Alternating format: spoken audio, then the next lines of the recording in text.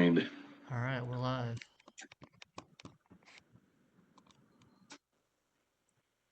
Okay.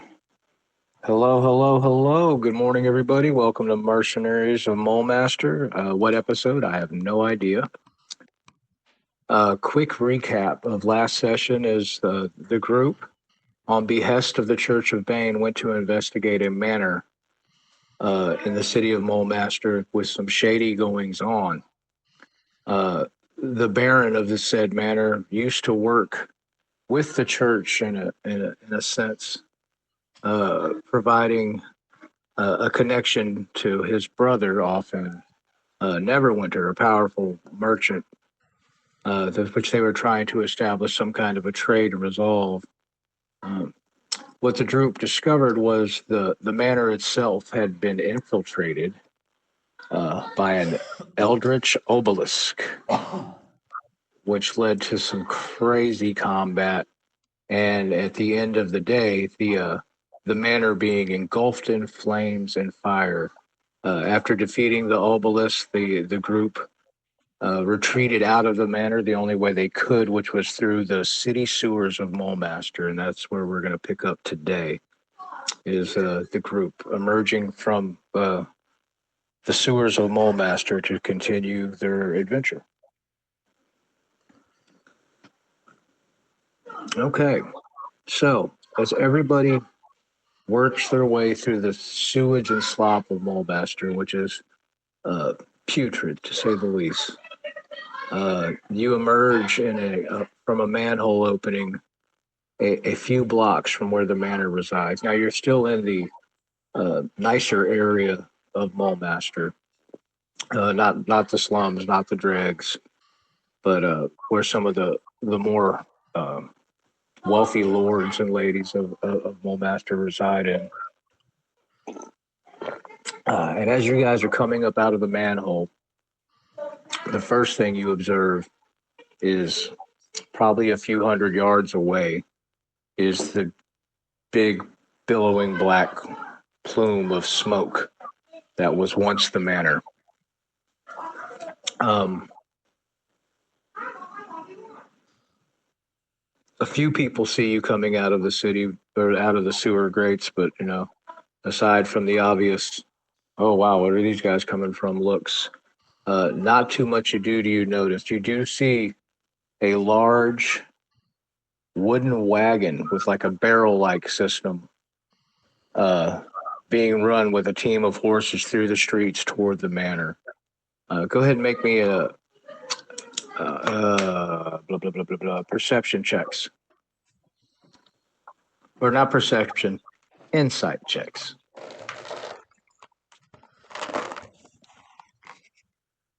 23. Okay.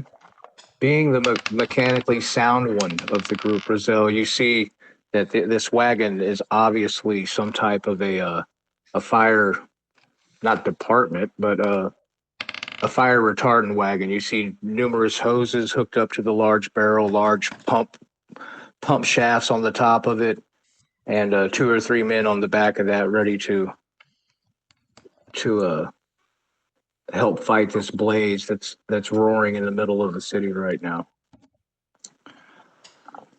So what does the party wish to do?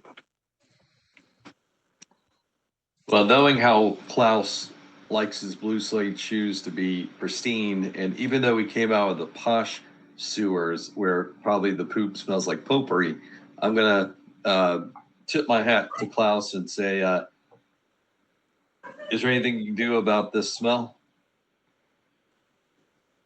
Oh, yes, yes, yes. I was just about to attend to my shoes, but they are just stinking and nasty.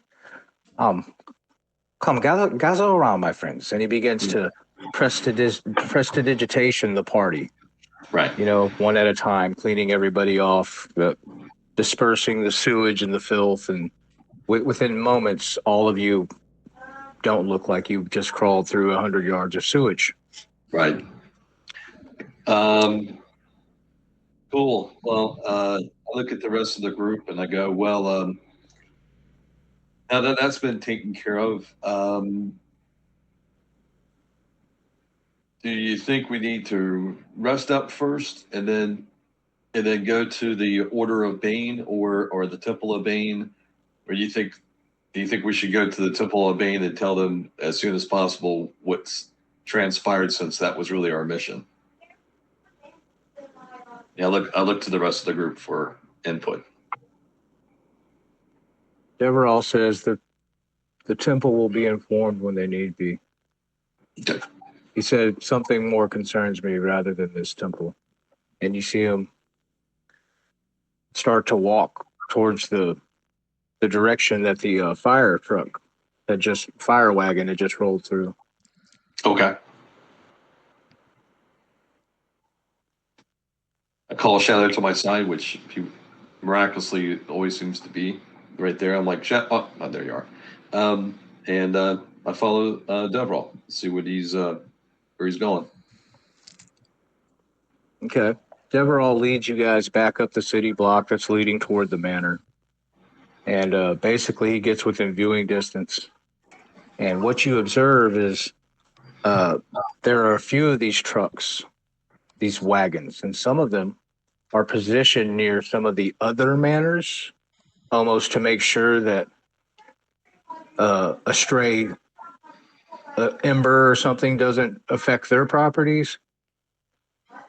And one is positioned out in front of the manor that you guys just escaped, and you can see what appears to be like low-level casters casting control flames and getting the fire to down and soaking this building with their water pumps. And after several minutes of their activity and work, what you see is the manor itself is mostly made of stone. Therefore, it is in pristine condition as far as the stone wallings. The only thing that appears to have been affected by the blaze are the doors, the wooden roof, things of that manner have all been kind of burnt out. But what you see is a stone shell of a building remaining. And remarkably, there's not a scorch mark on any of the stone. It looks like the stone had just been laid and nothing else had been laid into this yet. Deverall turns and looks at the crew. And he says, "Who feels like a drink? I believe we have much to discuss." Traveler's cloak? That sounds good. Another shot of whiskey.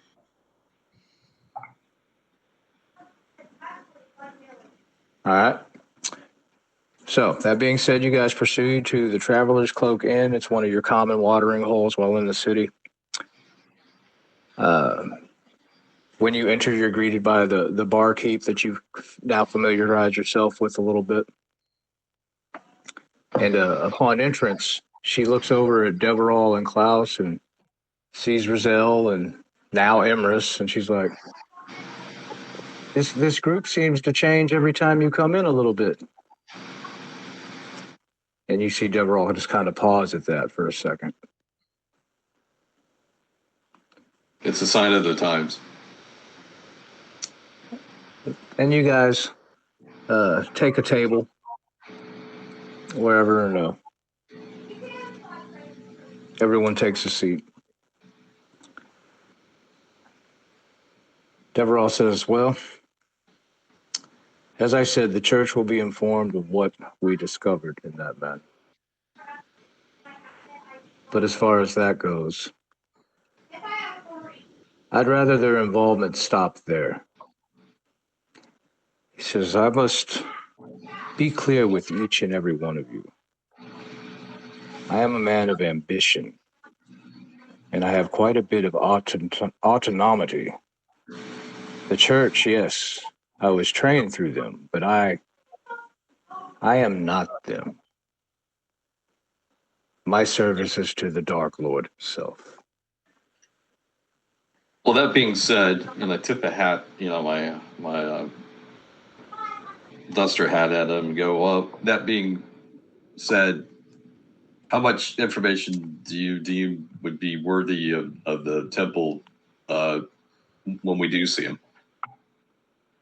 Well, that's yet to be seen. What information have we learned besides the obvious? Well, let's take some time and I pull out. I get Klaus to pull out the journal, the Baron's journal, and some of the paperwork that he found in the coffer that he found, and we start perusing through, and also the paperwork that we found in the satchel of that burnt body in the main lobby of the Baron's Okay. Manor, and we just start. We just start. I'll. Raziel will start flipping through the book of the journal, and I'll have Klaus look through the paperwork that was found in the satchel in the main Okay. lobby. And then there were some receipts. There were some receipts that were found in the bottom of the coffer. So we just spent some time just kind of perusing over it. I'm reading through the Baron's journal, kind of getting an idea of what's transpired over the recent weeks, and I got a pretty good idea what happened. Okay. Hold on one second. All right. As you're reading through this journal, what's your passive perception? Oh, that's a good question. Passive perception is 14. Okay. You just happen to glance up while you're reading through this journal to see a young, 13 or 14-year-old boy trying to sneakily hurry out of the establishment. Just kind of trying not to be noticed, but moving a little too quickly for your taste, leaving the establishment. Go ahead and give me a history check.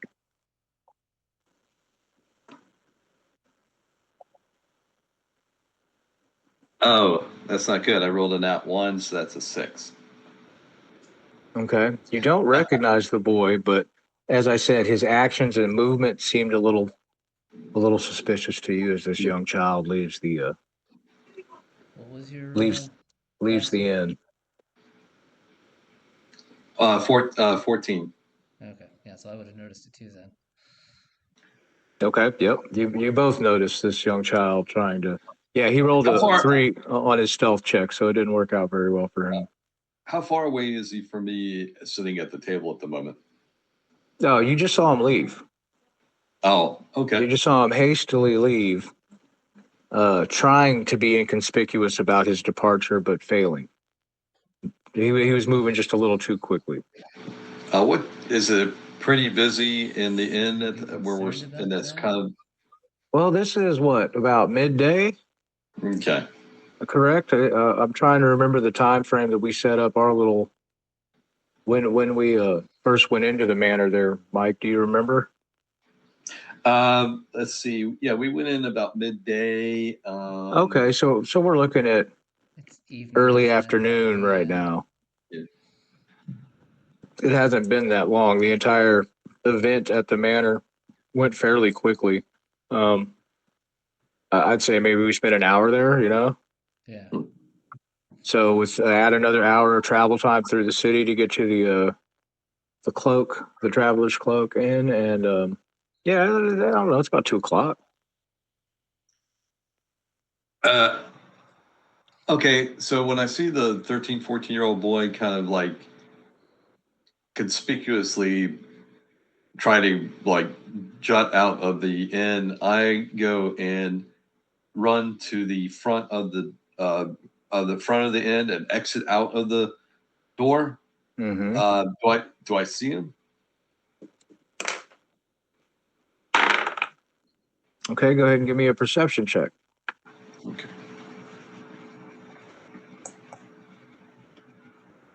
Oh, good Lord. It's 11.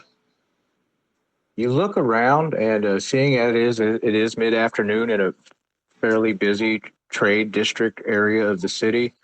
Mhm. You think you see him and you look, but it's not him. It's a different child. And you look around and you're glancing side to side, and you thought maybe you saw him for a second, but you don't actually lay eyes on your target. All right. I go walking back inside then, and put my rope of entanglement back onto my belt. Deverell looks at you and says, "What was that about?" Well, you know, childcare being expensive nowadays, I wanted to kind of see if I can help guide the aspirations of a young boy who seems to have wanting to avoid us. I wanted to find out what he knew, and but he seemed to have dodged me and gotten lost in the crowd before I could attend to questioning him. Did you recognize him as possibly one of our birds? I did not. That's the thing. He moved even though he clumsily was moving along. He could be one of 1,000 urchins of this city. Perhaps I should rephrase that. One of Lysander's birds. Oh, Lysander's birds. Huh. Could be. We haven't seen him in a while. Maybe he's trying to keep tabs on us. He says, that is my second point of order. We'll get to that. Let's go over what we found in this manor. Okay. Well, from what I could tell, I mean, are we out of earshot of the patrons of the inn, or No. We're in the middle of the no? freaking common room. Yeah. We're all just going through these books. Yeah. After reading through the journal, I kind of tell the rest of the group it's best that we probably talk about this in private. And I go up to the bartender and see if we can't reserve that room where we first met Dylan a couple of weeks ago. She nods to you and says, absolutely, my lord. Okay. And proceed to go back because we know where it's at. It's Yep. the room behind the bar. And sit around the table, sit around that kind of circled conference table. Klaus, what do we have? So Klaus. Well, actually, Dylan's breaking down the journal first, yeah. Or not Dylan, sorry. Same actor. Brazil, what do we have? Dylan McKillen would have been a good name for this character too. So Raziel, he looks and he goes, well, it seems like the Baron was really putting his fingers in a lot of pies throughout the city. And he, I guess, became emboldened once he inadvertently came across this creature that we had encountered down in his family crypt. He had encountered that about a week and a half ago and had entrapped it and was using it to kind of mastermind different plots throughout the city to really take over like the commerce and the crime and the church and basically any points of power or concentrations of power within the city. He was looking to manipulate them. And he was using, I guess, this really overly intelligent creature that he had captured to help him overthrow certain power structures within the city, primarily the church being one of them. And as it so happened, the Baron realized that he needed to put some safeguards in place to keep this creature contained, and so he built up his manor not primarily to keep people out, but to keep that creature in. So a lot of the construction that was going on over the last week and a half was like to build up the doors, to set up to where the creature ever did get out of that chamber, that crypt chamber, that he would be met with like fire, which the creature was had a lot of vulnerability to. And the Baron found that out during some negotiations with it. So And that explains why the banner was a yeah, flame. right. So basically, if the creature at any point seemed like it was going to escape, he could, he did. He wanted control of certain aspects of the city, but he wasn't. He wasn't going to risk unleashing this creature into the general public. So he had some safeguards put into place. And yeah, and one of them being the main door to the studio, he reinforced so that it couldn't get out. Made sure it was almost like a bit of an airtight room, um, and made a special key for that room.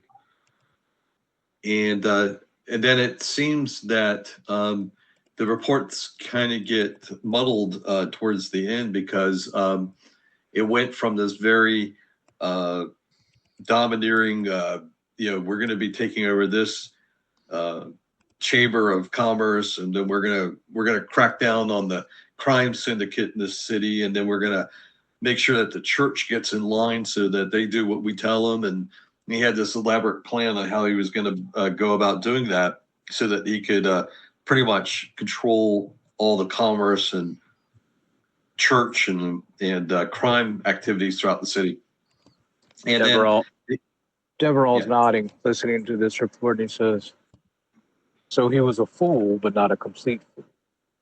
Well, I think he was a fool that realized he had the resources to be able to noodle out some plans using this captive. And I think, from what I can tell from these later entries, it sounds like the Baron goes from referring to himself as, he starts calling the creature Mr. Miser, and it seems that the handwriting is a bit different in the way the words are phrased, and it goes to almost a more journal entry of not speaking as the Baron, but as looking the world as through Mr. Miser. I felt several times while we battled that creature its attempt to dominate. Yeah, and Klaus goes, Klaus goes, ah, yes, I see through the receipts and the deed, the manner, and the a lot of the paperwork I've seen. It looks like everything has been signed over to this Mister Miser, Herr Miser.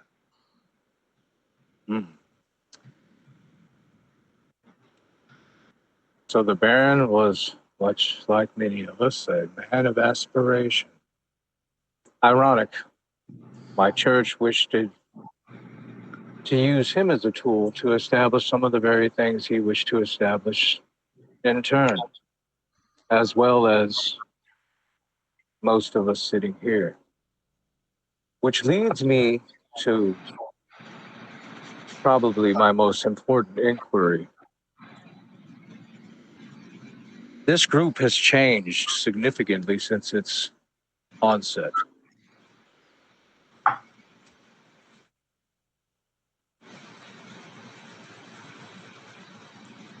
Tell me, Emrys Ronan, why have you decided to throw in with us? What benefit do you have to gain? Or what is it you wish to gain? Well, for now, safety in numbers.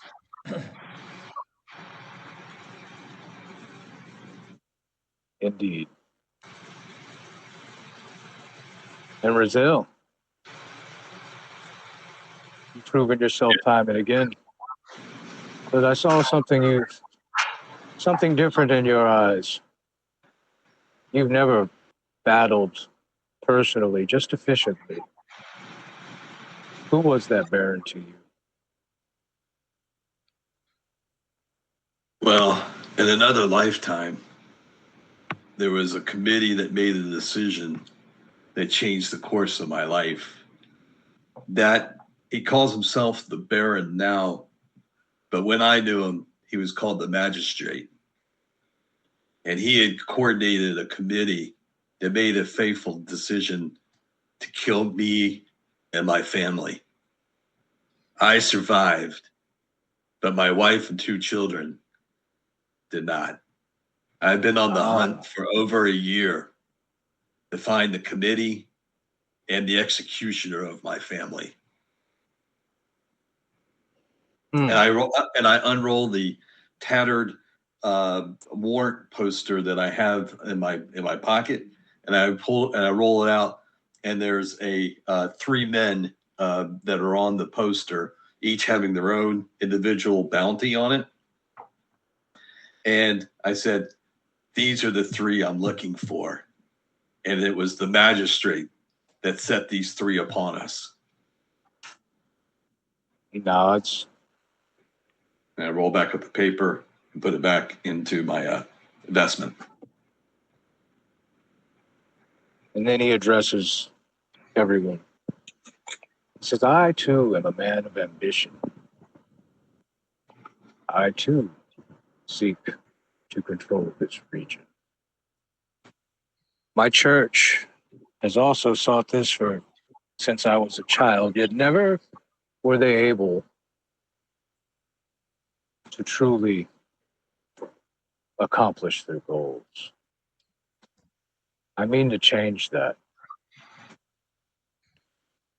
I've surrounded myself with very talented individuals, and I promise that if you ally yourselves with my purpose, I can be sure that we will find your men, Rizal, Emrys Ronan. We'll definitely keep you safe in numbers. And Klaus,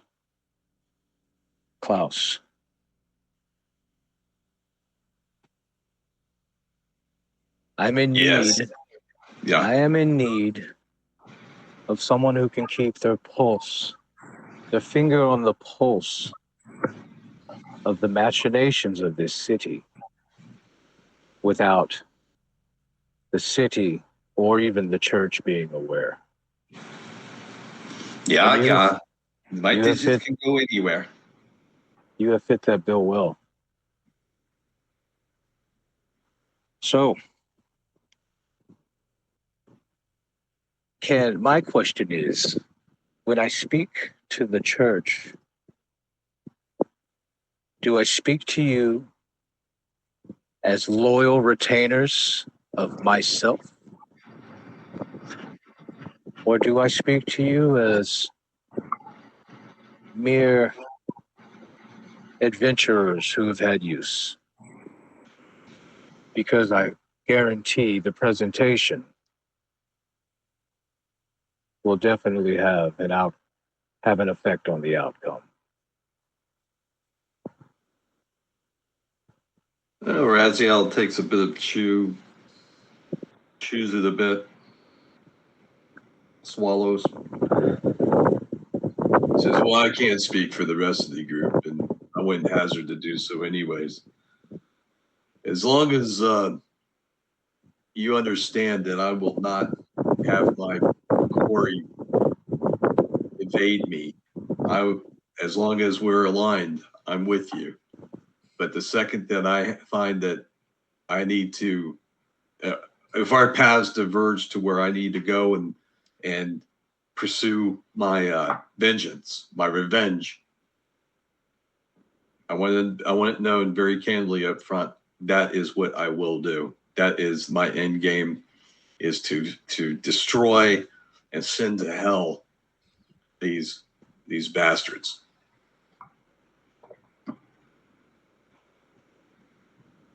Deverall ponders for a second and he says, accepted. Your terms are completely acceptable. As well as I believe, if our Baron, who's been involved with my church as of late, or his connections in other regions, perhaps there may be some type of connection that the church might be able to aid us in. Your attempts to find these people have fell flat since you've been here. But perhaps there's information to be garnered there. So we can pursue these goals. Mulmaster is a bigger city than I anticipated, that is for sure. But Mulmaster is a shithole. Yeah. However, it is a prominent position in this realm. And I intend to control it, and I intend to expand.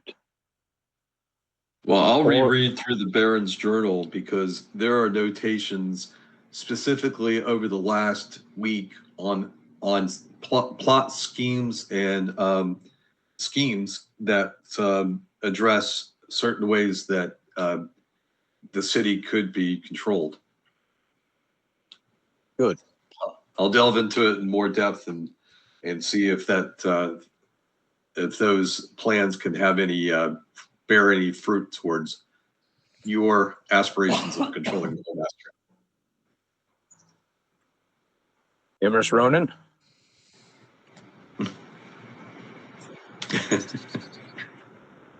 Your church and your gods do not concern me, but the Fae are everywhere. Ah, yes. We've dealt with them quite a bit lately, it appears. Hopefully they've learned their lesson and know that we are not a group to be trifled with. Unfortunately, the Fae never learn that lesson. They believe themselves to be immortal, and for the most part, they are. Very well. So in this, I offer you my protection and that of my God, which does not concern you. And in turn, should these Fae persist, I will lean on your knowledge of them as to find a way to establish control with them as well. As far as the church goes, the information we will present them, we will tell them of the Baron's plot. We will tell them what befell, and we will apologize to them for, or not apologize, let me choose my terms correctly, send our condolences for the loss of their connection, of which they'd worked to establish, yet reminding them that that same connection was working against them. Klaus, I've seen you work your way with papers before. I do not care whether ownership stays in the possession of Mr. Miser or not. I only care that the ownership belongs to us. We have the means of rebuilding that manor. We need a base of operation not filled with sniveling brats and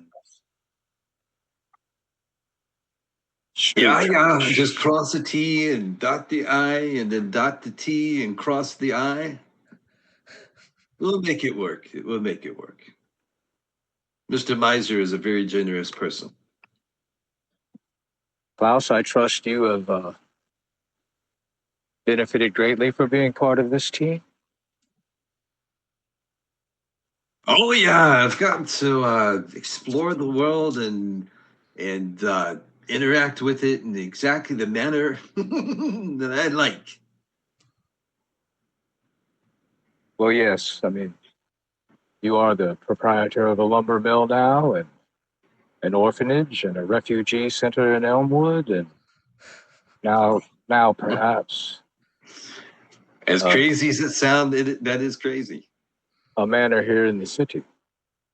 But know this, that manor is ours, not yours. Do you understand this, Klaus? Yeah, I could always put it in like Hawk's name, or I could put it in Shadow's name, or I could put it into. Yeah, we'll figure it out. Perhaps a sale after its destruction. Less taxes. Yeah, for $1. For a gold piece. Okay, then. Now that has been sorted, I would, much Which like brings a up rest. which brings up another point here. If we're going to start accumulating, property upon property, maybe it's best that we have a business entity that we can tax shelter these these holdings. Maybe it might be a good idea we start coming up with an idea for our little band of merry men.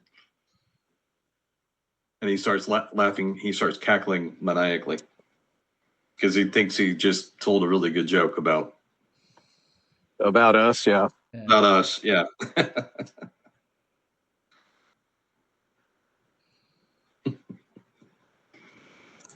It's all the same. I'd rather keep more of a low profile than that. Understandable from what you say about the Fae and their ambitions to control, especially you. Yes. Very well, Ms. Ronan. I will consider you to be a probationary member. We will keep you protected, and you will serve our purposes. Agreed? This is acceptable. Klaus looks over. I do like his hair. Deverall just kind of shakes his head. Says, very well then. I am tired. I'm going to rest and get a room here this evening. I will meet you at breakfast in the morning, and then we will go to the church and tell them what we found. And you can almost visibly see Raziel, when you say going to church in the morning, almost have a bit of a flashback of like when his wife told him that that's what they needed to do the next day. Ooh, I like it. Not Deverall, but the DM. Yeah.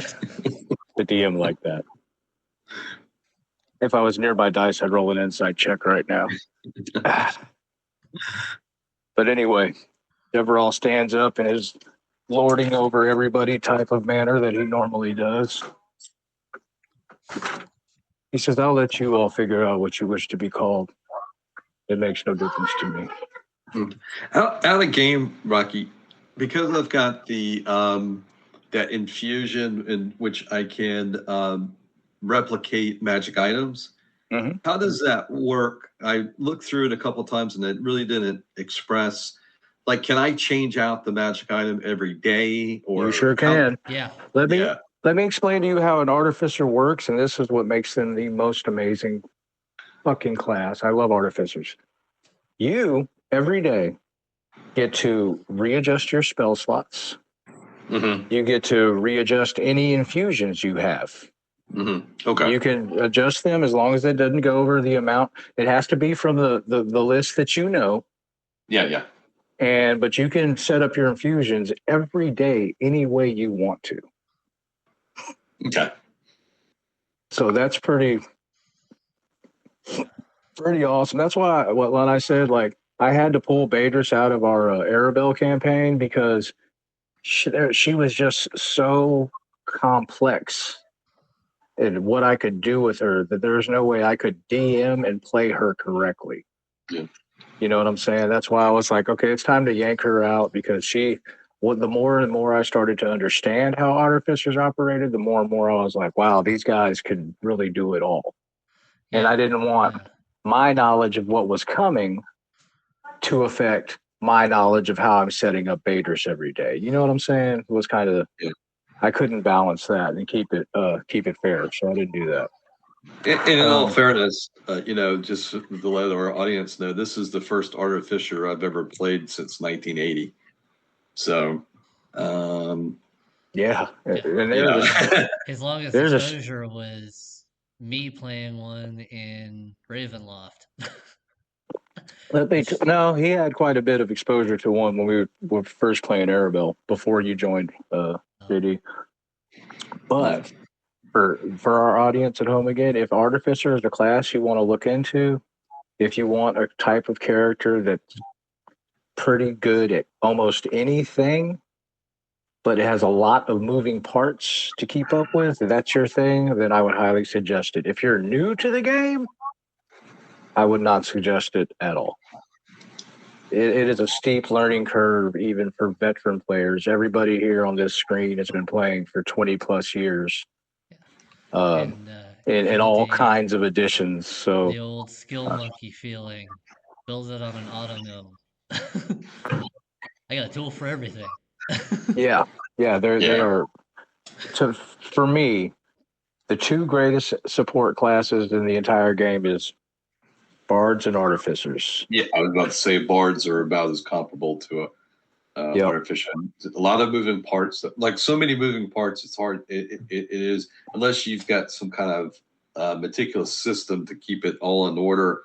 Um, like I've got 3 screens open right now, and a piece and a hard copy of my character sheet, just to keep in order of like what kind of spells, what kind of abilities, what kind of it. There's a lot going on with an art, much more so than when I created them. Oh yeah, yeah. They get like I noticed like you took your homunculus out of the last equation, Yeah, well, and did that not simplify what you were doing oh, a big hundred time. times, bro? Yeah, That's why I had that infusion. I never used it because I was like, I don't want to keep up with A, B, C, Yeah, D, as a E. battlesmith, you really don't need the homunculus. yeah. I mean, Well, it was only to be used so I could cast touch spells up to 120 feet if I could oh move yeah, the Yeah. homunculus homunculus. is clutch because you can cure wounds your allies. You can inflict wounds an enemy. Shocking grasp. You know what Oh I'm yeah. saying? No, I know. I'm It's doing the the same thing with my balancing shadow, of dude. it's the balancing. Yeah. Yeah. So guys, I'm gonna like Deverall went to his room. He's taking a short rest. Um, let's take a little 10-minute break. Go ahead and kill the feed. Let's see if we can't get John uh, on board before this next part. Before we go to the church this next morning. Is I he was knocking at the door? I don't know when he's joining. That was my whole thing. I'm just trying to buy him as much time as possible. Oh, okay. Let me reach out to him. Let's see. We know we want Klaus to set off on his uh his work in securing that manor. We definitely want Klaus to do that. Which is what he's going to be doing if he's not joined us in the next 5 minutes. We're going to proceed and continue on with what we're doing. Okie dokie. Sounds good? Das ist gut. Das ist sehr gut. Okay. I'll see you guys in 5 minutes. All right. I'll be back. Let's see. I am trying to change out my background for my messenger. Where do you know where that's at, JD?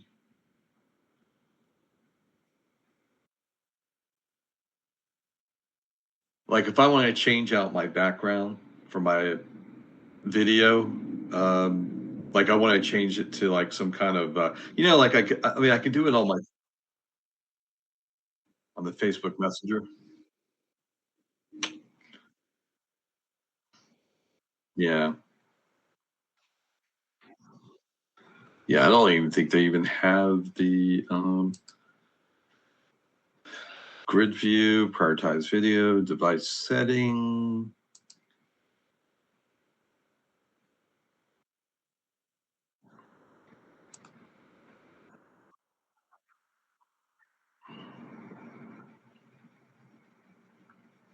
Hmm.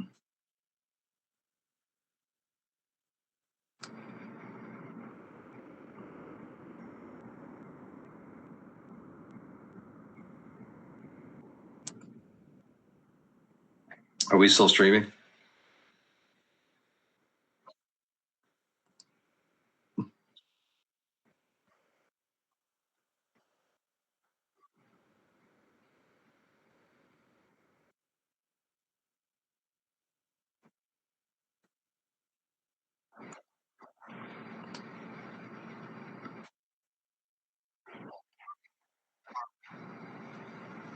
Oh, okay.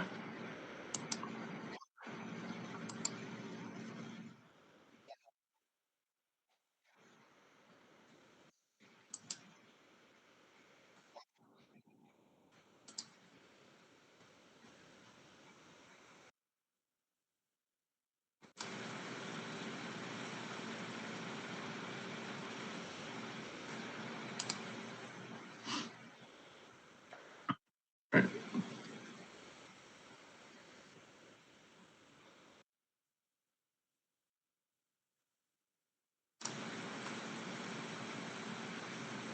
Hmm. You would think it would be like if I clicked on my own profile, I'd be able to pull up something. That's really odd. If you can do it from a.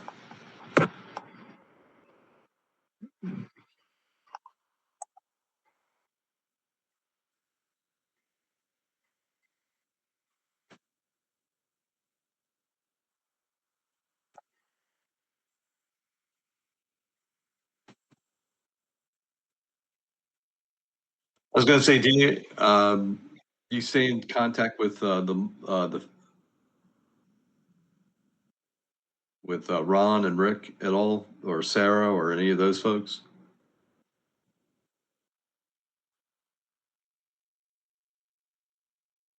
Hmm.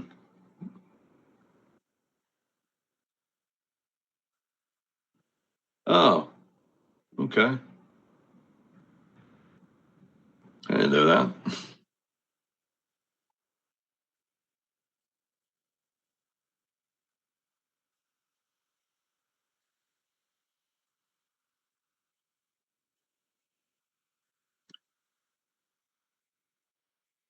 I know she's into cosplay quite a bit, so she comes up with some pretty wild outfits.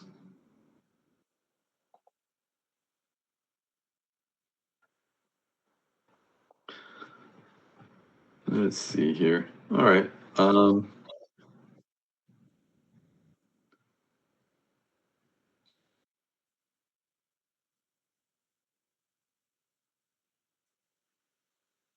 go refresh my coffee.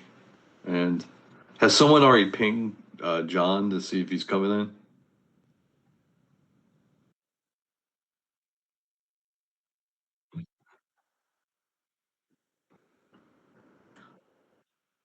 Okay. Okay.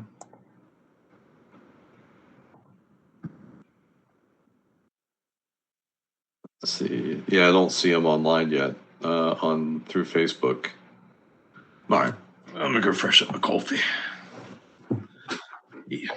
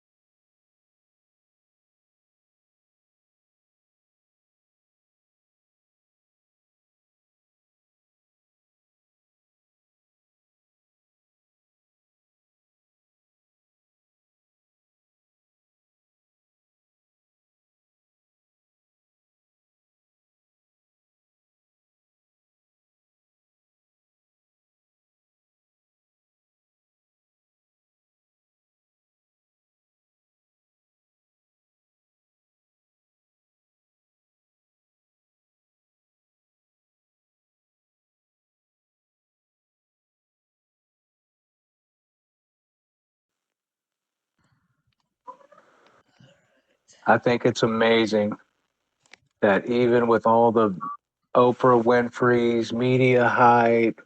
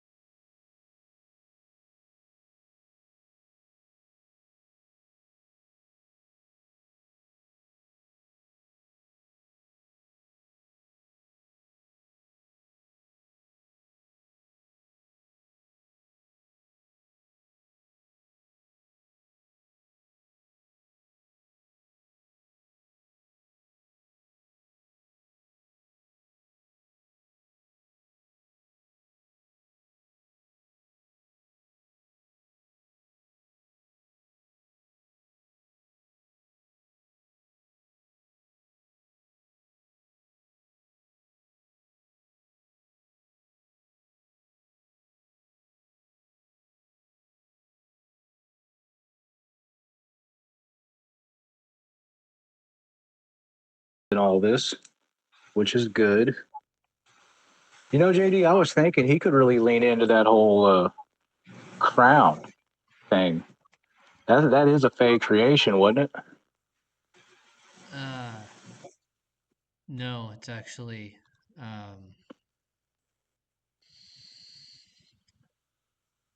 for the purposes of our game, we decided it was created by the The elves. the Deathwell Empire. Okay. That's right. We did make it a Netherese thing. Yeah, because the Dakani are strictly an Eberron sect of hobgoblins. Okay. Well, I mean, I guess we could still tinker with that a little bit. I mean, it's a good possibility of it. Bless you. Well, that wasn't a sneeze; that was a cough. I've been Well, I got one saved up then. yeah. I had to like force myself to breathe last night. It was hilarious. Well, not really hilarious, but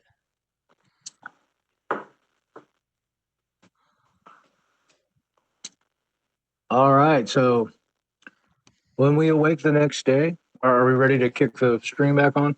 yeah, everything's back on. We're good to go. Okay. So as we wait for the next day, everyone comes down for breakfast with the exception of Klaus.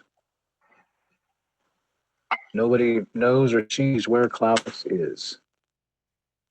Okay.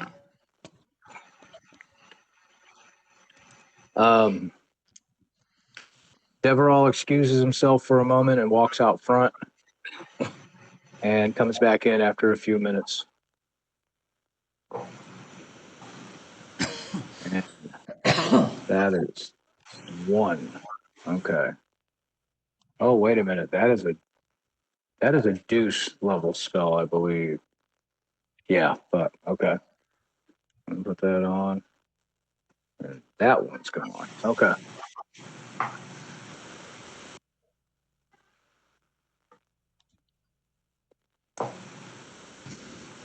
This morning, gentlemen. Have we decided on a name for you all yet?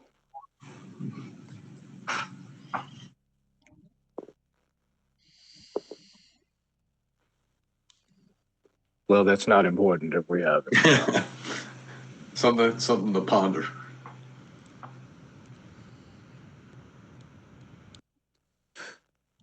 Just don't call me late for dinner. Yes, I'd like something a little more catchy than Deverall and his merry men.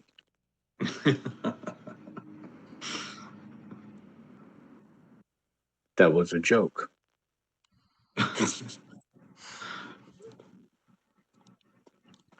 All right, so we have our breakfast. You guys, do you have your infusions sorted, your spell slots sorted?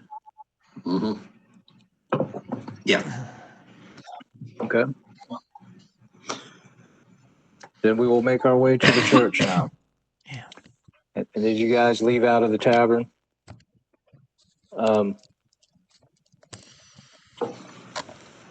You see Raider standing out front in the middle of, not in the middle of the street, but off to the sidewalk, waiting for Deverall to mount him up again.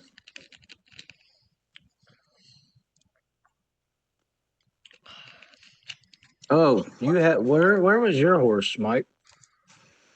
My warhorse. Yeah. I think we approached the manor. I think I probably tied him up at a tree, probably somewhere outside where you guys were hanging out while. Okay, I'm gonna go ahead and say you've retrieved your horse when we were walking back by the manor to inspect it. You know what I mean? Okay. So that clears that up. So yeah, we've with got my animal handling, I should be able to almost get to a point where I can whistle and it will come. good. Yeah. Good. Yippee-ki-yay, homie. Yep.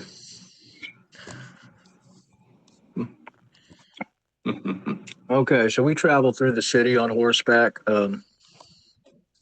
Emrys Ronan, do you want to get a horse? I mean, I probably should. Do you have gold to purchase a riding horse or anything? No. Okay. Well, I do. with the amount that we got from the manor, which was like 200 gold, you should build. As far as party, we're not going to get into Alexander here, but you should have enough to afford a horse. Yeah, what's that? 50 gold each. I think a regular riding horse is like 25. No, I'm talking about for what we got from the manor. I never got that information. 200 gold. 200. So yeah, 50 gold each. There's 4 of us. Yeah. Okay. Yeah, you could probably easily buy a riding horse. Okay. So Emrys Ronan, you got 50 gold pieces. Look at you coming up in the world. Right. All you had to do was battle an Eldritch Obelisk. Yeah.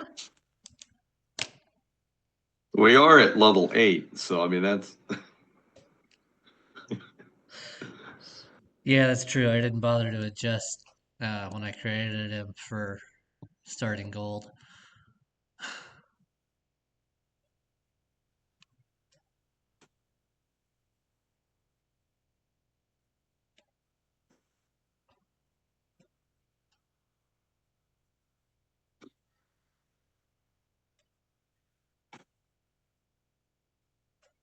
Well, I figure at the level we're at, we at least have at least 100 gold in our pockets. Yeah. Yeah, I'm sitting around 300 or something right now. But I haven't done a lot of lysandering. But yeah, we're kind of broke again. Something I did notice. As far as like operational money, that's okay. We can change that. All right, as you guys ride up to the church, they see you approaching, and some of the acolytes are kind of like surprised in a weird way, like, oh. And they go running in up the stairs into the church doorway to announce that you guys have returned. Mm-hmm. That you didn't perish in the fire yesterday, and you're all actually alive. And as you enter into the church, you see many acolytes moving around, and coming down one of the antechamber stairs is Brazik Brunfish, the dwarf that did the rite that performed the rite on Deverall. As he's coming down the stairs, my pupil, you live. You have lived. That was not the report I had first received. And Deverall kind of looks at him funny, and Brontic stops himself and then kneels. Forgive me, Dread Knight. I had almost forgotten my place. Deverall just nods down at him, and he stands up. He says, Come, we will have meal. We will have good breakfast for you. We must know what has transpired. Deverall says, where is the High Imperceptor? That's who I wish to speak with. He says, oh yes, Lord Frazul, he left late in the evening. He said he must secure some things and put things in order. I believe he is in Zintel Keep. But he is not here today. I am the ranking officer here today. Yeah, so what's funny is I actually can't afford a riding horse. They're 75 gold. If you need 25, I'll give it to you. Okay. Can't have you slowing me down, walking boy. No, Tell just me, wait. does that hair of yours, could it grow legs and run? Because maybe you don't need a horse. No, but in a couple levels I'll be able to animate a house. Well, shit, who needs a horse? Okay. Brazak takes y'all back into the same antechamber in which you guys had the discussions with Fazul the last time. And he says, Tell me what's so happened to our Bennett? And I'm not going to relive all that role play. Deverall kind of goes into detail, pointing out the fact that, well, your connection seemed to take his usage and turn the page, so to speak, and you've lost control of him, as he was indeed trying to use you to gain control. So you can tell the Lord Imperceptor that the church failed in that regard, yet myself and my men have corrected it. Oh, those are very strong words, Dread Knight, even for one as yourself. It will be relayed. He says, but I'm glad that it has been put to rest. Again, you are very, very successful in your endeavors. Which brings me to my next point of business for you. The church has another task we wish for you to perform. And Deverall looks at him and says, no.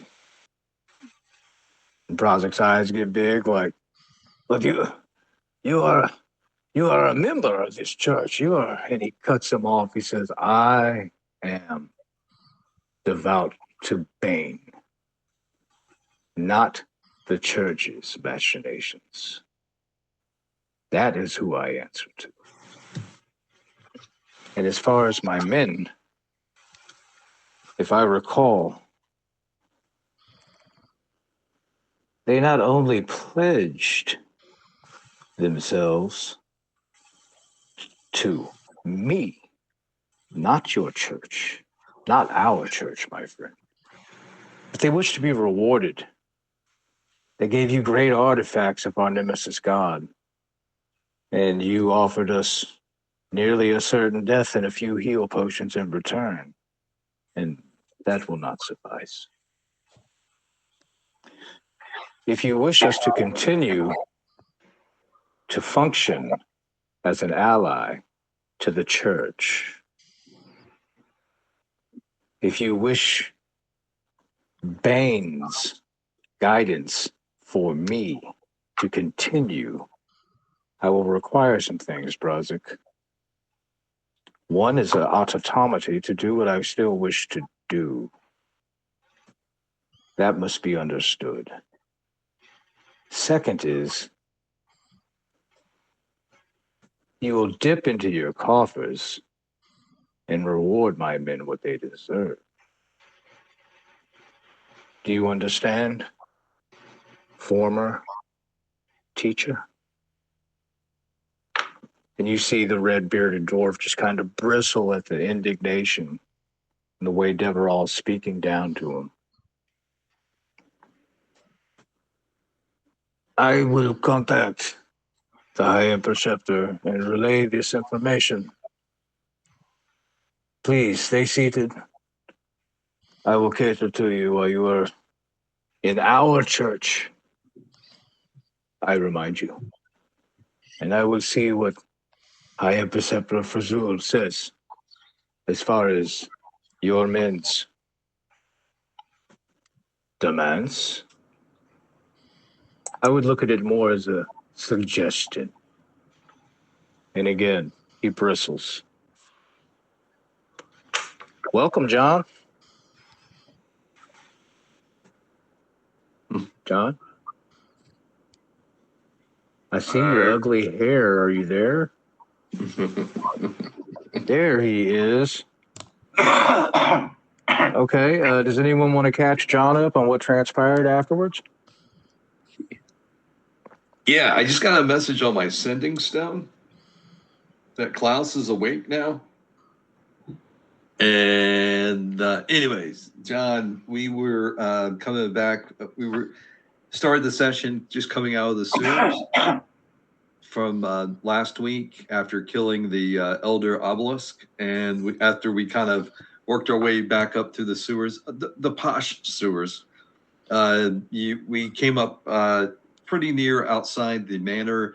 We saw that the fire was still going on, and that most of the building, at least the interior of the building, was burning pretty well, but that the exterior looked to be intact. There was kind of like a impromptu fire brigade that was kind of keeping it contained so it didn't spread to other buildings in that residential area. We decided to go back to the Traveler's Cloak, and you looked over the receipts and the deed and the paperwork that was pulled off the dead bodies of the dead body that you found in the lobby of the Baron's Manor, and conceded. I kind of found out that most of the property that had been underneath the Baron's control had been signed over to a mysterious figure called Mr. Miser. And as I read through the diary, it turned out to be that the elder obelisk was Mr. Miser and had gotten the Baron to sign all of his property over to him. And it was the elder obelisk that was looking to take control, had taken control over the Baron and his guardian and various family members of the Baron's family. And so for the past week, it's really the elder obelisk that had been in control. The elder obelisk has an aversion to fire. So the second that it seemed like that creature was going to try to escape its captivity, people started setting fires around to burn it, to trap it and burn it. Anyways, so as you well know, Klaus is very particular about his blue suede shoes, so he made sure everyone looked good coming out of the sewers. And then we decided to go to the Traveler's Cloak, and you went over the paperwork, and then we went and spent the night there, so we're caught up on our hit points. Next morning, we're at the Temple of Bane, and here's the interaction between Deverell and his former mentor as we're explaining what's happened with the Baron and kind of figuring out what we're going to do next. Deverell did task Klaus with making sure that he doesn't care if Mr. Miser is a shell company or what, but he wants to make sure that we obtain ownership of said manor. He does reference that you're the sole proprietor of a logging mill, an orphanage, and a refugee camp. And he wants you to understand that the proprietorship of this manor belongs to us, not to you. You know, it's all the little things. It's in the wording. It's all in the wording. So that was Yeah. that was tasked upon you, and honestly, that's why you weren't there with us that morning when we woke up. Because I hoped Klaus was already out and about and working on his things that he does so well with the workings on the things. You know, they say that the early bird gets the hammocks. The other bird gets the Baron's manor. So, as we are sitting there waiting for Brazek to return, a few acolytes open the meeting room door, and Klaus has joined us. Ah, Good mugging. I'd hoped you would join us this day, Klaus.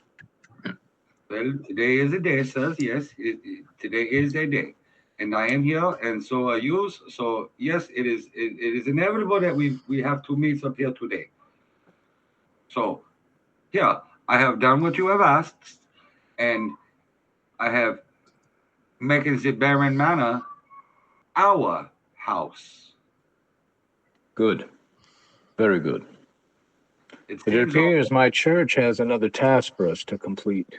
Oh no, not another one of these. There's a dangerous peoples. Yes, yes. I told them no. We're in a negotiation period now. Have a seat. Let's see how well this goes. Oh, negotiations. I like them. I walk over and tap Deverall on the shoulder and sit next to Raziel and look across the table at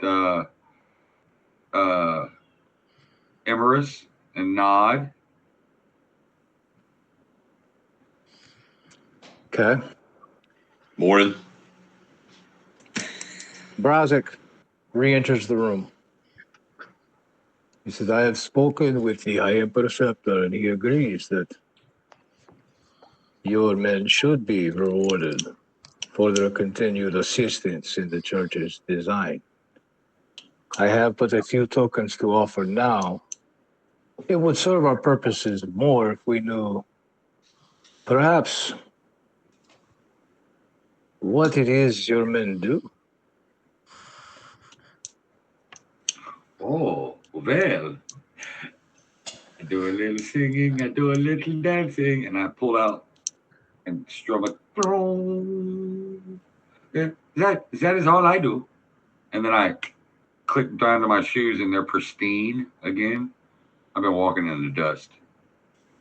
He says, you were the one who came and infiltrated the ceremony, yes. Well, you know, infiltration that's a very harsh word. I wouldn't say infiltrating. I was just coming to see. I was worried about my companion. I hope you understand the blessing that was bestowed upon you, that you got to witness such right. It was it was nice. I enjoyed it. He looks up over to Emrys. He says, and what is it that you provide to your group? You don't look like a warrior to me. Are you perhaps a magic user? I smile, and my hair grows out, and my claws grow. I am a weapon. That is what I am. Mm. He is a strong silent type. And then he looks over at Rizal and he says, he looks down at Shadow and says, you a battlesmith, yes. I'm the fixer. Very well. That will help me in what I can manufacture for you all. Again, a bit of patience. And you see him call an acolyte over, and he whispers some words into their ears, and they run off. He says, now, before I present to you what I was told to, I will present to you what needs to be done. When the Tierites invaded Elmwood, it was a time of uncertainty in this city. Many of the outlying towns we know were sacked by them. We did not know the size of the force that would be coming. There was much information we needed but did not have. But for many years, we had an affiliation with the tribe of warriors. This tribe resides in the Usper Mountains to the east of Mulmaster. They are the Black Fang tribe, the hobgoblin warriors. followers of Maglobeth, an exarch of mighty Bane. We've called upon them to ready their forces and to descend in case we would need them. But we've received no answer. Our emissaries that we have sent, they have not returned. So we must know what has befallen this tribe, whether they still exist, and whether they still honor their pact with the Black Hand. You all have proven very resourceful in many things. So the church asks you now, Dread Knight, can you and your men find the answer to this riddle that puzzles us so?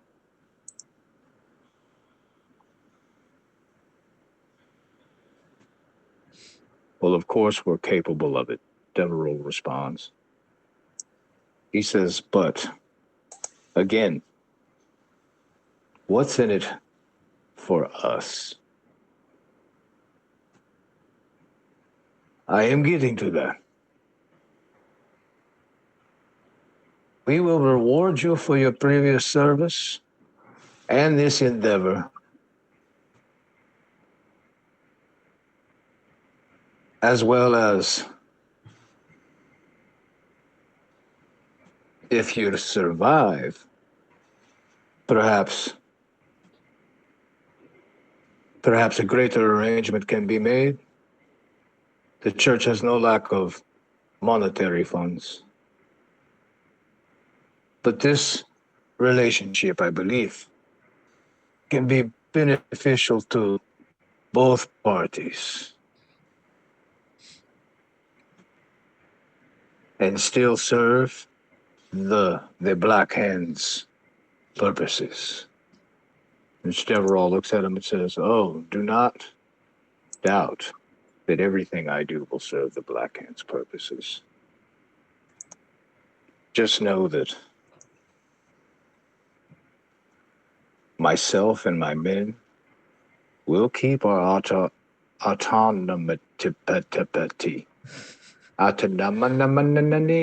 Autonomy. Aphrodisiac, heard. Okay, bet. Within a few moments, the acolyte comes back into the room, and there's three of them. They're holding some things, and he says, forgive me, Dreadlord. The church had already planned to give you something. It is not quite completed, so I have nothing for you this day. But for your men's generosity in the relics of the maimed god, which have either been destroyed or are changing. He smiles. He says, we offer this. We offer these items. May them aid you. And he points to one acolyte, and he brings a bundle over to Emrys Ronan and sets it down on the table. Another one walks over to Klaus, and another one walks over to Raziel. Oh, the presents. I like a good present. And it's a good party. The last time we went to a party, it was so fun.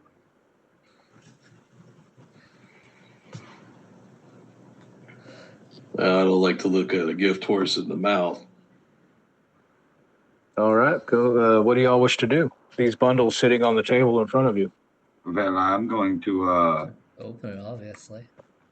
make sure that the bundle is, if opened, is not going to flail my skin off. Okay, go ahead and give me an investigation check. I know these folks here, they likes to do the damage and watch the enjoyments of the people being the hurting. They don't do a whole lot of walking with the legs.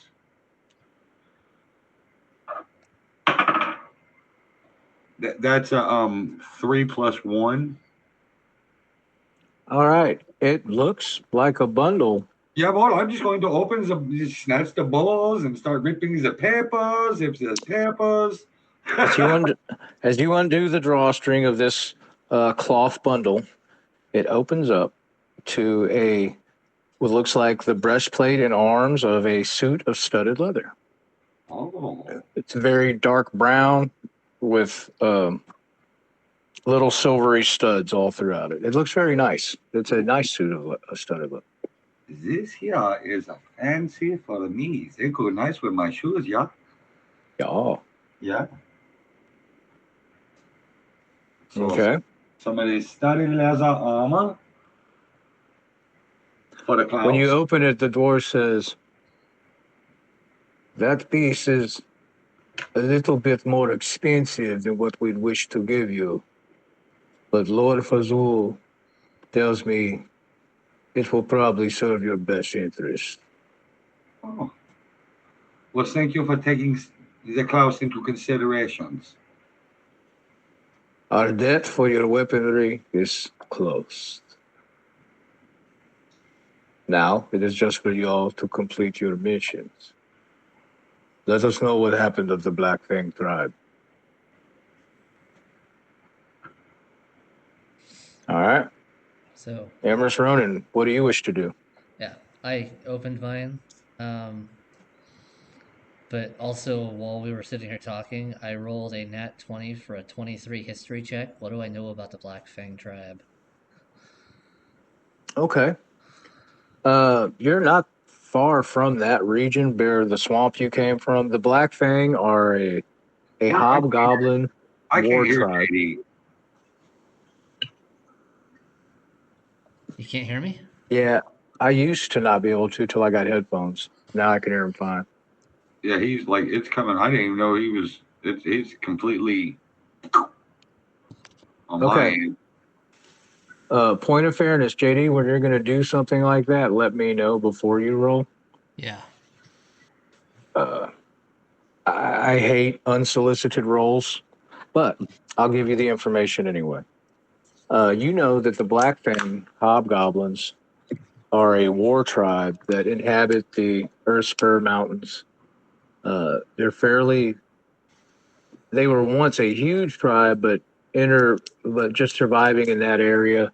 Their numbers have been reduced over the years, but they are starting to make a definite comeback in that region. They do have an area near a valley in the Earth Spur that they completely control. They're a strong, standing force of warriors, and that is what you know of them. Okay. Is that better, John? Can you hear me now?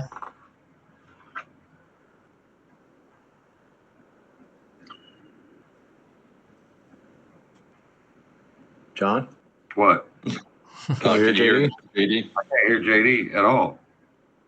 You Oh, can't that's hear weird. me? Like I can hear everybody else, but I can't hear JD. You might have inadvertently maybe hit mute on his profile on the messenger screen. I don't know how to do. Oh, Yeah, because I've got my input turned all the way up now. So yeah, I hear you fine, Yeah. JD. No problem hearing you, JD. Hold on, Okay, good. I'll go back to the messenger screen. I was like, Huh? if we have to translate during session, we can always do that. No, nobody's muted. Hold on, I ain't clicked on his. Because I've noticed that when I go and play back the streams, I'm usually really quiet. No, so. he's not muted on his either. Or from my end, Okay. says he's active 30 minutes ago. Oh, that's weird. All right. Okay, well, I will translate. JD, do you want to open up your bundle, or Gazelle, do you want to open up your bundle? Either one of you? Yeah, I'll open mine. Okay. Have you ever seen a like two-tone silk shirt?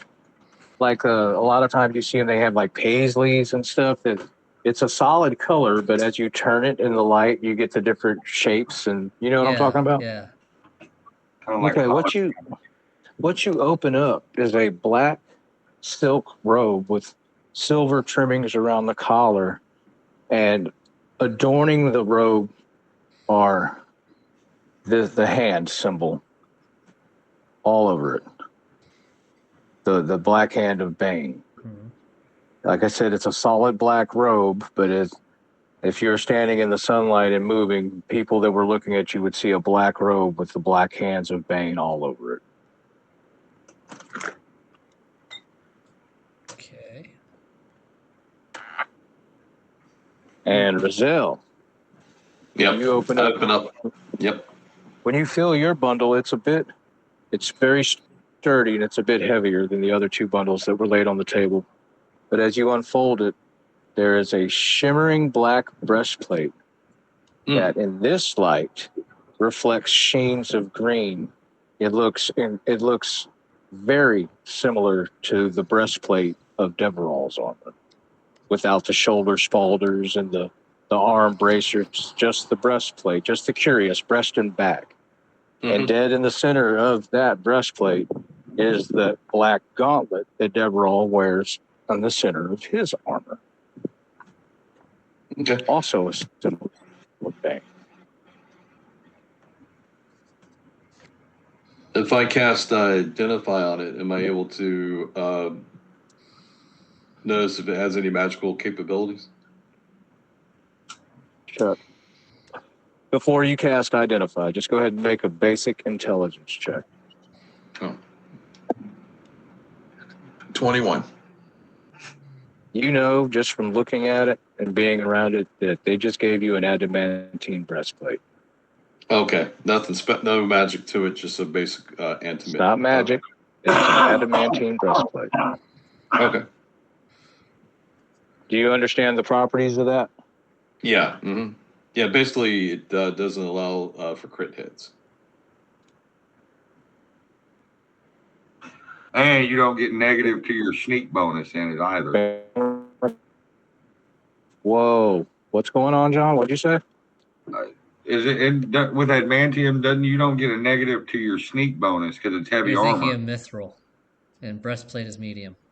You don't get disadvantage on your sneak with adamantium. If you look up breastplate, there is no disadvantage to stealth, even though it's medium armor. Yeah. Oh, I thought breastplates you got. What happens with an adamantine breastplate is any critical hits made against Rizal now are reduced to regular hits. That is the bonus. Keeps him alive just a little bit longer. That is correct. Brazik looks over to you, Klaus, and says, that armor is the armor of the Glamoury.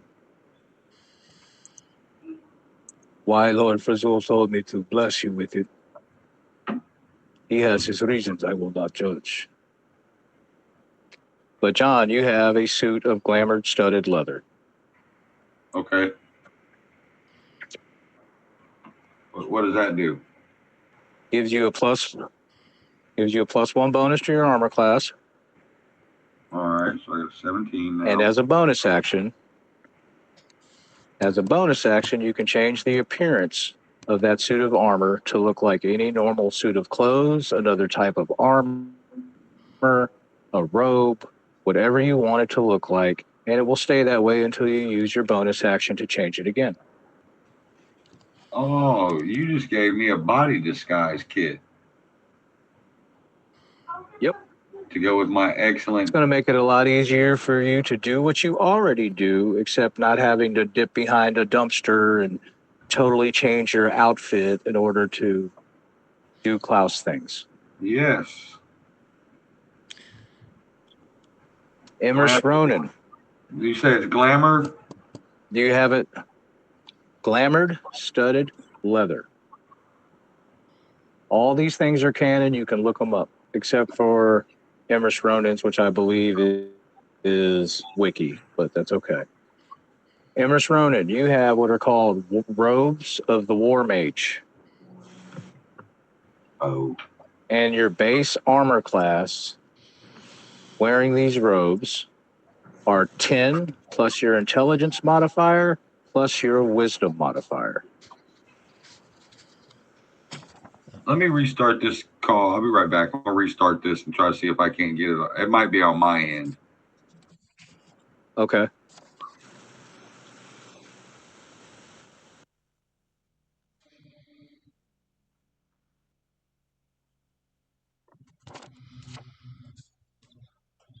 Brazik goes on to say, we will provide any mounts you may need for this journey into the mountains, rations.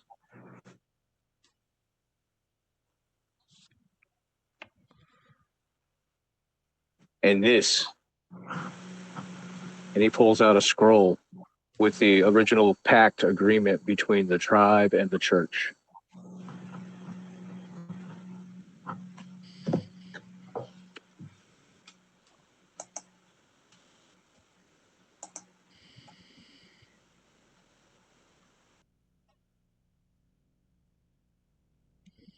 So, with those said items, I believe the war mage robe, the breastplate, and the war mage robe, neither one require attunement. The robes of the War Mage do, but I've already got it handled, so. Do they? Okay. Yeah. I know the breastplate doesn't. It does not require attunement. The glamored armor does require. No, I had it backwards. The glamored armor, I don't know how they made this like this, does not fucking require attunement. It doesn't even need an attunement slot. Really? So I'll tell John that.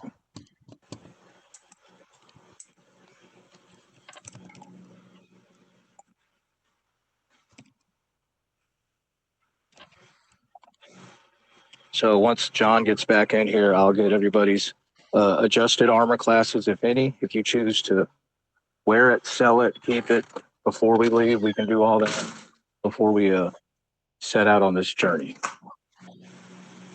Some of it, you're right. It doesn't require attunement. Wow. Yeah. It just fucked my head up a little bit. I was like, wow, how does that not require attunement? It doesn't, though. No.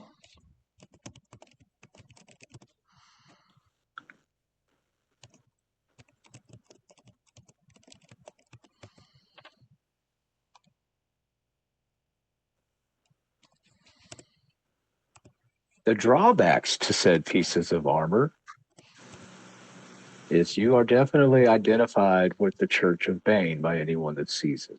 Well, yeah.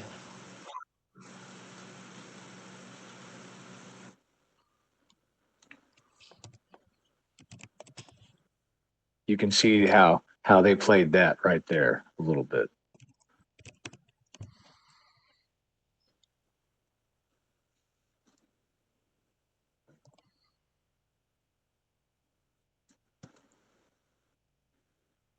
Deverall maintains his autonomy as far as his actions, but the church definitely wanted to kind of put their little, yeah, we've got some stuff for you that's really good that you should like.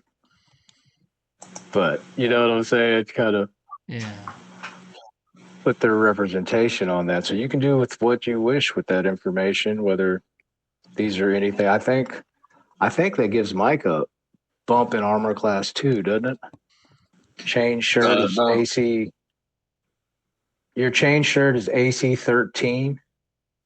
Chainmail shirt is let me see here.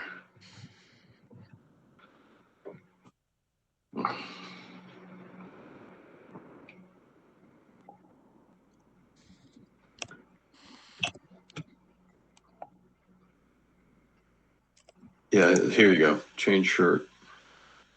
Yes, 13 plus 2. Yes, 13, right. So Okay. it's still the same.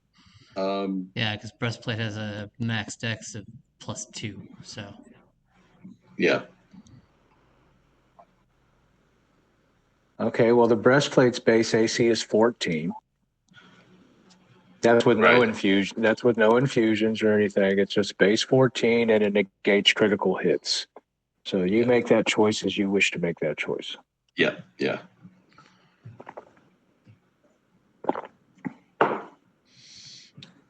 And if you guys do decide to, do certain things, give me your new armor class and your hit points for oh, that's Klaus. I need hit points for. So just Emrys, does that change your armor class any? No. Okay. Do you wish to don it anyway? Yeah. Okay. Mike, Yeah, I'll put the breastplate on. they're gonna swap out breastplate. Yeah. Are you gonna add any infusions to it? Yeah, one of my infusions is enhanced defense, and I'll put that on the breastplate.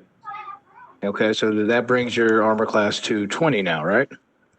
No, it still stays at 19 because I had enhanced defense on my mithril shirt. Okay, well, you just put it on your breastplate, so now it's 15. Right, 15 Plus two your is dex. 17.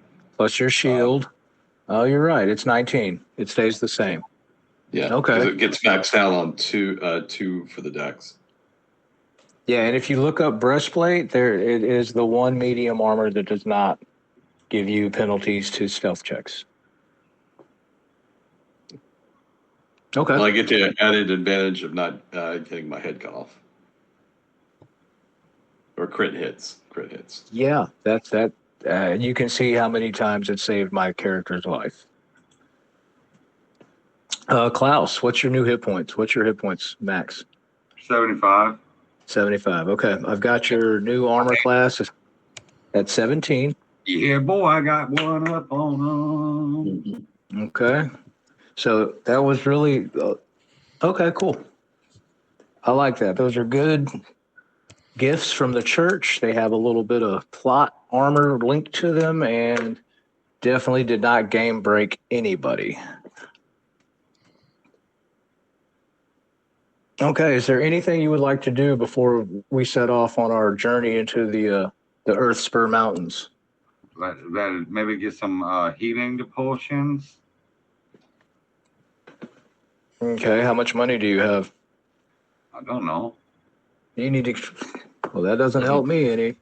But I got that stuff that I found in there. I got 115 gold plus the.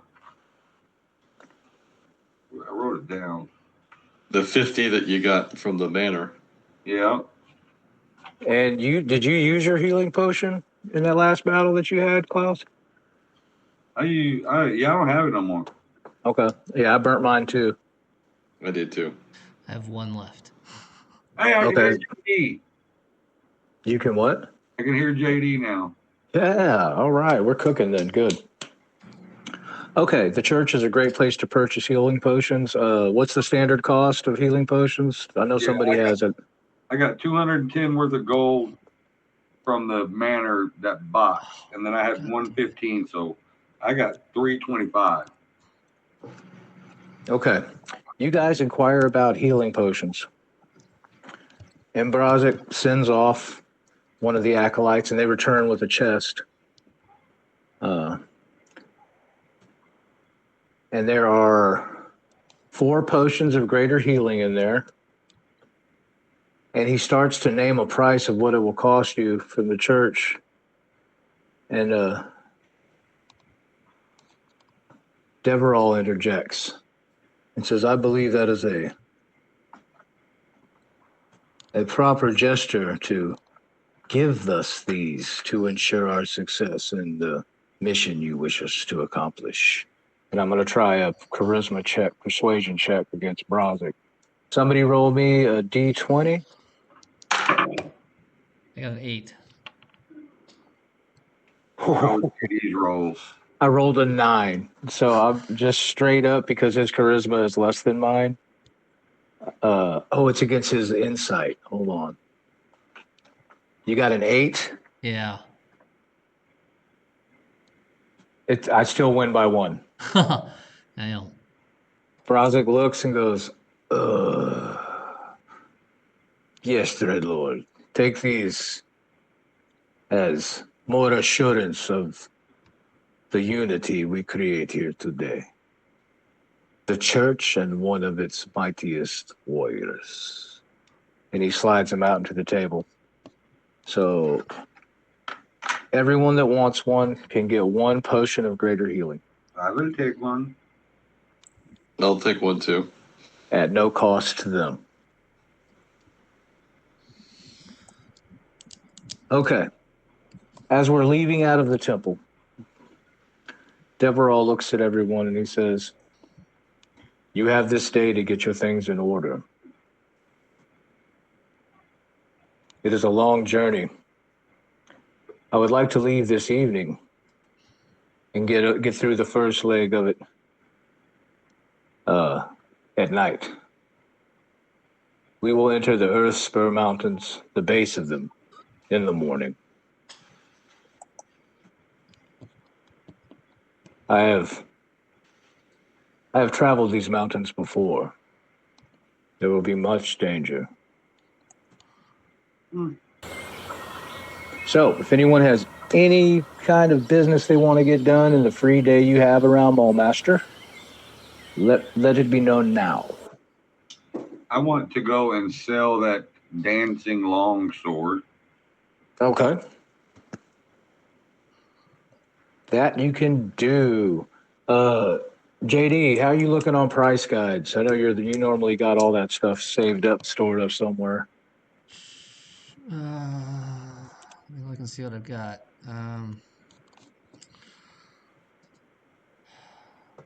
That is a very rare item? Or a rare item? Dancing longsword. Mm-hmm.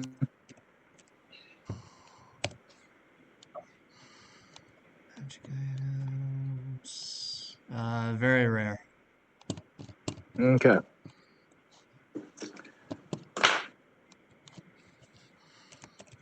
So, John, you find a vendor.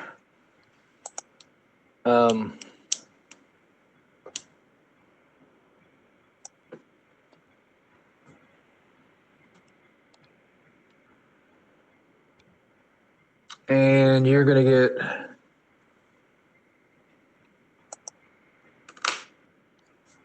JD, we got any info coming in? Yeah, let me look.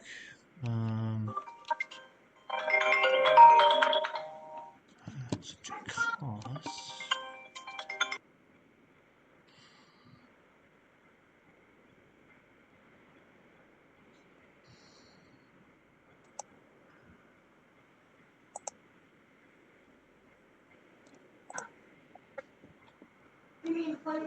All right, I'm just going to do it like this. You get, with some Klausing, go ahead and give me a couple persuasion checks, Klaus. Oh yeah, roll. It's the persuasion, so +8. So we're gonna go 11 plus 8, so a 19 for one. Okay. How many would you like me to roll? He rolled a natty one, so I'm going to give you max. You get 2,000 gold This is for that long sword. very rare. Am I item. close? Very rare. Am I close or what, JD? 5,000 is the minimum for a very rare. Holy, like I said, yeah, you get 2,000 gold. Yeah. It's a You did- Asking price 1d4 plus 1 times 10,000. Yeah. 2 stacks, homie. Just like the IRS. Hey, okay, JD, you throw your price guides in the trash. We're not using them anymore. This one's straight out of the book. It's Oh, fucking Xanathar's throw that Guide. in the trash too. Yeah. Let me get one more persuasion roll to see if I can get 3 stacks. I'll give you one more persuasion roll against. I rolled a natty 1. So Wow. Oh, Go ahead. 17 plus Go ahead. 8, 25. All right, 12 that time. You get 2,500. Wow. I didn't drop that sword, by the way. That was not my. That wasn't me. That wasn't me. It's okay. Michael, anything you want to pawn off, get rid of, add to your coffers? Yeah, I've got like a regular musket that I got before I got a drop for a plus player. That's like what, 150 gold right there? It's 500. Oh, 500 gold for a regular musket? Yeah. Okay, so you get 250 gold for your musket. All right. And then I'll sell off my regular breastplate, which was like my starting gear. And that gold piece value is 400. Yeah, 50 gold for your breastplate. Okay. And what else do I want to sell? I want to give him my old studded leather armor. Take this too. You can sell this for your bullets, your magic boom boom whoppum stickums. Oh, okay. Yeah, that's like. So yeah, you should buy some more ammunition. That's.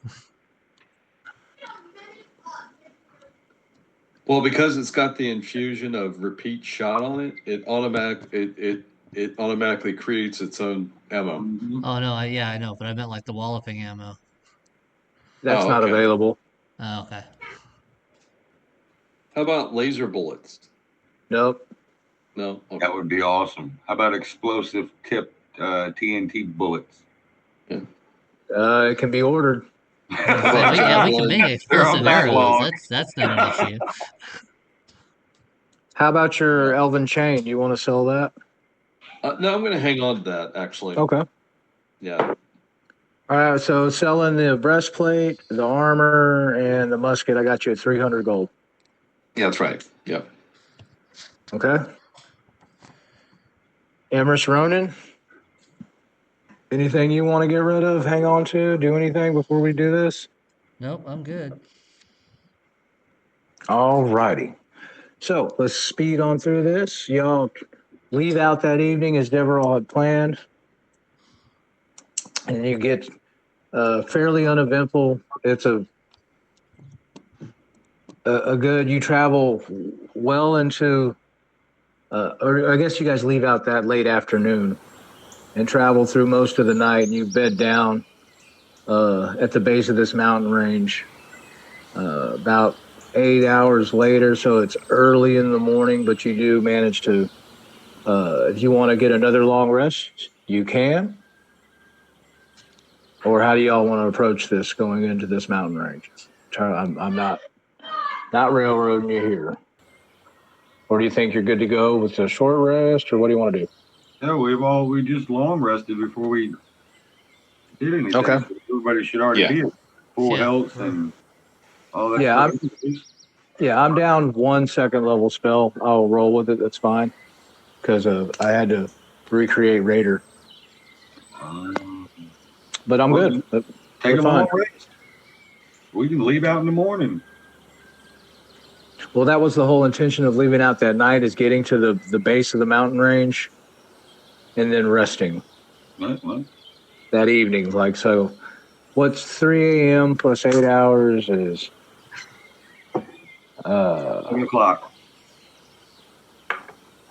11 o'clock. 11. So no time for a long rest in there. Okay. So yeah. So my three infusions, just to let you know, is repeat shot, enhanced defense, and I'm going to swap out my magic item creation to back to the Homunculus Servant. Okay, so Hawk is with us. Yeah, Hawk is with you. Yeah. All right, let's go ahead and get a Hawk icon on here. Yep. Does that look like a good marching order for us? The Klaus is going to be in the middle. In the middles, okay.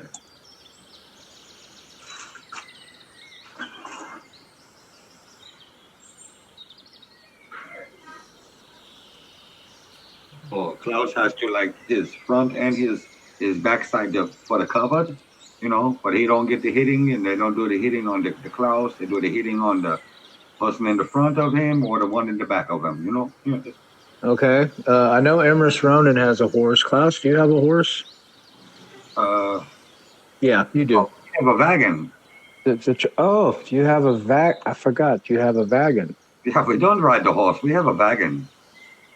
Okay, so I guess we need a wagon on here too. I forgot he had a wagon. I, What's Hawk's HP and AC? oh yeah, let me get Hawk on here too. 13 AC, 13 HP. Okay. 13 and 13 for the Hawk Tour. Octua, my boy. All right.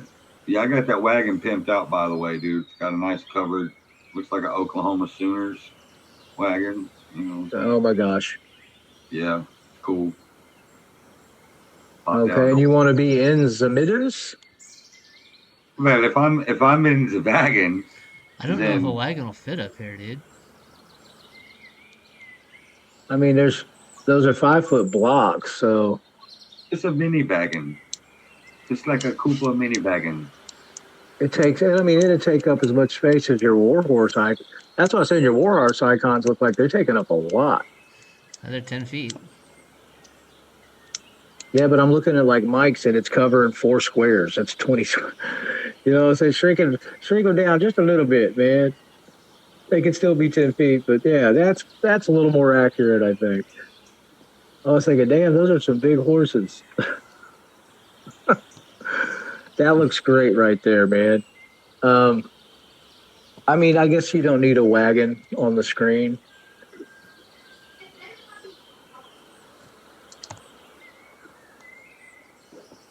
Maybe you do. Let me see if I've got.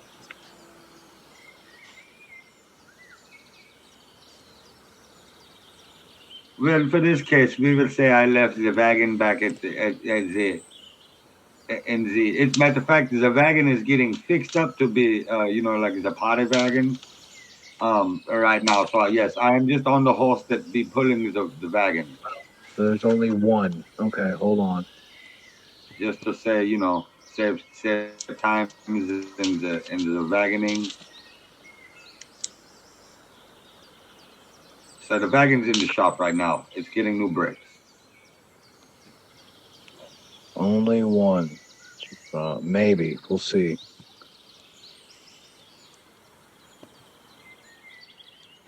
What is this, Highlander? It's a biggest pony and there's the wagon. It's a good. Okay. All right. So you guys awake that day. Fairly uneventful night. Those that were keeping watch whenever there was watch, there was a few times you heard maybe some wildlife or something milling around, but nothing came forward and disturbed y'all's short rest. So you have started traveling up into the Earth Spur Mountains, following the directions that was given to you to the church of where they might be located. And you find the river basin that's flowing out and into the bay at the Moon Sea, and know that you want to follow up this mountain pass following this river basin, and it's going to take you into the territory of the Black Fang tribe. So it's about, I don't know, 3 or 4 in the afternoon. The sun is shining brightly on this side of the mountain range. And as you guys are traveling up this rocky pass, a few times you think you see something moving above you on the trails above, moving quickly. Go ahead and give me perception checks. Oh, for the perceiving of the normality. That is a 12. Okay. Ooh. That's a 14 for the Klaus. Okay. 16 for Emrys. Okay. Emrys, you saw what you thought was a bugbear scampering across the pass higher along than you guys were. And this was a few hours ago. but they kind of ran off and you hadn't seen them since. Okay, does anyone here have a passive perception higher than 20? Not me. Mm-mm. Nobody? No. Nope. Okay, let's see here. 1, 2, 3, 4, 5. Roll me a d6, somebody. 2. 1, 2. So as you guys are coming around this bend, working your way up the trail, the first thing you spot is about 20 feet up in the cliffs. You can see a bugbear crouched down, attempting to hide. As you look at him, though, 9 plus. That is not going to hit you. An arrow flies from the west across the trail ravine, zipping past your head, Raziel. All right. It's a surprise attack. He had it. So Okay. everybody roll initiative.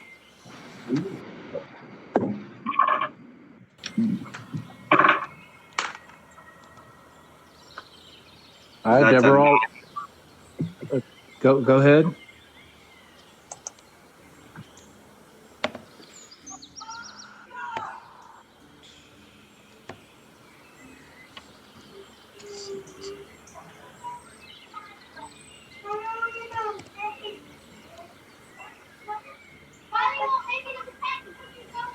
All right, what did everybody get? I'm waiting. Deborah rolled a 17. Deborah got a 17. Okay. Yeah. Klaus got a 9.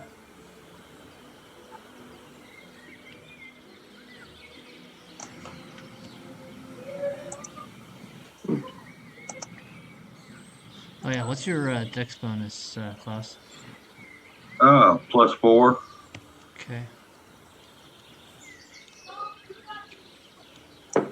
I should say what's your initiative modifier, actually. And also, what's yours, Devril? Mine's 2. Okay. And what's your actual hit points? Because I just put in what I thought I had For who? for you. Oh, 95. That's close. And your AC Raider is has 22. 33.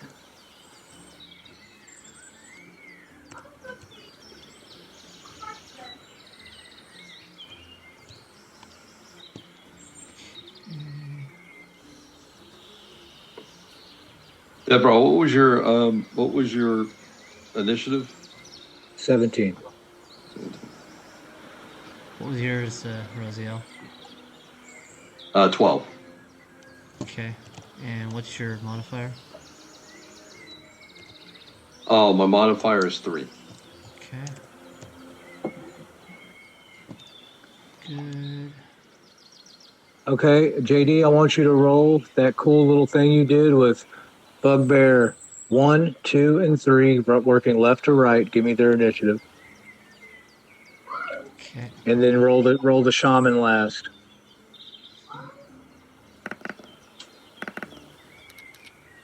Oh, that's cool. Whoa, that's a whole lot.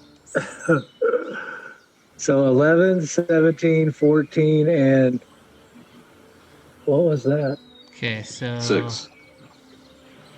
totals here, I've got...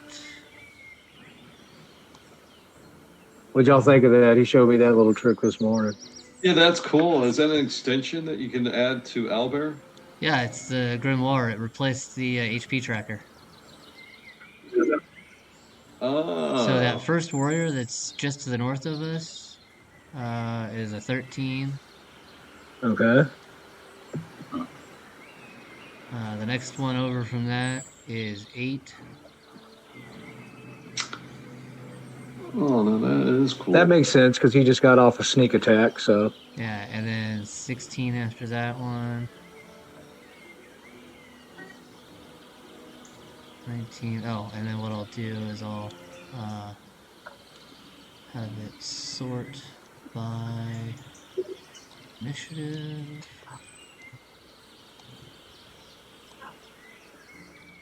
And I'll go ahead and click start battle. And top of the round is I have nothing on my initiative counter at all. Neither do I. Yeah, it's blank.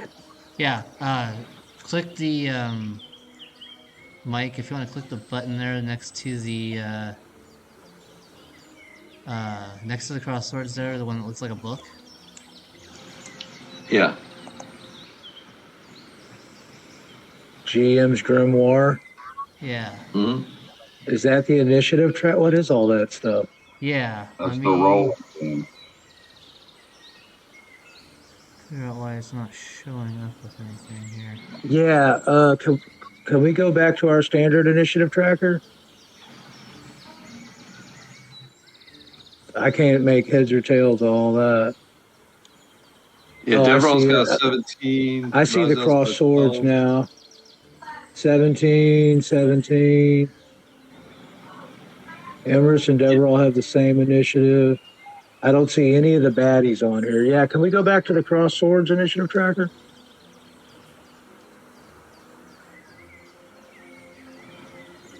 Klaus, what was your initiative? A 9.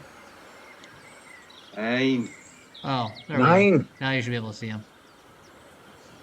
in the book format? Yeah. I had to turn the token list on. Okay. Why is it not? Yeah, I still don't have which number Bugbear is which on there. Just their picture. Yeah, yeah, dude. I mean, this is kind of cool, but let's, for my sake of tracking all this action, can we go back to the cross swords? I didn't Yeah. really. Well, I mean, I'm looking at it. Hold on. Maybe I can make heads or yeah, I just need a number because Yeah, there's just their icon. It doesn't have like I know who's who on Yeah, us, but but like if you click the icon, it should highlight yeah, the token. it'll highlight which token it is. Yeah. Oh, that's cool. Okay, I'll do like that. My only bitch is it's covering my whole fucking screen. Half of my screen I lost to the initiative tracker instead of it just being a little box in the corner. Yeah, that there's a pop out somewhere here. I don't know how to use that yet. Yeah, if I could move it, maybe that'd be. No, I can't move it. Oh hell. All you gotta do is, I got mine shut down. I got it closed. So if I want to know, I just look. Click it, look at it, click Well, it, I need close. mine open to track it as we go, but it's like I said, it's hogging my whole screen. You see what I'm saying? Like I'm missing half of my action map because of the grimoire. Your grimoire. I said the grimoire. The grimoire. Duh. Grimoire. Yes, we like apples.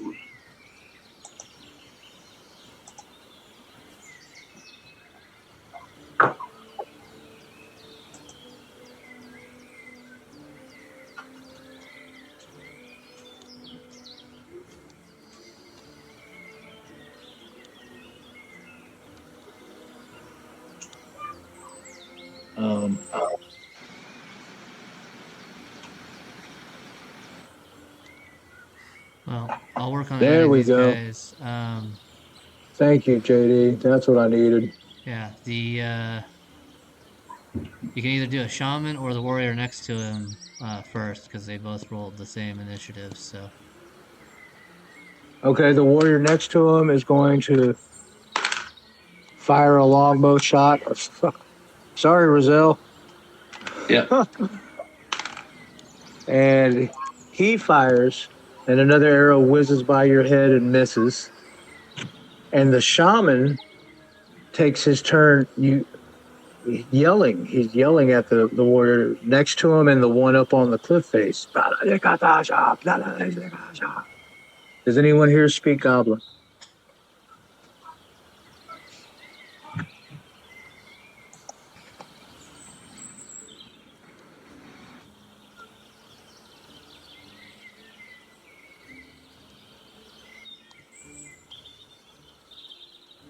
Nobody speak either Goblin? I speak Common, Elvish, and Fey. I don't speak Goblin. I think we've been over this. I don't think anybody speaks Goblin. Yeah, no, I speak Elvish, Sylvan, and Primordial. Okay, so like I said, you could hear the shaman shouting at them, but go ahead and give me an insight check. Anyone that can see across that ravine. 23. 19. Okay, y'all see this 21. this everyone sees this hobgoblin shouting at these bugbears, but they don't look like they don't care. They're like, reloading bows. Okay, so whose turn is it now? I guess we should have went before then. Go ahead, Empress Ronan, it's your turn. The hobgoblin, shaman, and the bugbear. I guess it was our turn before theirs. I'm sorry, just we didn't get loaded up in time. Okay, we'll go back to regular initiative once the round ends, and we'll keep rolling from there. Empress Ronan, what are you doing? That's not Rizal up there. That's a bugbear. Yeah, I know. That's not Rizal either. No, I'm just adding them to the initiative counter. Since we're Okay. That's why your name keeps popping up there. Yeah. Don't Okay. add anything. I already added it all. You just have to know. Yeah, we got way too many bugbears in the initiative counter now. So No, it's only something. 4. There should only be 3. And 1, 2, 3, 4. Yeah, I need one of them bugbears out of the initiative counter.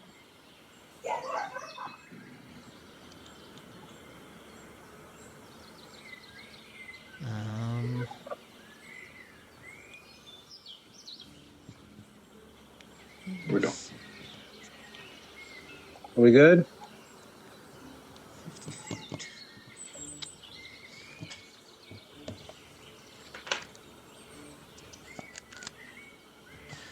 I'm just gonna take my crossbow out and shoot this guy. Okay. Make an attack. 23. Oh yeah, that's gonna hit him.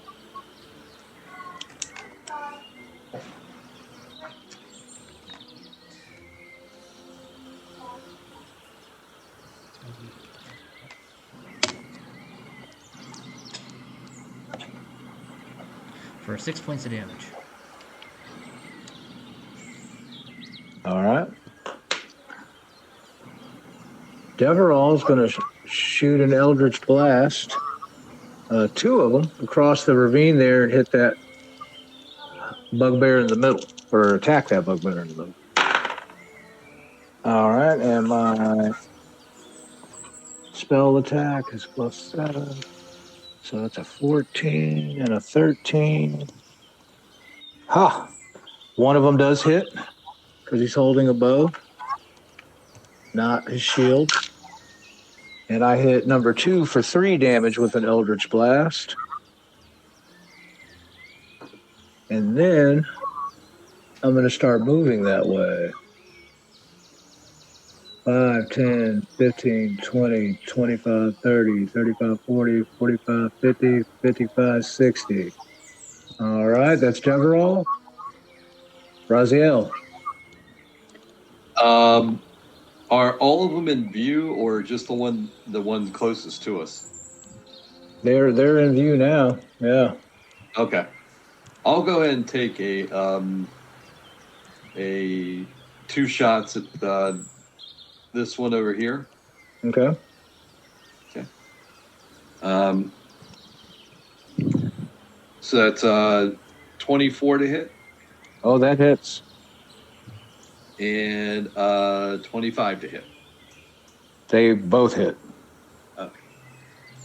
So the first one is 16 points. I'm sorry, 17 points. Are these standard shots? You did not announce sharpshooter. That's right. These are I Okay. rolled a 10 plus my Awesome. yeah. So I'm 17 sorry, for the not first 17, shot? 16 points. Okay. And then 2, 6, that's 8 on the second shot. Oof. Okay, man, you fire across the ravine, and this bugbear's trying to reload an arrow, and 2 bullets hit him. Poof, poof, and you see him drop down, like hunkered over the rocks, kind of grimacing in pain as he's trying to breathe with one lung. Okay. And I let's see, where's Hawk here? Looks like he's just above you there.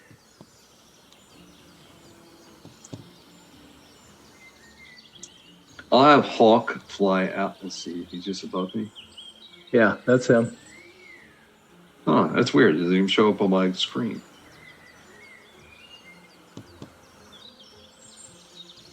Anyways, you guys can see Hawk, the token? Yeah. Mm-hmm. You can't? Well, I'm sharing my screen, and you can see what I see. I see Hawk. He's right above you. I can't see him on the shared screen, Yeah. but I can see him on the owlbear.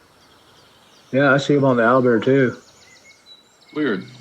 Oh, he's not on the shared screen, is he? No. No. Huh. Some weird shit going on here.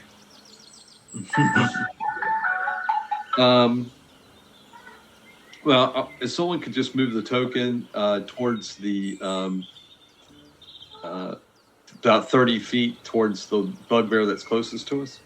Okay. 15, Oh, there he is. 30. Oh, I saw him while he moved, but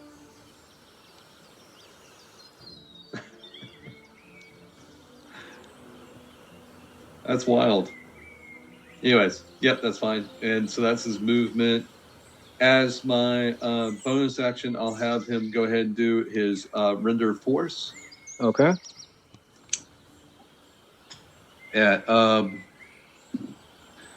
that's a 5. That's not going to do it. I don't think that's going to hit. Shadow's going to stay at my side, and yippee-ki-yay, that's me.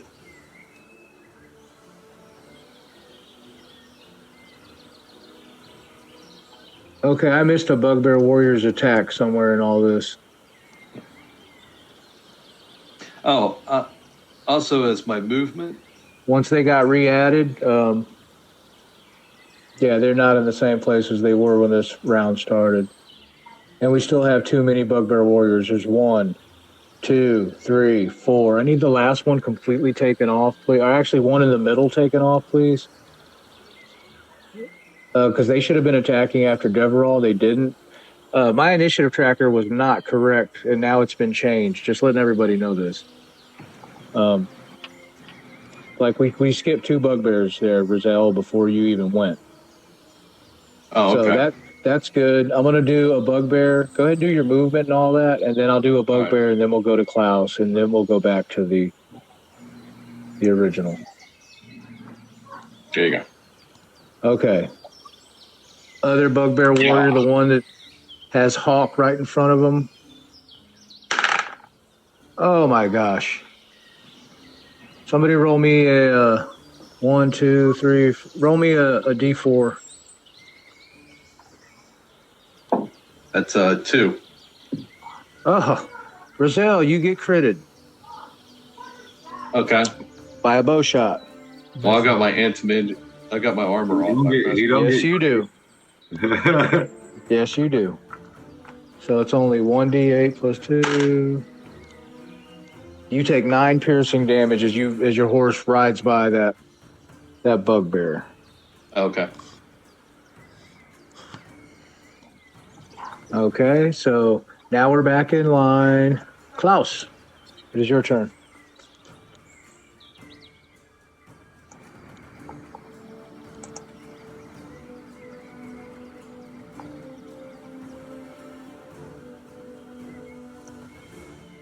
Klaus. Sorry, John. was on the phone with my old lady. Oh, but it is my turn. I cannot move for nobody else's move, so I cannot get up the cliff of the thing. I want to shoot this guy right here. The one that just shot Brazil. Yep. Okay. With a moon bow shot. Okay. Make your attack.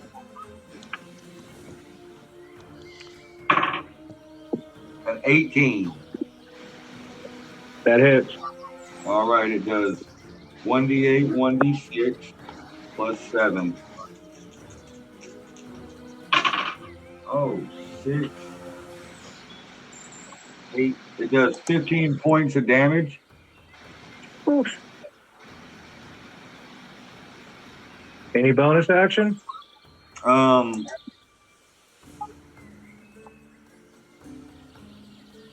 Yeah, I'm gonna make my armor look like a bunch of rocks. Okay. I'll give you advantage of stealth checks. Actually, it can't do that. It can look like another suit of clothes, another suit of armor, it still has to look like a garment. Oh. Does that make sense? Yeah, that sucks. Yeah, it's not like a chameleon skin. Yeah, it's not going to bonus your camouflage, but it can make you look like you're wearing different clothing than you normally would. Right. It's a disguise aid, not a cloak of elven kind. Okay. Well, yeah, okay. I got you. Then I would like to hop down off. No, I'm gonna stay. No, you know what? I'm getting off the horse. Yeah, I'm getting off. And now you leave the wagons. You wanted the wagons, and now you go leave the wagons. Wagons. Well, you're off the wagon, you're on the wagon. It happens. You know, sometimes you slide and sometimes you slip. It's okay. Though. Now he's the dragons, the wagons. Well, I can't do anything. I can't. There's nowhere to hide, nothing. So no, I'm done. I don't got no bonus actions that can do anything. Oh, okay.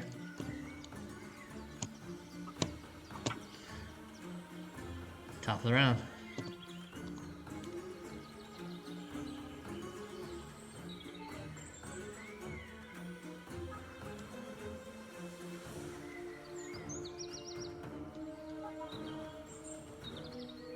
Top of the round. Is the shamans? Sorry, that was a much longer leak than I anticipated. Oh, okay. Who's up first? We have Bugbear's the warrior. Or is the shaman? As the shaman. Okay. This bugbear warrior is going to drop his bow and then grab his shield and dash. 5, 10, 15, 20, 25, 30, 35, 40, 45, 50, 55, 60. The shaman is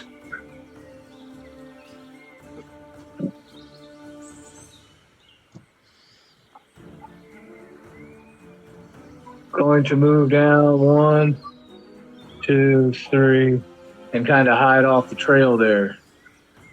All right, that's him. Emerson Ronan, it's your turn. Okay. Let me go ahead and slide off the horse. So that's 15. And then...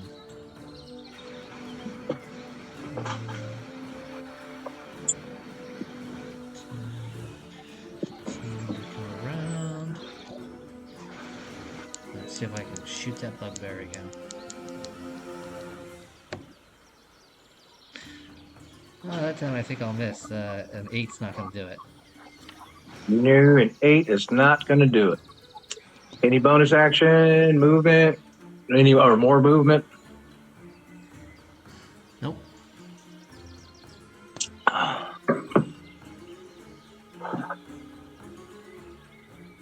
Okay. Who's next? Deverall. I'm going to shoot 2 more Eldritch Blasts at the dude across the way there that I already shot once. Where did he go?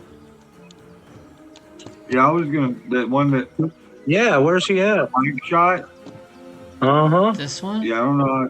No, that was the one that was next to the shaman. There was one right here. That There Mike, was one right there. Thank you, Klaus. That Yeah. was the one that you told me to remove. I There didn't was tell you too to remove many. anybody. I think he was talking about this one way over here. I was talking about the one on the initiative tracker. There was an extra bugbear on the initiative tracker that needed to be removed. I need a bugbear right here. Yeah, because there were 4 put in the initiative tracker. There's only 3 bugbears. And I was talking about the initiative tracker. My bad. I still need the bugbears up on that rock right there. There you go. All right, there we go. Thank you. Here we go. Okay, that's going to be 23 and 18. They both hit. So I just hit him for 2d10 4C damage. Okay, I'll take that. 7 and 6 is 13. He's bugbear 2. And that's the one Rizal just shot with the arrows too. So as he's staggering back up to his feet, or not the arrows, but with his pistol bleeding profusely through the lungs, a force blast comes across the ravine from Deverall and just blows him back up against the rocks and tumbling down. He's dead. So now you can remove him for sure.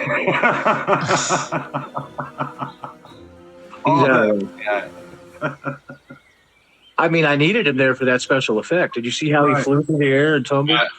I watched him. It was amazing. That was nice, wasn't it? And then he does his own stunts, I can tell. 5, 10, 15, 20, 25, 30, 35, 40, 45, 50. And I'll continue to charge around the mountain there. And that's it for Deverall. He was the Jackie Chan of bugbears. The bugbear warrior that is barely alive is going to he's going to take a swing at that hawk that's flying over his head. He drops his bow, brings out his morning star and shield, and swings the hawk. Oh my gosh. He crits him. I didn't crit him. You rolled a 1. A dirty 20. Okay. That's a mere flesh wound. And that's 6. Plus 8 is 14. He's gone. Plus. He's dead, okay? He's gone. Yep. And he blows Hawk Tui out of the sky. Blows. You said blows. It blows. And hang on. Michael, do you want high or low? That's what she said. I'll go low. Oh, Okay. shit. You're so lucky you picked low. As he blows Hawk Tua into smithereens and feathers, a ruby crystal dances down the fucking slope side here. Tick, tick, tick, tick, tick, to land on the trail. Okay. Where? You know who else disappeared? Where's Rizal and his horse? Because I swore they moved up here next to me last round. That's how he got shot. No. Yeah. No, nobody moved. That's why I didn't move, because nobody. Yeah, no, he hasn't everybody's moved at all. He didn't move? Okay. No, I thought he moved. nobody's moved. Okay, well, you go ahead and give me a perception check. Okay. Perception. There you go. 8. That is a 13.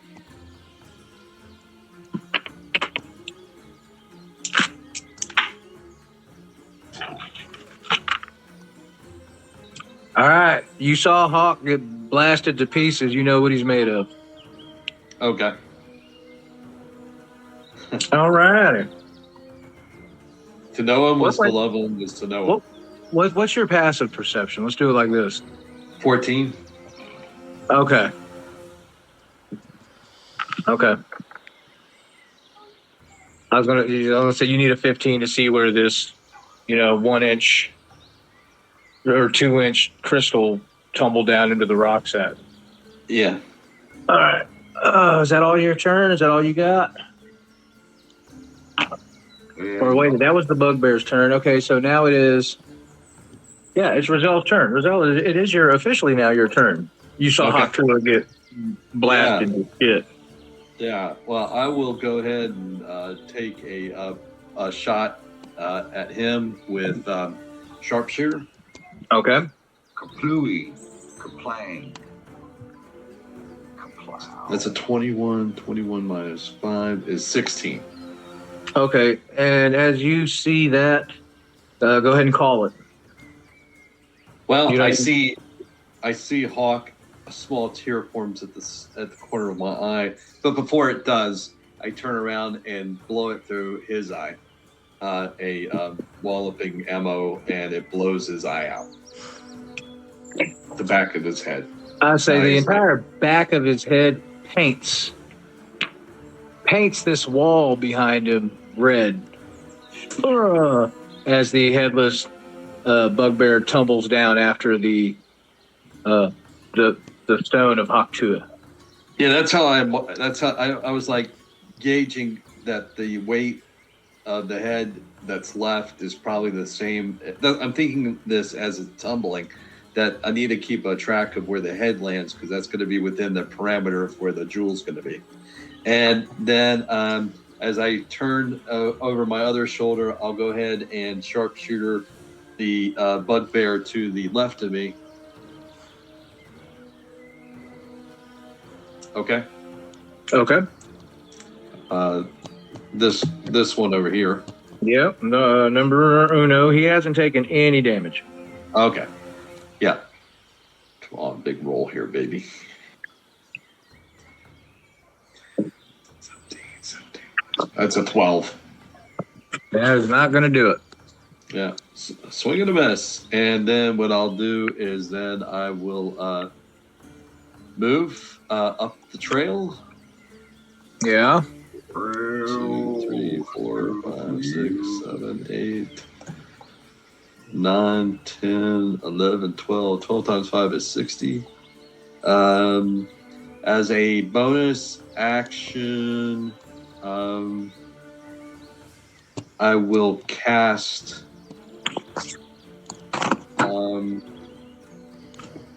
shit, what am I going to cast? I'm going to cast Sanctuary, I guess, on myself. Okay. Yeah, so I'm going to cast Sanctuary on myself. I believe that's a bonus action.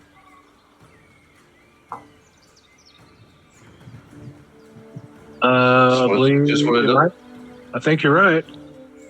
Yeah, I just want to double check here, make sure it's it's a bonus action. So I'll cast and it's not concentration. So I'll cast level 1 Sanctuary on myself as a bonus action. Okay. It will last up to 1 minute. Okay. Awesome. Klaus, my man, you're up. Oh yeah, bud. Well, is there a way I can get past the horse and get up the trail? I don't see why you couldn't. Oh, for the good, because Klaus is going to move. So, Why did Ravel just get moved over to way far away from where he was at? Because that was my movement. Yeah, because it's moved, 60. I moved 60 feet. Okay. Yeah. So that was my action, my bonus action, and my movement. Okay. I got it, JD. Do I get a double barrel bonus action? Absolutely not. Oh, damn it. How does it go? Right there is the moving, and then I'm going to moonbow shot this young man right here. Now, since he has not attacked, will I get the surprise attack for him? Absolutely not. He's in combat. Do I get the attack? He's not surprised. He's not engaged with anybody. And you're not hiding, so no. Motherfucker. No and no. This is a mother of the fuckery. You know, you're dragging a wagon behind you again, you know. 11, does a 19 hit him with the moonbow? A 19 hit him. Okay, D6, D8. So 8. He takes 15 points of damage. Whew. That hurts the baby. And radiant.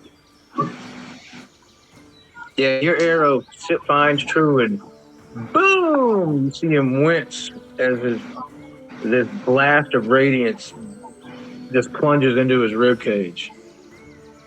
Yeah, because it's a. I always think of it like that bow and arrow from the D&D cartoon when I was a kid. Yeah, kind of like that, huh? Oh, that's what I think of every time I shoot it. I'm just like just a magical radiant arrow. Yeah, that's what it is. Any more? That was your movement, right? Oh yeah, that's for the movement and the action, and for the bonus action there. I don't got really can do as a bonus action in right now. I mean, you got bardic inspiration. Yeah, dude. You can hide in the Use your wagon. I mean, blades. You got things to do that you can do them or not do them. I do keep forgetting that I'm in the damn wagon. I want to hide in the wagon. Okay. 14 plus the 10, 24 for the hiding in the wagon. Very good. Okay, that is Bugbear Warrior's turn. He's going to charge. Actually, doesn't have to charge too far. He's going to run up to here and start swinging his Morning Star. And that's going to miss. And that's going to miss. That's the Bugbear Warrior's turn. Now we're back to the top of the round, I believe. Yep. Hobgoblin Shaman. He is going to cast Shield of Faith on himself. And then step out to here.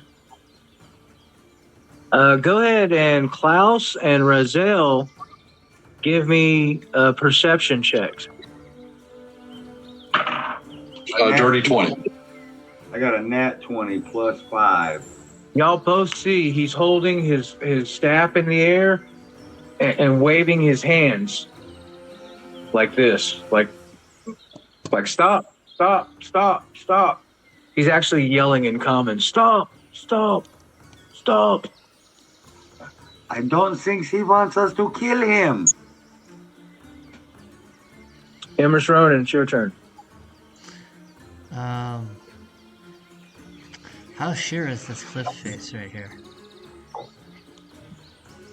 Like this one. Pretty fucking sheer from what I can tell. Looks like and actually it's not that far down to the next trail. It'll take you down to that trail. It's probably about 15 feet.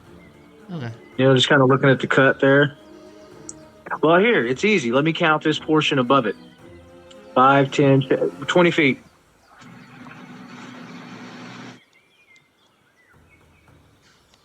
Okay.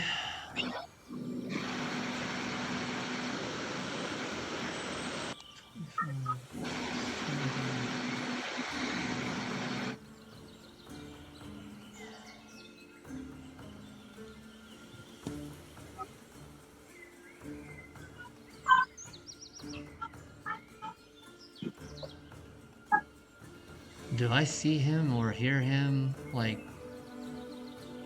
Yelling, stop, stop, stop, yeah. Yeah, okay. In that case, I'm just going to hold my action.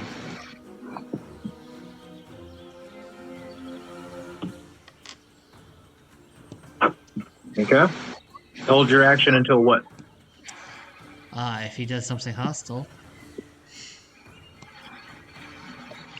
So something that you perceive as hostile, right? Right, yeah. Okay. And is that your turn? Yep. Alrighty. I'm going to do this. You're too close for that. So Deverall just going to ride down 5, 10. And that's going to hit with a 21. And a 16 does not hit him. So he hits once. for 12 damage. And then I'm going to move just a few feet this way. And I need somebody to roll a d20 against this contested strength score. That is a natty 1. Oh my God. Sounds like, yeah, you Okay. can hold that, yeah. And Deverall shield bashes him. And he falls 5, 10, 15, 20, 25, 30, 35. He falls off this cliff and splatters on the rocks below. He's dead. Like a bug. Like a bug. There. He got chopped and then he ducked. And when he ducked, I pushed him with my horse and my shield and blew him off the cliff all the way to the death. Like a bugbear on a windshield. Like a... Yes. Would that be considered roadkill?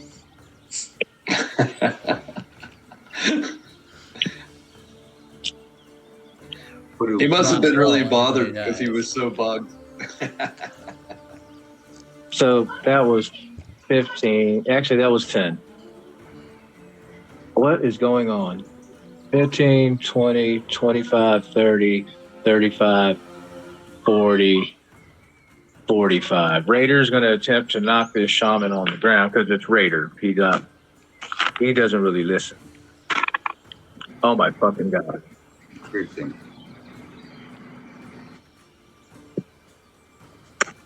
So Raider crits the shaman Jesus. with his hoof. I'm like, don't kill him. Too late. Don't kill him. So that's 16 plus 7 is 23. Where's my shaman? Oh my gosh. Bonus action attack. He misses.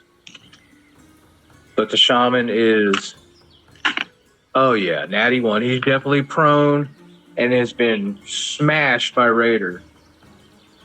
And Deverall's just kind of circling around his hurt form right now. That's Deverall. Raziel, it is your turn. So the bugbear that Deverall and Raider just smashed, he's dead? Yeah, he's dead. Yeah. He's dead. He's Okay. Yeah, dead. we're currently out of combat Oh, okay. because the nearly dead shaman who's laying on the fucking ground is not attacking. He was trying to, hey, don't. And Raider's like, just, yeah. Raider thinks on his own. So While while we're out of combat, I'll go back to the area where I saw the bugbear's head roll and see if I can't find the gem for Hawk Tui. Okay. I'll ride Mhm. over to you. Here. Yeah, y'all can all close in wherever you're at. Mike, give me some investigation checks. I'll give you 2. Okay. Let's see. Let me get my. Hold on, let me figure out your DC real quick. That's a 23. Yeah, you found it. And, Yeah, you did. 23. 18. You I did. rolled- You go 10 walking minutes. right past where the bugbear has no back of his head is laying there. As you're walking over there, you see the glint of the sun off your ruby in the dirt. You go right to it. Better, All right. It would have been better if the bugbear was laying there, head up, face with no eye, and the ruby in his eye socket. Yeah. Kept an eye on it. That's Or right. that. Ba-ding, ding. All right, let's take a 2-minute break because I need nicotine in my blood, and then we'll come back and go ahead and move everybody over there into. Oh, I see Embers creeping. Is that where you want to be? Okay. Yep. Everyone that's not over there, go ahead and get caught up and kind of get over there in that area. Hey, I'll back up for you there, big fella.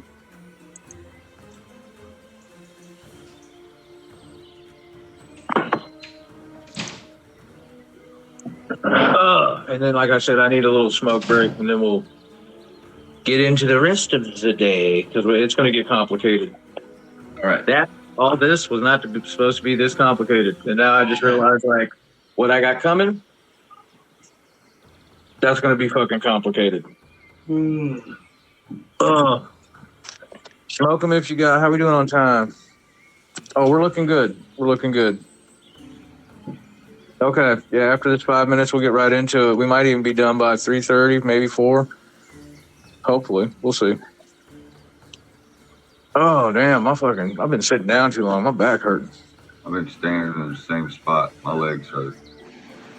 Mm. I've been up since 3:30 this morning, though, too. God, why? I had to go work.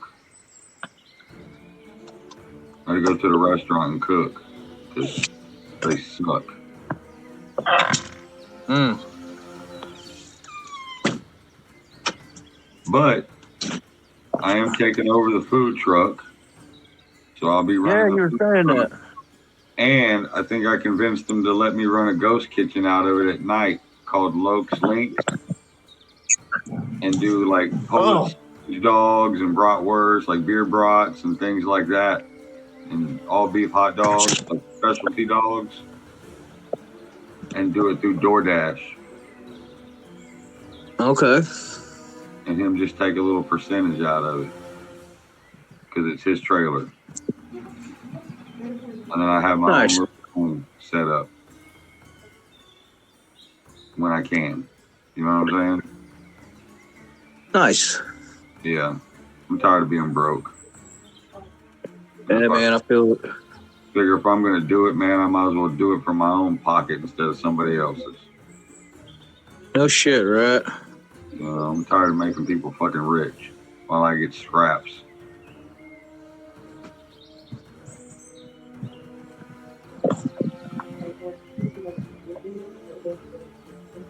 My skills determine more. You know what I'm saying? They need more than what I'm getting right now.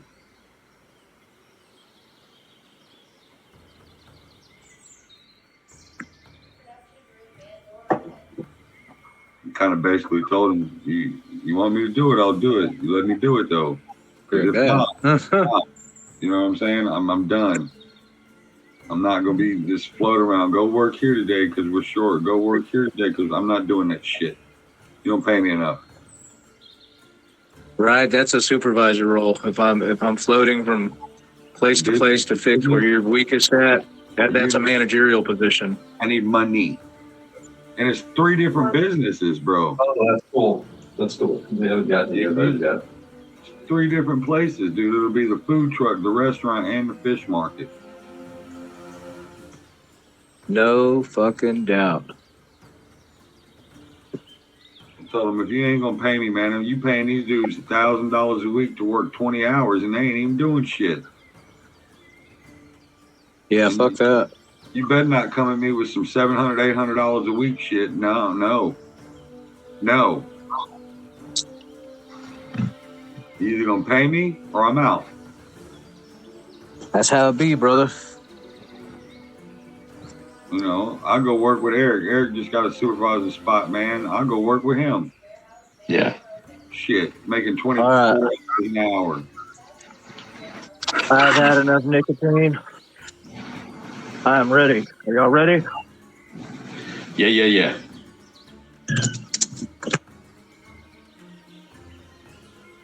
No, at least if I go work with Eric, I get benefits.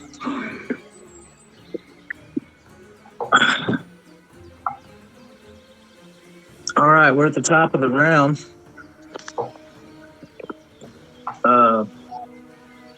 Actually, we're gonna wipe this whole initiative count because we were all out of combat, and I thought everybody was over here already. Yeah. Not on my screen, you're not. Yeah, they go. Okay. Everyone's over there. There we go. This shaman, as you're looking down, he is severely injured. He's laying on the ground. It looks like Raider crushed his left shoulder. His little staff is laying off to the side on the ground, and he's holding his hand up and he's pleading, please, do not kill Snaggletooth. Do not kill Snaggletooth. I know why you're here. And he just rolled a 13 on a persuasion check. So if anybody wants to roll their insight check, I will roll one. I will too.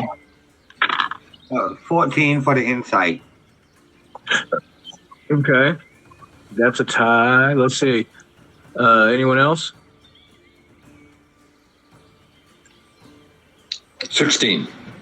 Straight up. What's that mean? 16. Wait, you said you wanted like a persuade, like a charisma check, right? An insight check. Oh, He's insight. He's pleading for his life right now. Oh, insight. That's 21. Okay. You know that he doesn't mean any harm to you at all. He's begging you, please don't kill him. Snaggletooth has something to tell. Snaggles tells why. You come from the city, yes. You are from Bane, yes. Yes. And when he says that, Deverall holds up, and he's just about to rear Raider up and let him crush him, but when he says that, he stops. Just speak, for you have moments left to live. He says, you come from the city, yes. Now, roll me a perception check, everyone that's looking at this guy. 14. Okay. He appears young. 23. Klaus, you've dealt with hobgoblins. You know that this shaman can't be any more than 20 years old. For he is just a little boy. Emrys?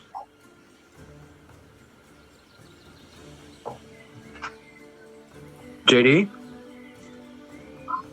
Oh, hell, he's probably not even back yet. Shit. We'll wait for JD to get back, I guess. For the Klaus, he does for. How are you so young? Go ahead, play it out, man, while you're waiting on us. You are the shaman. How are you so young to be the shaman?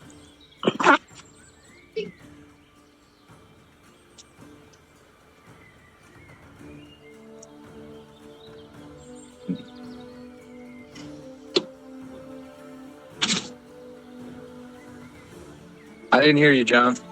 I want to ask him how he is so young, and is a shaman. He must be wise in his young years. He said, Snarlax take control of tribe. He killed Majabu. Take over leadership. I am only one trained in shaman way. So I am only shaman left in tribe. Please don't, I do not wish to die. I know why you're here. Then why are we here? Yeah, I want to know what you know.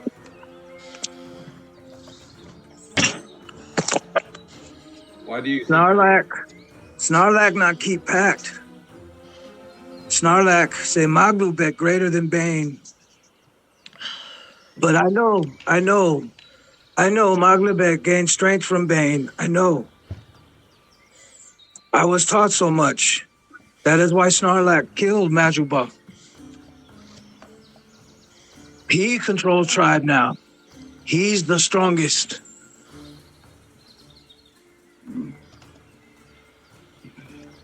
You're here for your people. I am sorry Snarlax killed him. Snarlax killed him. I have nothing to do with. I just try to strengthen tribe. Not whole tribe agree with Snarlax, but he's strongest. Snarlax rule tribe now. He rule Black Fang. Well, with that information, I looked up at Deverall. Then, that is what we were sent to find out, yes. What happened if the pact was going to be held? We know it's not. What happened to the people that was here? They are all dead. And some Snarlax fellows has done killed the other boss. So there seems to be a change in management for the tribes there. Yeah.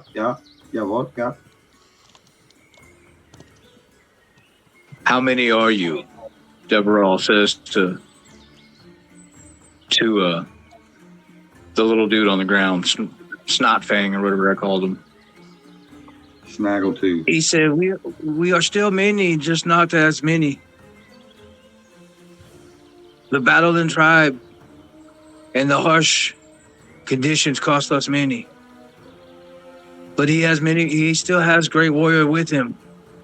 At least 20 loyal." Well, Our encampment is around Bend. There is a great ravine you will follow. And there is a bridge leading to Snarlack Cave. yeah, but well, I think that He will be there. we don't do well with the hearing of the instructions. We do a lot better with the pointing of the instructions. Get in the wagon. He says, I wish to heal myself. In the wagon, you can. Okay, he slowly gets up off the ground. You can see that, like, his whole left shoulder is just wrecked. Raider creamed this kid. And as he's standing up, Raider's like pawing the dirt and wanting to neigh up a little bit. He just wants to kill shit. Raider's savage like that. I reach out a hand to help him up.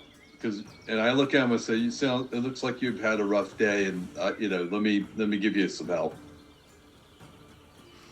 And he reaches a good arm. And then I shoot him. Oh, shit. Okay. Go ahead and roll an attack with advantage. That is a 21.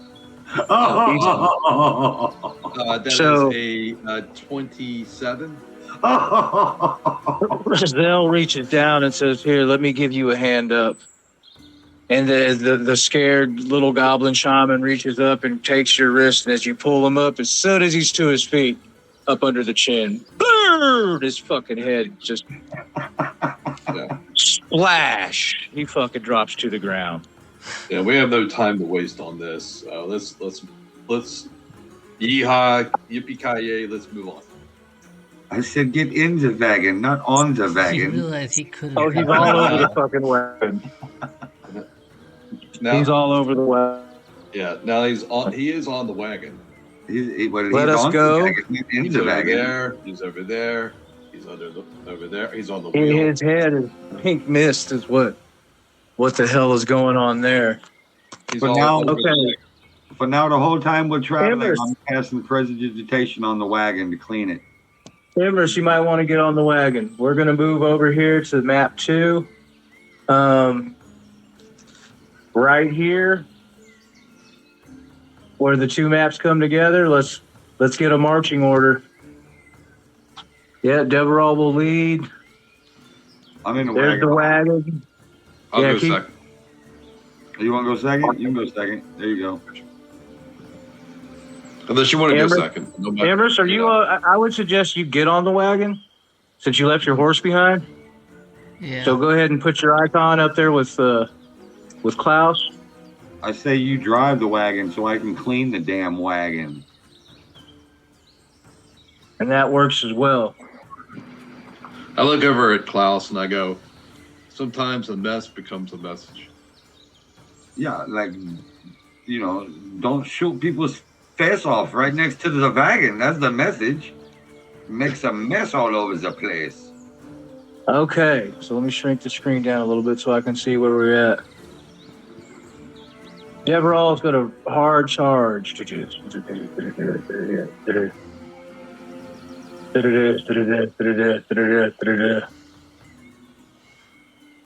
And as he rounds this bend, he can see across the ravine. He sees the bridge up ahead, and he slows down to a stop right about here. Oh shit! Get over there, Raider. Dad. Oh no! Come back over here, Deverall. Okay, they're together again. What? Come here. No, not yet. No. All right, as Deverall slows Raider to a trot, Let's go ahead and get everybody up in position where they want to be right before this encounter starts. Well, I'm just behind Deverall. Okay, so I'll scooch Deverall up a little bit. Damn it. There we go, and I'll put Rizal. There we go. We're good.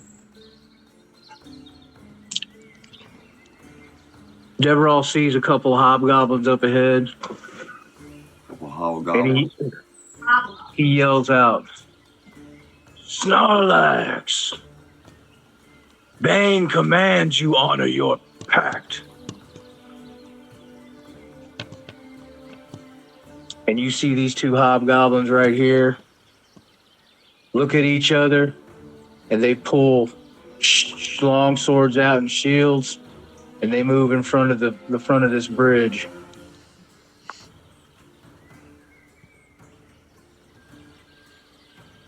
And from out of this cave, you see three warriors and this huge fucking bugbear come out of this cave, standing at the mouth entrance. And he looks at all his men and says, Snorlax does not pay homage to Bane. This is Mogglebet's realm now. Everybody roll initiative. Oh, for the rolling of the initiative, yes. Okay, so a 15 for Klaus. okay, yeah, let's do ours first. 6 for Deverall.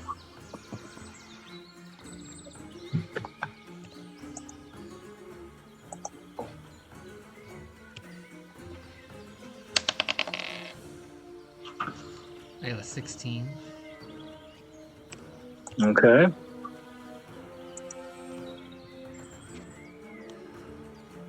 Razel, have you rolled already? Yeah, I got a 14. Okay, Brazil's got a 14. Somebody fix that. I'm showing 12. Oops. Okay. Deverall's got a 6. Yeah. Yeah, that was pretty shiny.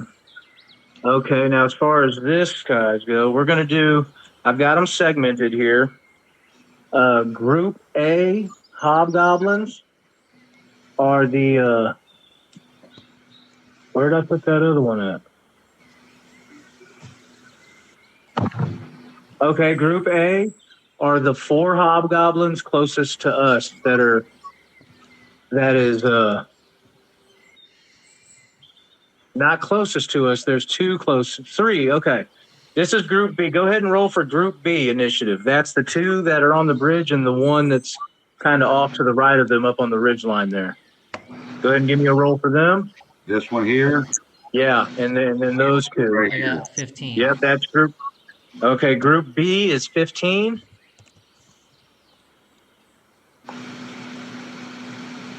Okay. Group A are the 4 along. Give me the pointer here out. This will be Group A. Yep, those 2 and these 2. That is Group A. Go ahead and give me their initiative.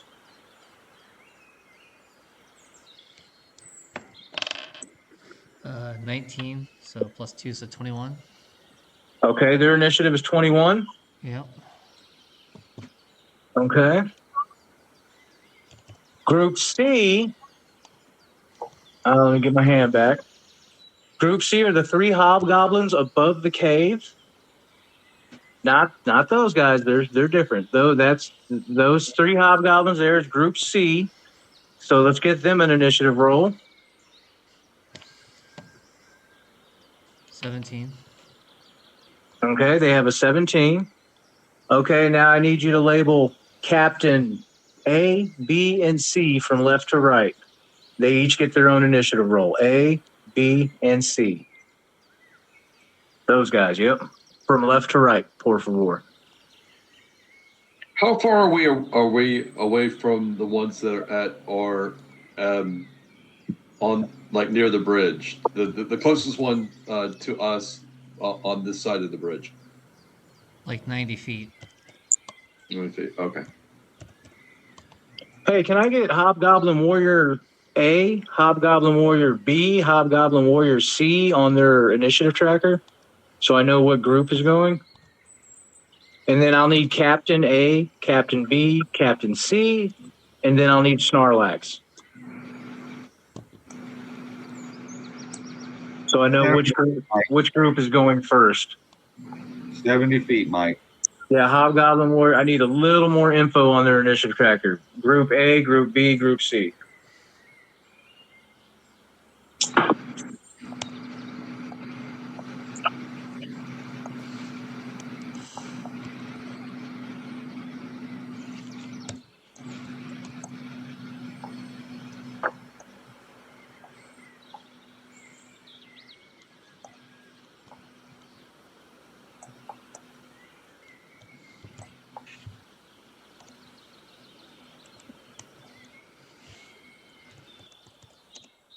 Oh, fuck's sake.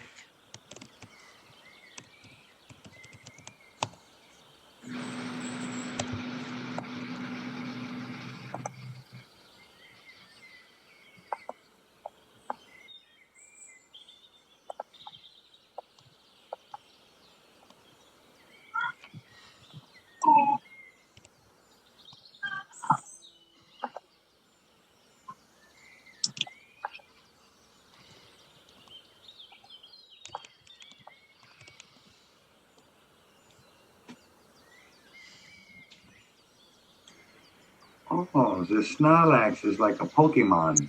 One has to catch them all in order to be the complete. Okay, I'll just wing it then because this is dragging way too long. I'm going to go with Group B had the best initiative, Hobgoblin Warriors. So I'll make Group B go first.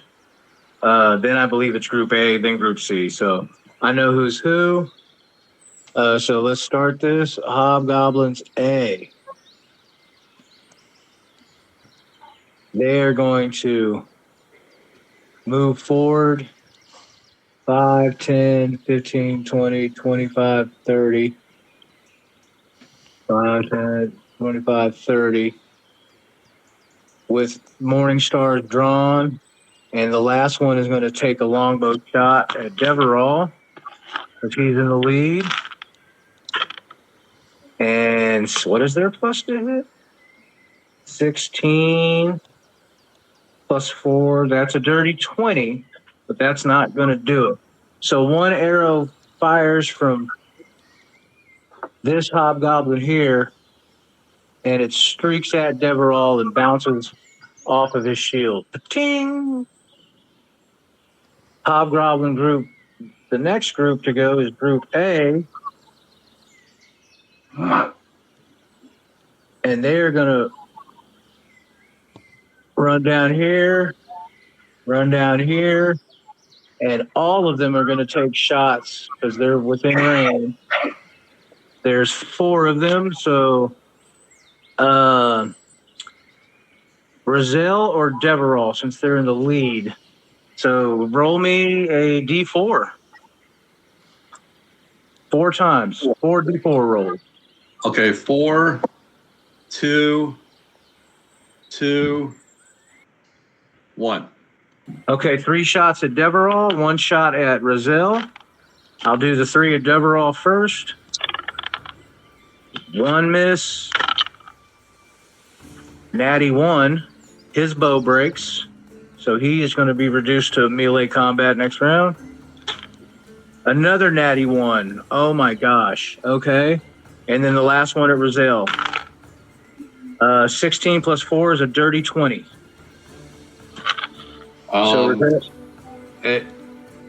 Is Shadow able to? Is it only melee attacks? I think that only works for melee attacks. All right.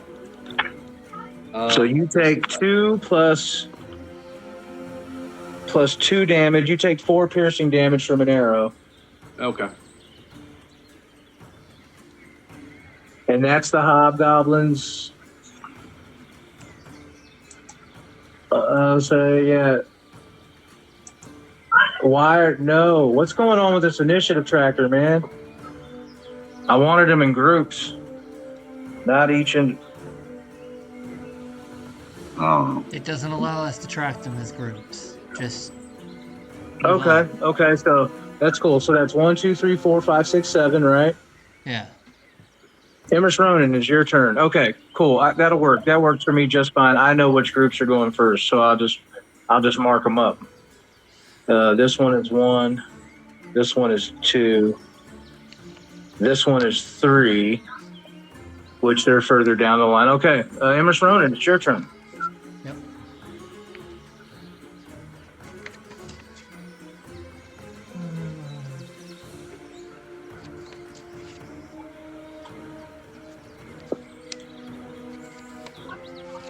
Okay.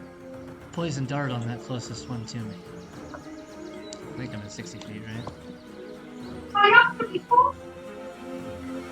Okay, is that a spell? Yeah.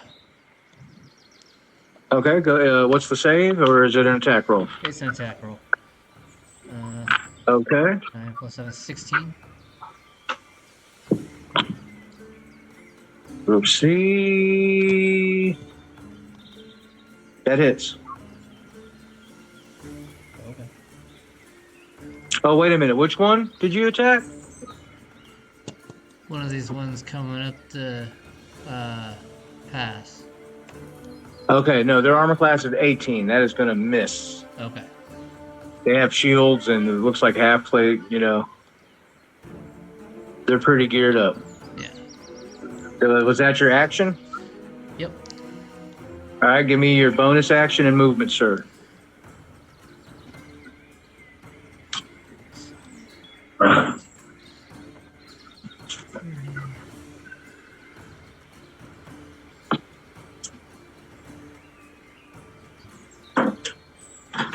Alright, I'm good.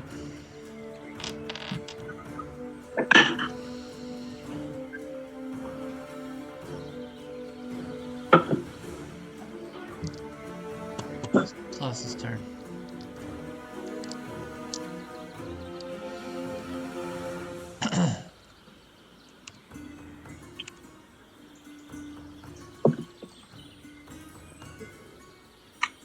my turn? All right. Oh, my bad. I didn't know you were done. I'm going to move up 20 feet if I can.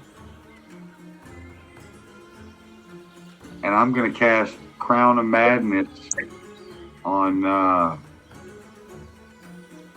the main hobgoblin there at 100. I got 120 feet. Boom. You casted it on the big bear, the big dog? Yeah, Jarlax, whatever his name is, this guy. You named him Snarlax. Yeah, Snarlax, that's him.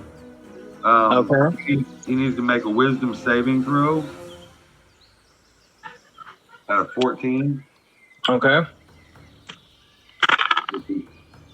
He rolled a 14. 13 plus 1. Then nothing happens. Okay. Any bonus action or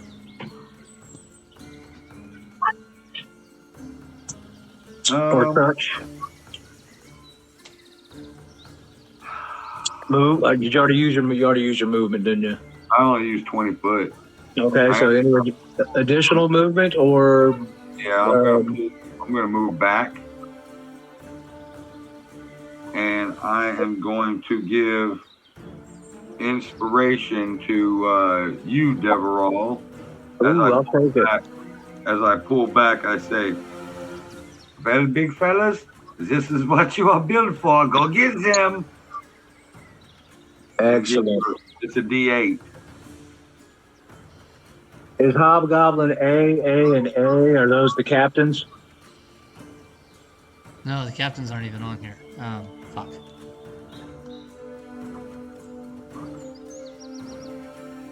Well, which 3 hobgoblins are that? The archers up top there? Must be, because those are the only ones that haven't gone other than the captains. Okay, they're going to take 3 bow shots.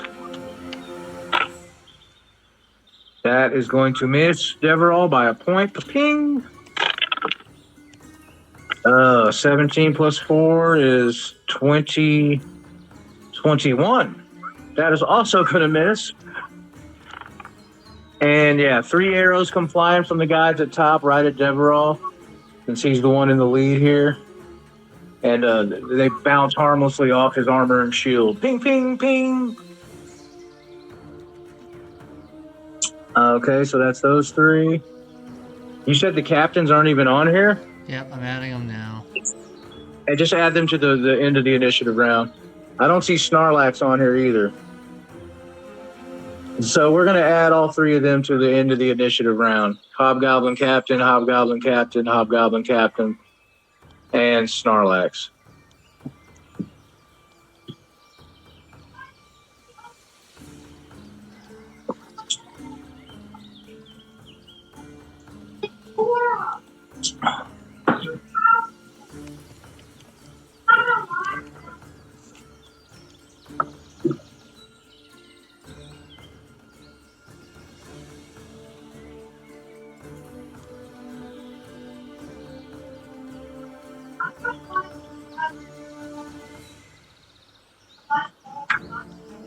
All right, we got them all in the initiative order now.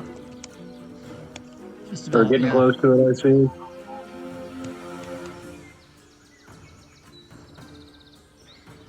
Just name them all dead people. 1, 2, 3, 4, 5, 6, 7, 8, 9.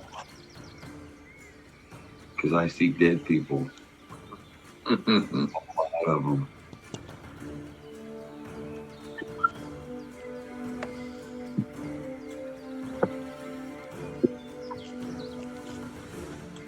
All right, let's boogie.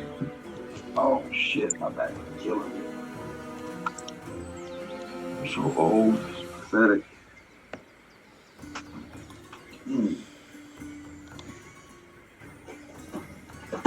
A, B, and C are done already, so it's Brazil's turn in the initiative order. Okay. All right, I got a quick question out of the game. How long does it take to manifest my Homunculus Servant? I think it's 10 minutes after a rest. You have to rest to rebuild it. Yeah, you need a long rest before you can. You've already got Gotcha. your infusion set for the day. Yep. Very good. I will go ahead and take Sharpshooter on this one right here for my first shot. Which one right where? This one right here I'm highlighting.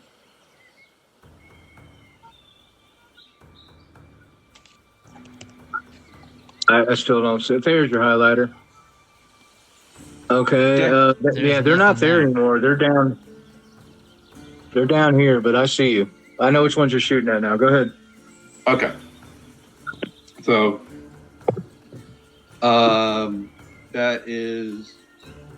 that's a dirty 20, even after my -5. Oof. Okay, that hits. Roll damage, man. Okay, so it's 2 plus 4 plus 6. So that's 20 total. All right. Call it. I hit him right in the upper thigh area, which blows the top of his femur off, which nicks his femoral artery, and he bleeds out quickly.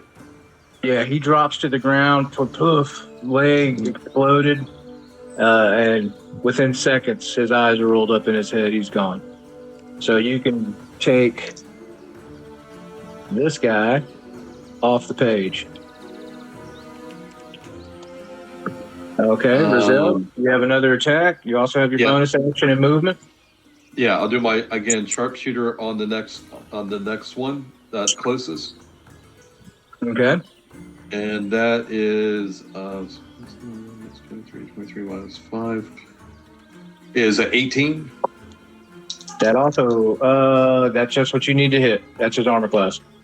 Okay. Plus 5 21 hit HP damage. Go ahead and call that. I blow his ear off. It just happens to be at an angle where it goes through the rest of his head. Oh damn! You trumped him. Yeah, He wasn't looking far enough up and to the left. It was a successful Trumpism. Yeah. Bastard. It wasn't an attempt. It was a completion of task. Yeah. Okay. Yeah. As Bonus my, action and movement, man. So as my bonus action, I'm going to cast again Sanctuary on myself. And then as my... I look like I lost one of my hobgoblins. No, I found him. Okay. You've And already then got as... Sanctuary. Oh, you cast in Sanctuary again? Yeah, on myself, because a minute already elapsed this last time I Yeah, you're right. cast it. And Well, and it so goes away as soon as as you it... attack anyway, so. So it's like 1, 2, 3, 4. I think I can get up to about here with Shadow's speed, which is 40. And I believe that's me. 1, 2, 3, 4, 5, 6, 7, 8. Yeah, that's me. That's my action, bonus action, and movement. Okay, it's Captain C's turn. He's going to move forward to here.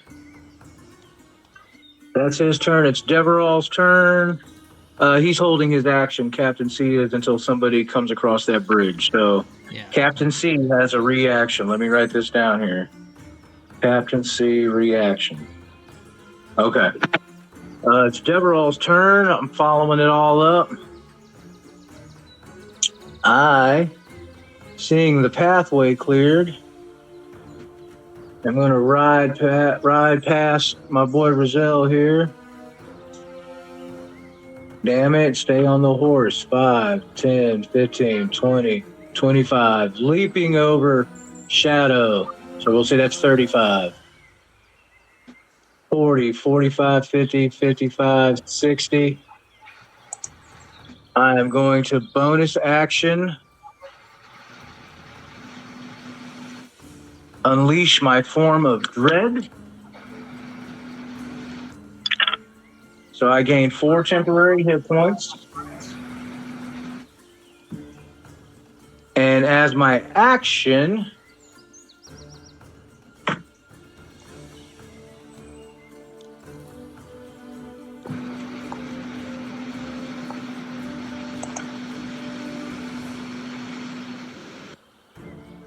that's a fucking bonus action too, okay.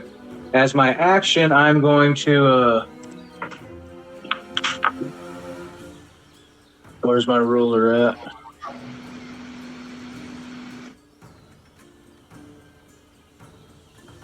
What the hell was that? I thought it was my ruler, it wasn't. What are It you was trying some to sort figure of, out? I want to see how close I am to the boss. There we go.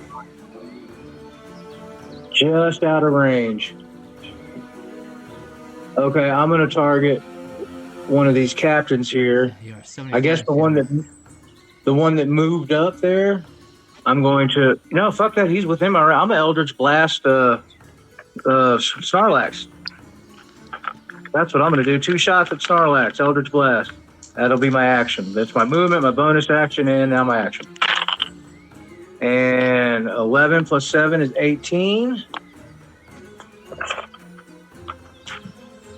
Which hits him. That's 1 hit. And then 7 plus 7 is 1 hits. So 7 damage to Snorlax over here.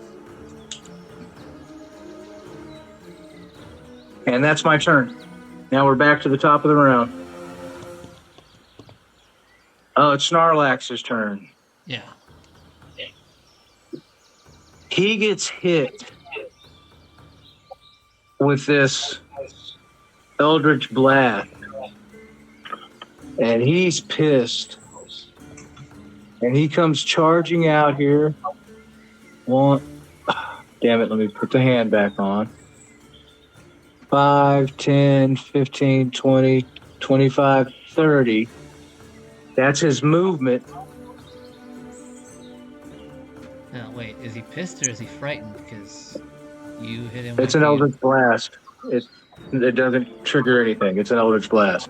He's pissed. Too, your form of dread. Anytime you hit somebody, it triggers fear. It has with a melee attack. It's a melee attack, not a ranged attack. No, it's anytime you hit somebody with an attack, you trigger fear. Are you sure? I'm pretty positive. Let me double check. Okay, well, right.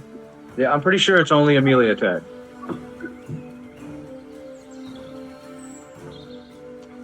Sure, my knees hurt. In fact, I'm almost positive it's only a melee attack.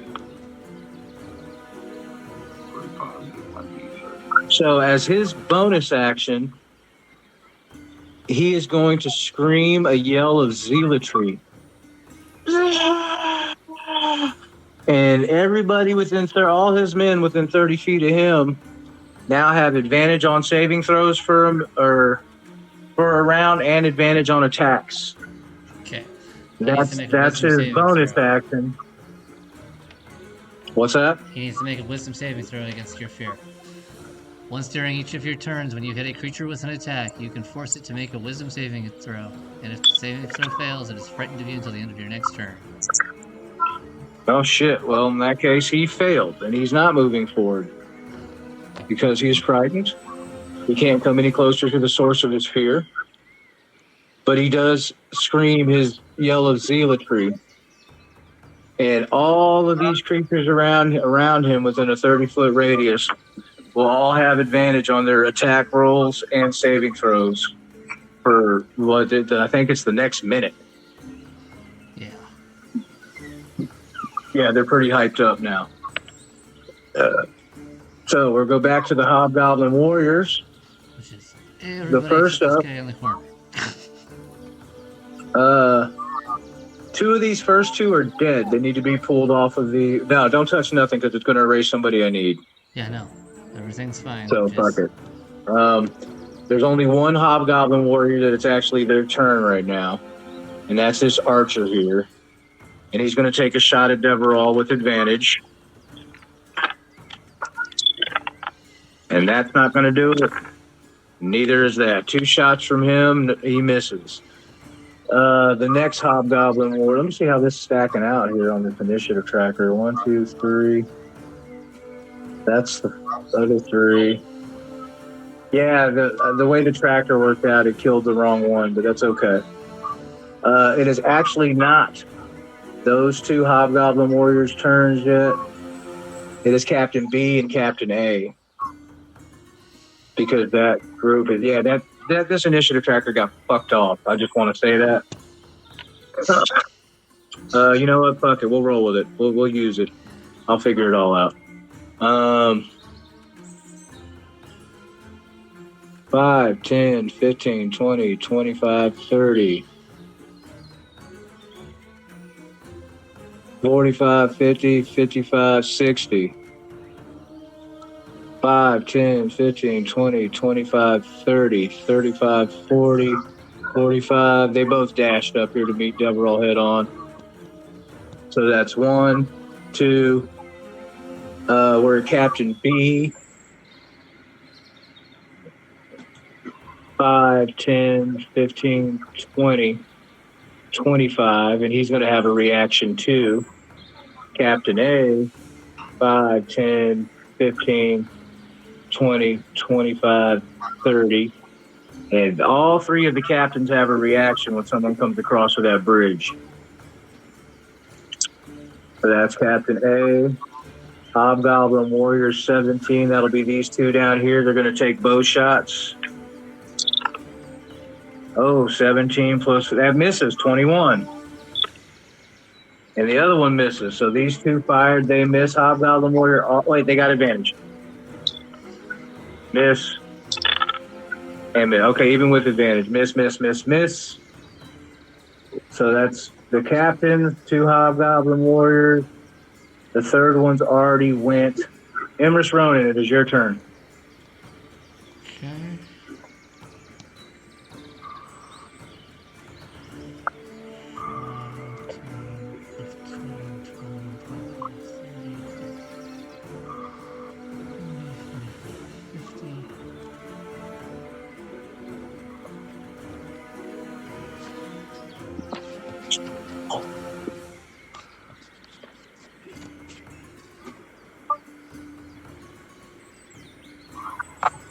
Go ahead and have my shadow cast Decaying Touch. Okay.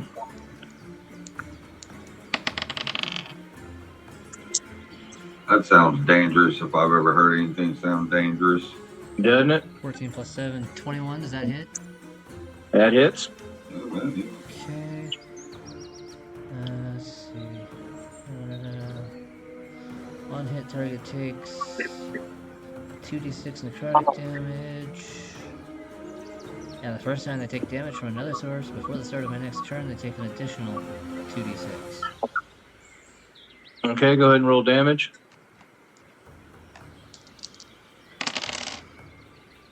That's 10 damage. Oof. Okay. Anything else? 5, 10, 15, 20, 25, 30. Nope, I'm good.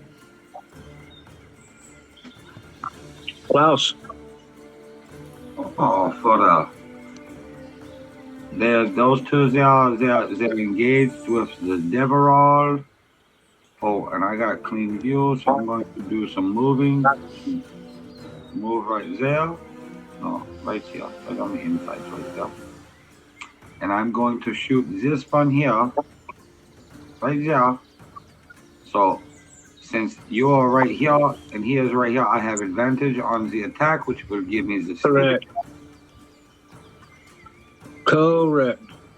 advantage for attacking with the bow. A 19. Oh, 19 hits. I'll take the 19.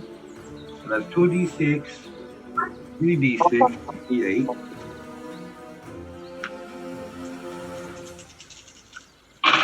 Oh, 8, 10, 17, plus 7. 24 points of damage to this young man right here. Call it. Oh, for the arrow will zoom right over the top of the horse's behind right there as he lifts up his tail and it fluffs through the hair of the horse's tail and it catches the face right in the face. It goes right in his face. Blasting him to the rocks. Take him off the screen. He's done. Where the face is gone. And then for the bonus action, I'm going to step back into the wagon with the covers on, right? And I'm going to still be able to drive the wagon, but I'm going to hide and drive the wagon. Roll it. For the 17 plus 10, for the 27 on the sneaking hide. And the driving of the wagon. Hiding. Nice. Okay, we're at Hobgoblin A. He's going to attack Deverall with advantage. And a 13 plus 4 ain't going to do it. And a 15 plus 4 ain't going to do it. So his sword bounces off Deverall's shield twice. Ping, ping. Raziel, it's your turn. All right, I just want to get clarification before I do this, okay? Because I just read the Branding Smite spell, which is a concentration spell. Yes. Indeed. And yes, and it's the way it's phrased is that you hold concentration and its spell lasts for up to a minute, and then any attack until the end of the spell gives you a 2+6 additional damage on that attack. It's one attack, but you can hold up to a minute. Once you make that attack, then it's applied. Once you have a hit, it is concentration. Once you hit, it disperses that spell. It doesn't keep reusing. So you can cast it and like swing and miss and not use it. Yes. Okay, so the next time you hit a creature with a weapon attack before the spell ends, the weapon gleams with astral radiance. It doesn't say it dissipates. It does. When you hit. I've looked into it because I had it with Wraith. Yeah. And once it's used, it's used. You don't get to keep applying it and applying it and applying it. Okay, that's why I'm asking. Like The way it's phrased, it doesn't say I know, explicitly, it says it as long as you hit within the time frame of the spell, which is a Yeah. minute, under I had to do- concentration. I had to do a deep dive on that. I had that spell with Rafe, and once I dove into the forums and everything, once you hit it, it discharges, and that spell is cast. Yeah, the concentration part is like John pointed out. If you miss 2-3 attacks in a row, it's still on until you hit. And Once Okay. you hit, then that's it it. goes away. Spell's over. Yep. Okay. Exactly. Okay. It just All right. it's Well, that- mostly it's concentration to keep you from being able to cast other types of spells like that while that one's there. Exactly. But that's other kind of concentration spells. look, I understand why it reads that way because I was confused by it too. I had to do a deep dive to find out. Like, okay, it does not work that way. Once it goes off, that's it. Okay. On the second thing, I don't think the map in which I'm operating is accurate with, I guess, the map you're looking at, because you can see by what I'm sharing here, are there still 2 or 3 creatures on this side of the river? No. Yeah, your map that you're sharing is absolutely inaccurate with the map that's going on at Owlbear. If you want to close that, I would just close it, dude, and focus on Yeah, I think that's what I'll do. and focus on Owlbear because I don't know why they're not syncing up today like they normally do, but they're not. And let me go back to here and find where you posted Owlbear. Okay. And then I reapply. That's me. Okay. Okay. And then I need to go here to share the Owlbear. Okay. And here we are. Okay, so with that being the case, what I'm going to do is I'm going to write up initially up to oops. Let's see, 1, 2. I'm going to go up to 40 feet up to here. Okay, there's an opportunity attack. Hold on. He misses you. You ride by him. Go ahead. Okay. I rode by somebody.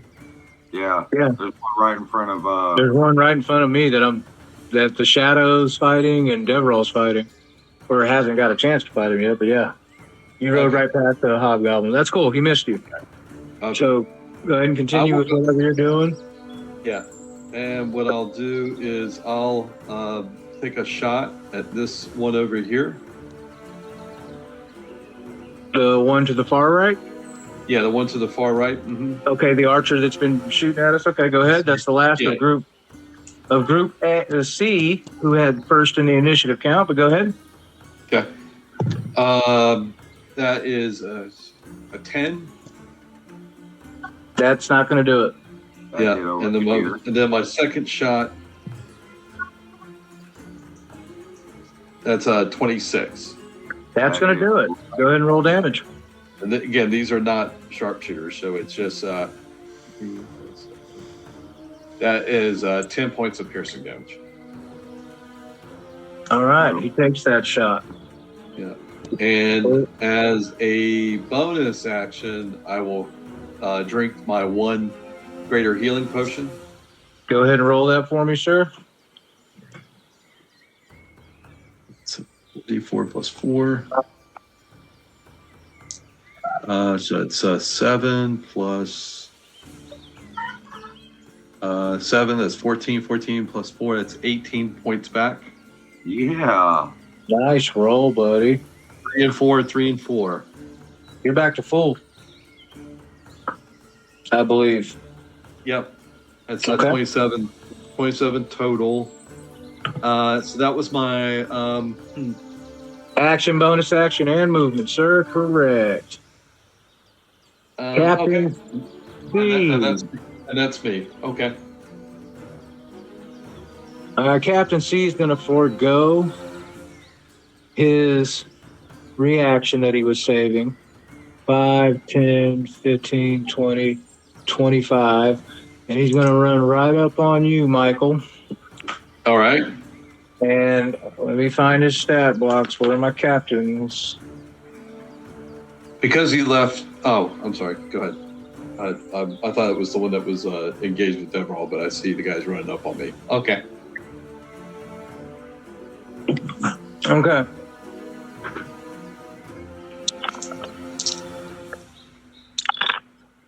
Oh, that's a fucking nat 20, brother.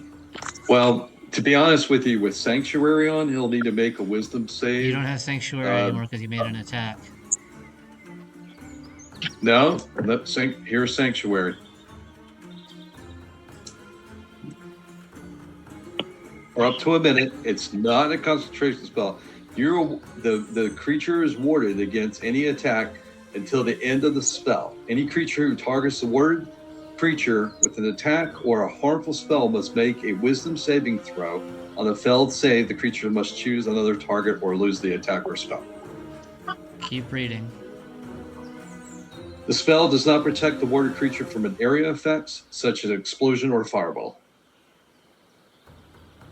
If the warded creature makes an attack, casts a spell that affects an enemy, or deals damage to another creature, the spell ends. Oh, that sucks. That sucks. That's the last sentence. Why didn't they put that first? All right. With that. Anyways, I got Antimenthian. You rolled a nat 20? Correct. Okay. How about I have my defender give disadvantage?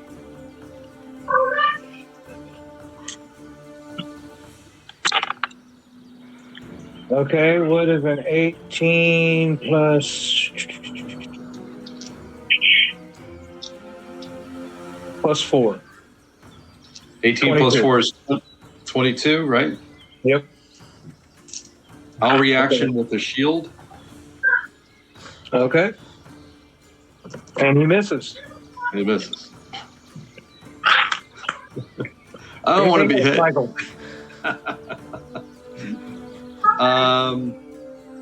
I will have. Let's see. Not your turn. It's not my turn. I mean, I'm trying to deflect and defend and. Oh, okay. Dispel. And, it's Deverall's turn, isn't it? Yes. Okay, first things first. Raider's gonna fuck this dude that's standing in front of me. Okay. And that's a natty 1. So, I'm gonna need the shadow to take 8 plus 4, 12 damage. Because Raider actually missed him and stomped right through the shadow that was standing right there. Sorry about that, JD. Yeah. I didn't mean to do that. And then Deverall's going to attack. He misses the first attack. He hits the second attack. So that's V8 plus what does your spell do to him? An extra 12 necrotic that I just rolled. Okay. And he's dead. So you can remove him from the field of battle. And now for my movement. 5, 10, 15, 20, 25. Bonus action, shield shove. I need a contested strength score from him versus me. And I rolled 20. an 11. He rolled a 2. What'd you get? I rolled a nat 20 for him. No, well, I didn't ask you to roll for him this time. I covered it. I rolled it. Oh, okay. And I'm going to expend a charge off my shield and push him 15 feet. So 5, 10, 15. And you can take him off the screen as well.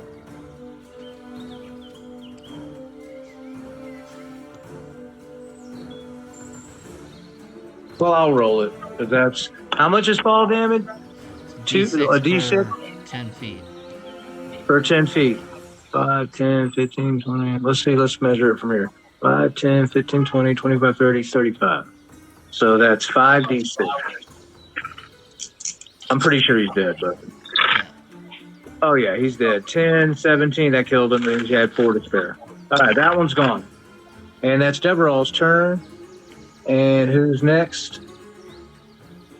All right, we're back to the top of the round. I'm going to attempt to make a save to not be frightened with this guy. That's his first thing.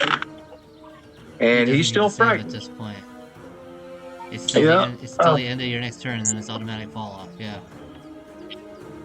Okay, well, then it automatically falls off then. Yeah. He is not frightened. Okay, he's coming now. 5, 10, 15, 20, 25, 30. He is going to enter a rage as his bonus action and throw 2 javelins directly at Deverall. Oh my God, he critted me. So he hits. There's one. He missed. He gets an extra damage dice with the crit, so that's 3d6 that he has to roll. He doesn't get the auto because of the adamantium, but he still gets that. So that's going to be 3d6 plus 7. Holy shit. 6, 6, 1, 13. So 20 points of javelin damage just hit Deverall. Jesus. John made him. That's all I'm going to say. Yeah. Oh my God, wait a minute. He said, yeah. Wait a minute. And he took another 7 necrotic damage from his zealotry. So that hurt the baby. 27 damage, 1 attack. Boom, boom, boom. John, you made this guy. I need you to look up zealots and see how long that zealot scream lasts. Whether it was just that round or whether these guys are still foaming at the mouth.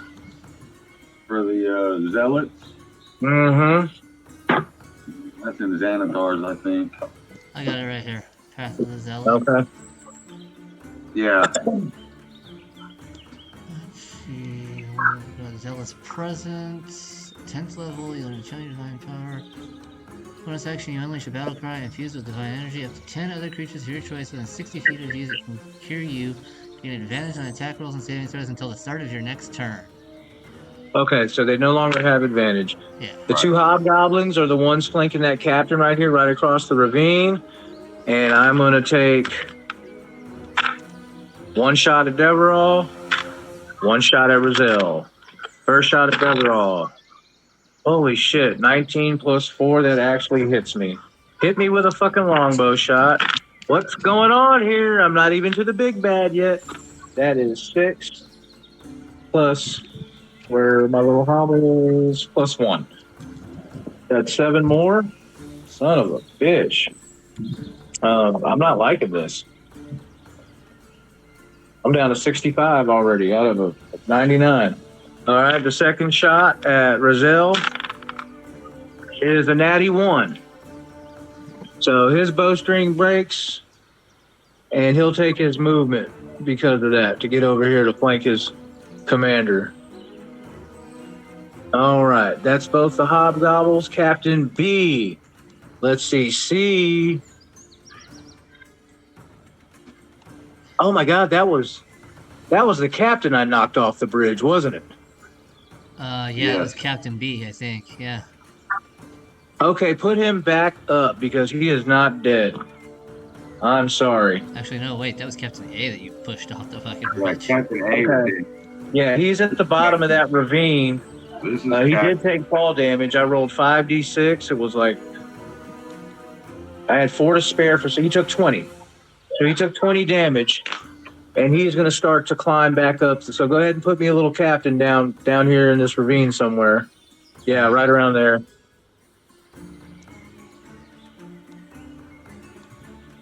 And he's going to start climbing back up. It's going to take him half movement, 15 feet. He's got another 10 feet to go before he's at the top. So that's him. Hobgoblin warriors. Let's see. Those are my archers, aren't they? 3 in a row. Yep. Okay. Back to the top of these guys up here. They're all 3 taking shots. Go ahead and give me a D6 because they can shoot at anybody. With the exception of Klaus, who's hiding. 5. Okay, that's an Emrys Ronin shot. Oh my God, I can't make this up. That is a critzy critzers? Jesus. So that's 9 plus 3. You took 12 damage, Emrys Ronin, from the first one. All right, the next one is going to shoot at Deverall. And he's going to miss. And then the last one is going to shoot at Deverall. And he's going to miss. Okay, so that's Hobgoblin. Emrys Ronin, you just got fucking plumped with an arrow. It's your turn. Okay.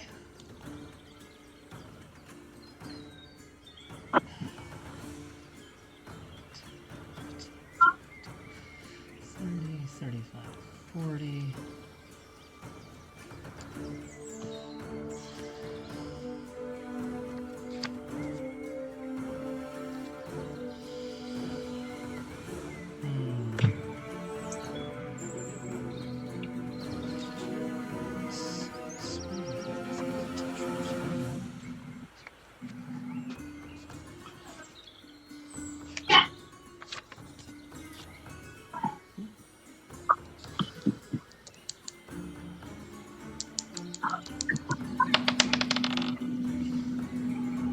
Does a 19 hit? Yes, it does. Cool, he's gonna take 40, 12 damage. 4d12? Yes, spider bite. Okay. What are you using? What are you doing? Like your ghost rolling again, JD, without telling us what's going on.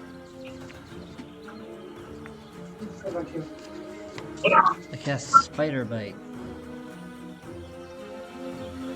Okay. Make a melee spell attack against the creature within reach. On hit, target takes 4d12 poison damage and must succeed on a Constitution saving throw or become poisoned for 1 minute. At the end of each of its turns, target can make another Constitution saving throw, and a successful target is no longer poisoned. Well, go ahead and roll the damage. Yeah. He failed his save. Whether he survives the initial bite or not is very slim to none, but we'll find out. Yeah.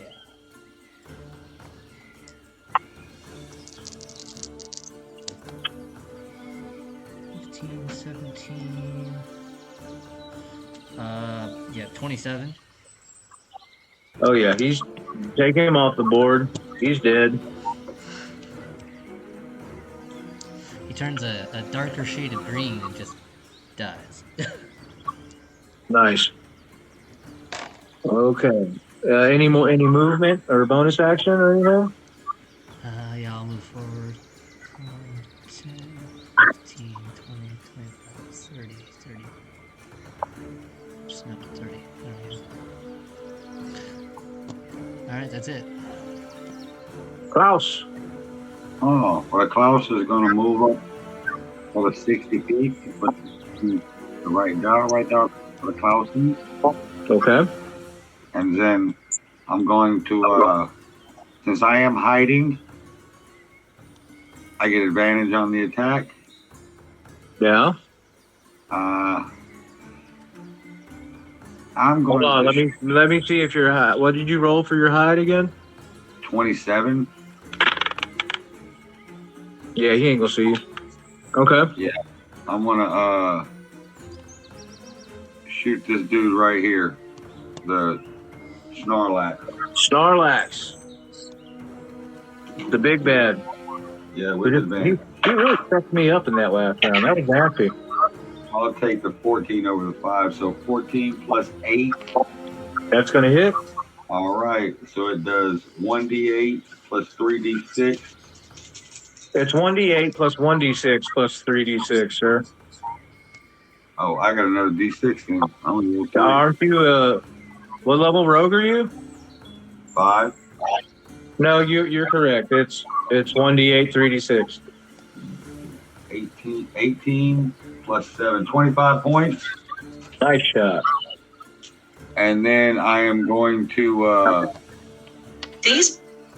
hide again. As your bonus action, okay, that's your action and your bonus action and your movement. Go ahead and roll me a hide check. 27, 17 plus 10. Okay. He gets shot with that arrow and he sees you duck back into that wagon. Okay. And that's your turn. Raziel, you're up, buddy. Okay. Just to be on the safe side, I'll take one shot at Captain A that's trying to climb up the embankment. That's my boy. Okay. Shoot him while he's dead. Does he get advantage on that because the guy's like crawling up the embankment? He does not have advantage, but nor, well, he doesn't have a shield anyway, so you're okay. Yeah, go ahead. Okay. 18. That's a 27 to hit. That hit, that more than hits. And that's a 14 piercing. Holy moly. 8 plus 6. All right. Is that walloping ammunition? It is walloping ammunition. Okay, he's saved. You shot him right through the top of the neck and the shoulder. He swings, but barely clinging on to the cliff face where he's at. And he looks like he is in serious distress. Okay.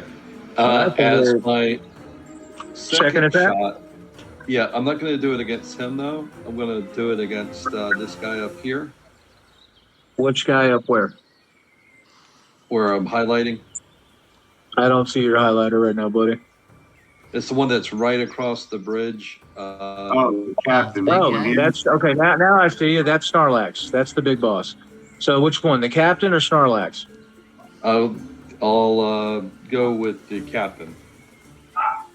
Okay. Sharpshooter. That is A is on. That's going to be Captain B. Go ahead. Okay, With sharpshooter. Okay. well, that's a 21. That hits. 26 minus 5 is 21. That is a hit. That's 10.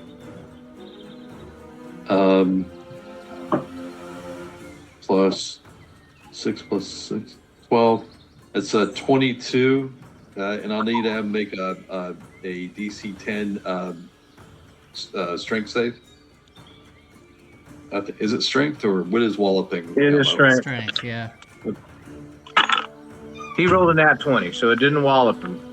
Okay. But you shot the As shit. my, Look out of his ass. Okay, and now bonus action. yeah, my bonus action, I will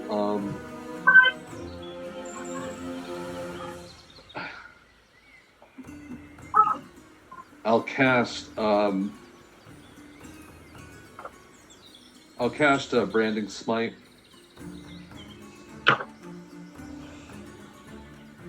All right. Actually, no. I'll send. Let's see. Shadow's got a 40 foot of movement. Would Mm-hmm. he be able to get down to the captain that's holding on? Well, yeah, he's like 15 feet from the ledge. I mean, he could go Okay. down. I don't know if he'd be able to come back up real easy. Yeah, that's true. Shadow doesn't have a climbing speed. I mean, he could half movement work his way back up the 25-foot cliff. But Let's see here. Robot bomb. Ah. yeah, right. Suicide dive. Well, as my movement, I'll move over. Whoa, hang on. I'll move over here Okay. with Shadow. That's my movement, and as my bonus action,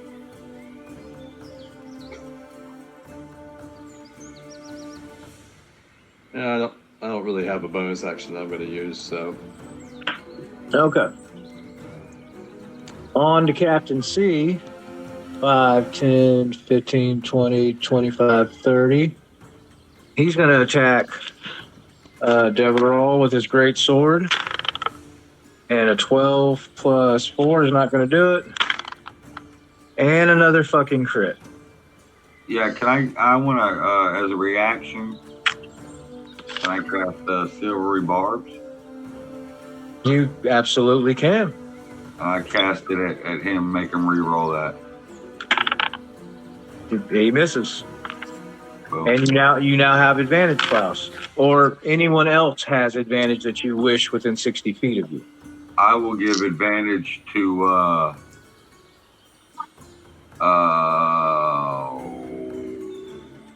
Emerus. Okay. Okay. No, Deborah, I'm gonna give it to you, Deborah, because you're right there with him. I was thinking Emerus because he's gonna go before me and Raziel again. So. Okay. But you're going before him, so you get advantage. As my action, I'm going to Mind Sliver Snarlax.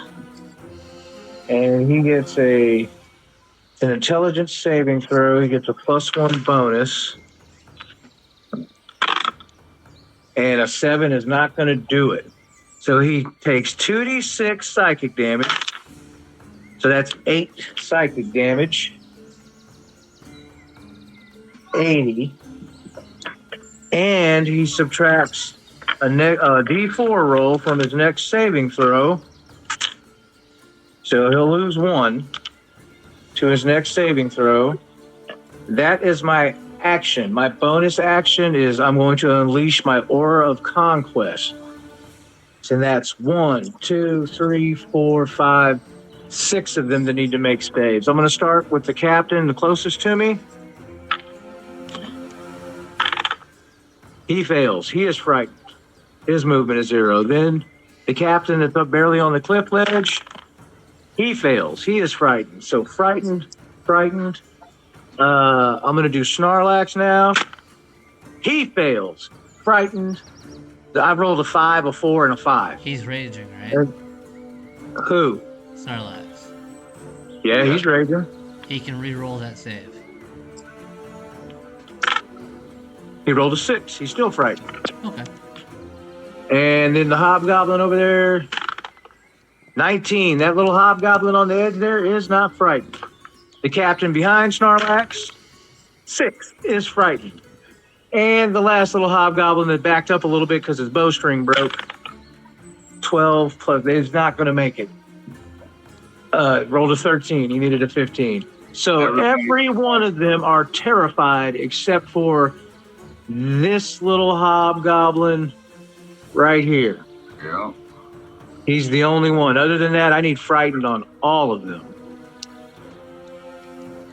That is my action and my bonus action.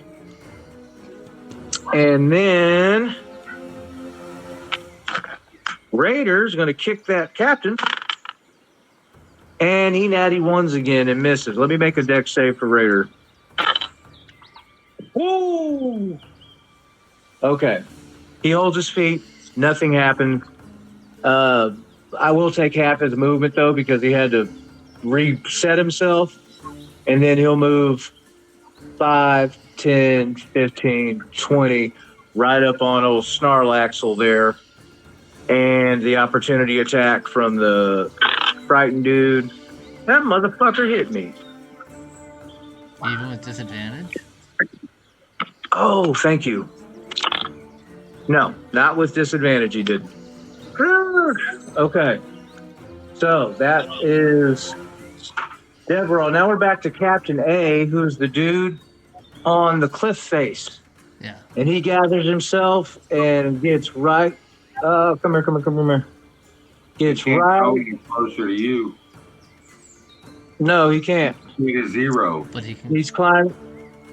No, I got to be within 10 feet of him to have a 0 speed. Oh. He just can't move closer to me. He uses all of his movement to gain access to the cliff ledge right there. So that's Captain A. We're back to the top of the round. Oh, here goes the bugbear with disadvantage. Thank God.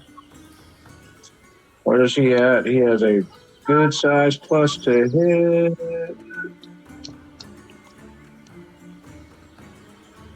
All right. Come on, disadvantage, kick in. That misses. One attack misses with this big ass warhammer. 15 for that. 21, nope. And they both missed. He swings twice. Disadvantage kept him from smashing me twice. He would have hit me both times. Ooh. That's Snorlax. His bonus action is he reaches back to his cape and pulls a piece of cloth off it and throws it on the ground. I need a giant snake. Right here.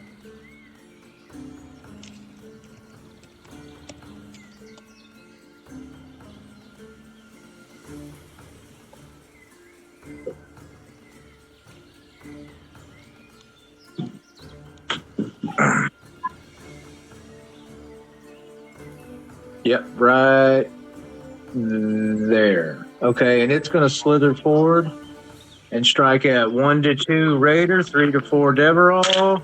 It's going to strike at Raider. And a 17, what's the little plus to hit? 18, he's going to hit Raider. So 1d4 plus 4 and 3d6 plus. Holy shit. Yeah. So 7. He doesn't get a save against the poison? Yeah, I do. To not be poisoned. 7 plus 11, that's 18, 19, 20, 21. Raider takes 21 points of damage and has to make a Constitution saving throw, which he passes. Okay. He's not poisoned, but the damage hit. So that's it for Snorlax. Hobgoblin Warrior. That's this one over here who's not scared. I guess he's going to take an arrow shot at Deverall, who's right there across from him. He misses. Second Hobgoblin Warrior is going to move 5, 10, 15, 20, 25 and flank Deverall, so he hits with advantage. That's going to miss. That's going to miss. Wait, he's frightened. He can't move closer to Deverall.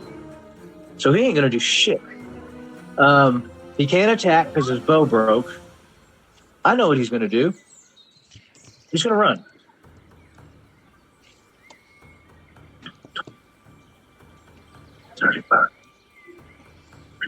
Full dash style. How did I do that? Well, if somebody could be so kind to attach that back onto him. Let's see. He was right here. 5, 10, 15, 20, 25, 30, 35, 40, 45, 50, 55. Yeah, he's right where he's at. Thank you. That's his turn. So that's both Hobgoblin Warriors. Captain B. Let's see. 1 to 2, Razel. 3 to 4, Klaus in the wagon.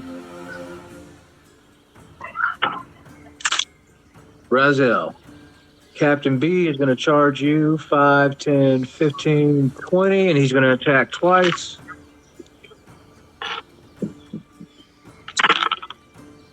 Four is not going to do it, and neither is a 3. He misses Razel twice. Hobgoblin Warrior, these are the archers.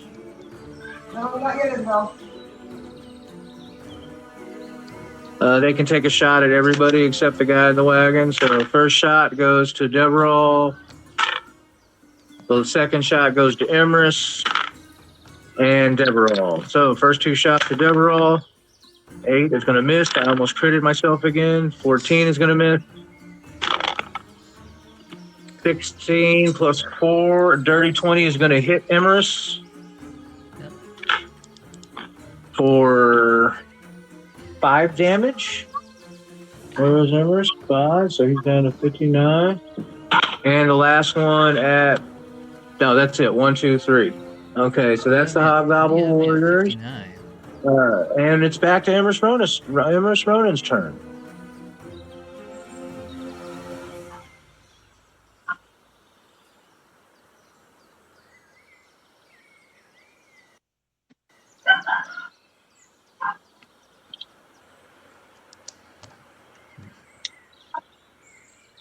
Emrys?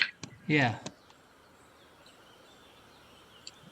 Did I miss getting hit somewhere? Because I have myself at 66.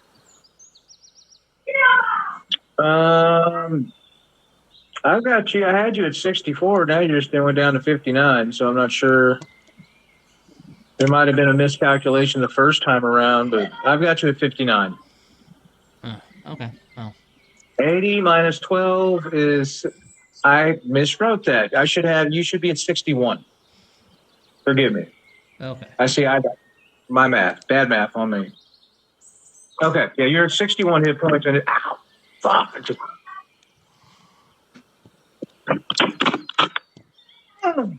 Okay. Well, I'm in range, so I'm gonna go ahead and stone coffin the barbarian there. Okay, go ahead and give us the stone coffin breakdown again for viewers at home and us here. So we're learning it as we go. Stone coffin. You cause a surge of stone to attempt to engulf a large or smaller creature in stone. Target must make a dex saving throw. On a failure, they become restrained and blinded in the stone coffin. Okay. He gets advantage on dexterity saving throws. He's in a rage. What's the DC? 15. He fails. Sweet. He is blind and restrained. And protected. Yep. Yeah. And in a coffin. Of stone. Okay. Yeah. Bonus action. No,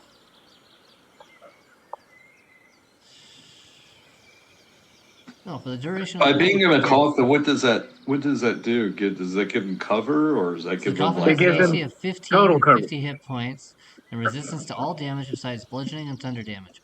When the spell ends, if the coffin is reduced to 0 hit points, it crumbles to fragments and the creature within is no longer restrained or blinded. For the duration of the spell, I can use my bonus action to attempt to crush the creature encased in the coffin, dealing 1d10 bludgeoning damage. So for my bonus action, I will go ahead and suffocate him a little bit. Do you have, once he's in that coffin, do you have to roll to hit him, or it just takes your bonus action to give that damage? Just takes a bonus action to give that damage. Okay, go ahead and roll damage. He takes 8 damage. Action, bonus action. Thank you. Any movement, Mr. Emrys? I already moved, so I'm done. Okay. Klaus. Oh yeah, for the Klaus's turn for It's what really we're gonna cool do is that right now. drops him out of rage because he can't attack. I'm gonna throw. Do I got advantage on the attack because I'm hiding, and he didn't see me do as he was climbing up the cliff? This one here.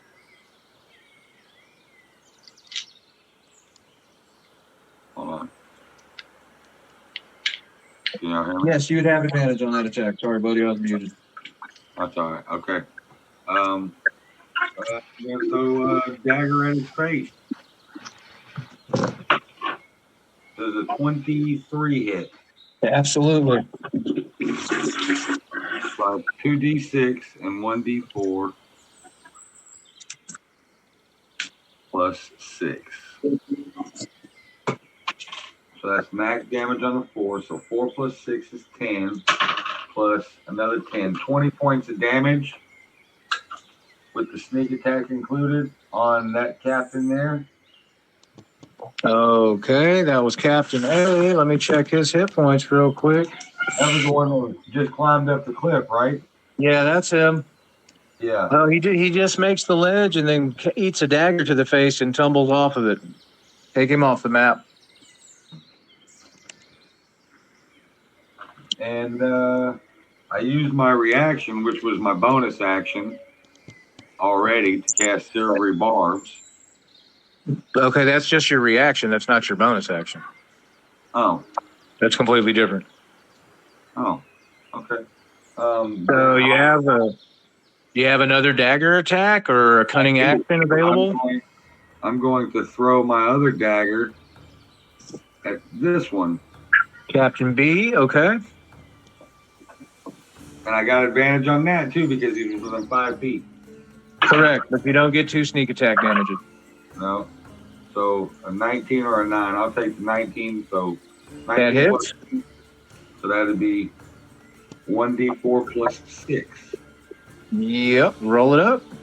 I just dropped my other fucking d4 in this shit. I can't find it. 3. So 9 points of dagger damage. A 3 on the Okay. dot. Thank you, sir. And that is the Klaus.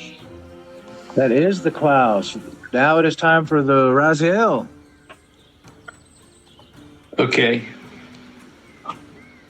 I'm going to take a sharpshooter shot at Captain B, or the captain that's right next to me. Okay.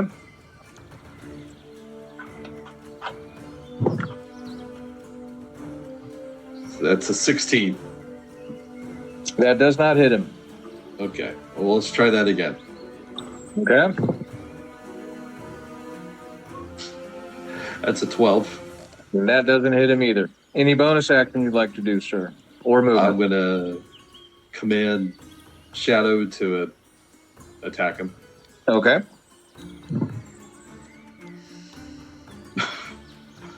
11. Jesus. Yeah, so any movement you would like to take, Roselle? Not while that guy's there. Maybe ditch that dice in the river right there? I don't know. The middle dice.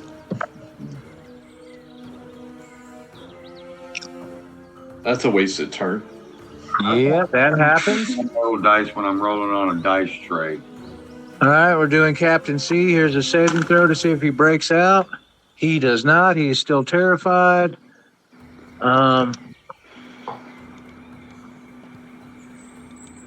He sees Snarlax is in a big stone coffin. He doesn't understand that. He can't get any closer to Deverall at all. So 5, 10, 15, 20, 25, 30. He's just going to fall back to kind of see what happens if Mighty Snarlax breaks free of this coffin or what's going on there. The dude's stoned. So that's Captain C. Oh, you tried to run? 5, 10, 15, 20, 25, 30, 35, 40. Raiders, let me give an opportunity attack to the snake. He missed. Raider's going to take his first attack. And he's frightened. Do I have advantage against him because he's frightened? Or is it just disadvantage against I think me? it's just disadvantage against you. Okay, Raider misses. But Deverall is going to attack. And a 12 plus 8 is a dirty 20. That's one hit. This is why you need the mountain combat. 18 plus 8 is 27. That's another hit. I haven't used any of these, so I'm going to go ahead and smite his ass twice. First level, so that's 1, 2. Where's my other D8? First hit is 10 plus 7 plus, or that's a D10, dipshit. Okay. 3 plus 4 plus 7. That's 14 plus 7, 21. And then 15 plus 7 is 22. So that's a total of 42. He's dead. And my pen's dying too. Oh no. Oh shit.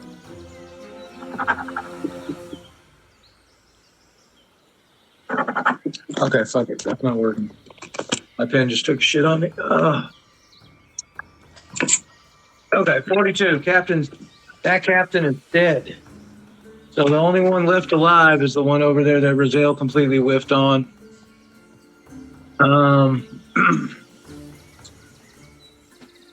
Top of the round. Top of the round goes back to Snarlax. Now, can he attempt to break out of this coffin, John, or what? Yeah, he has 50 hit points and an AC of 15, and because he's restrained and blinded, he makes all his attacks at disadvantage. So, Well, he's got a big old warhammer, so here we go. He's got a +6 to hit, so only needs a 9 or higher to hit. That's one hit. And how much damage does this thing take? 50 It's points. got resistance to bludgeoning and thunder damage. Oh, It's got sorry. resistance to bludgeoning. Resistance to all damage except bludgeoning and thunder. Sorry, my bad. Oh, okay.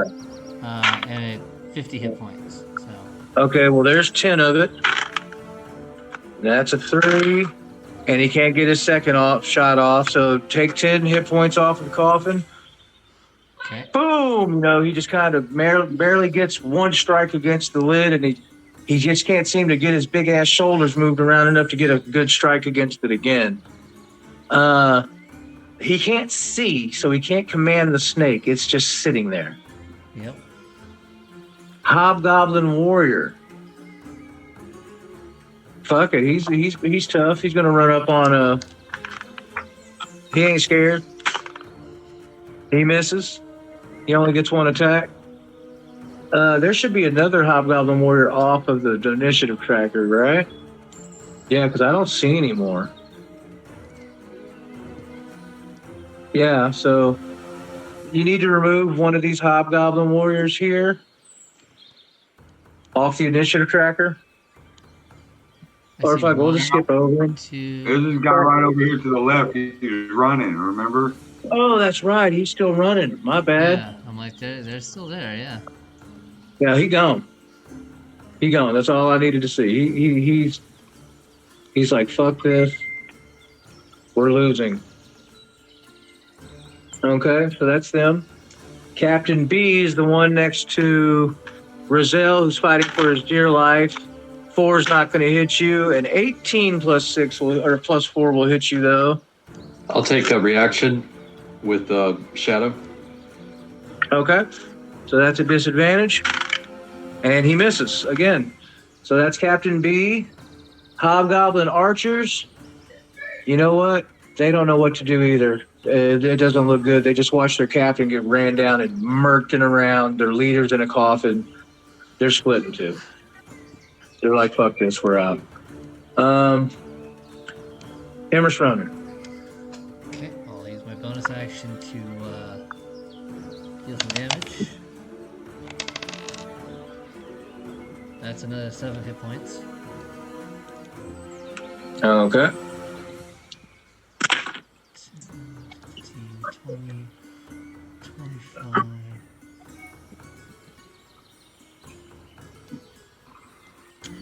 As I run by this guy.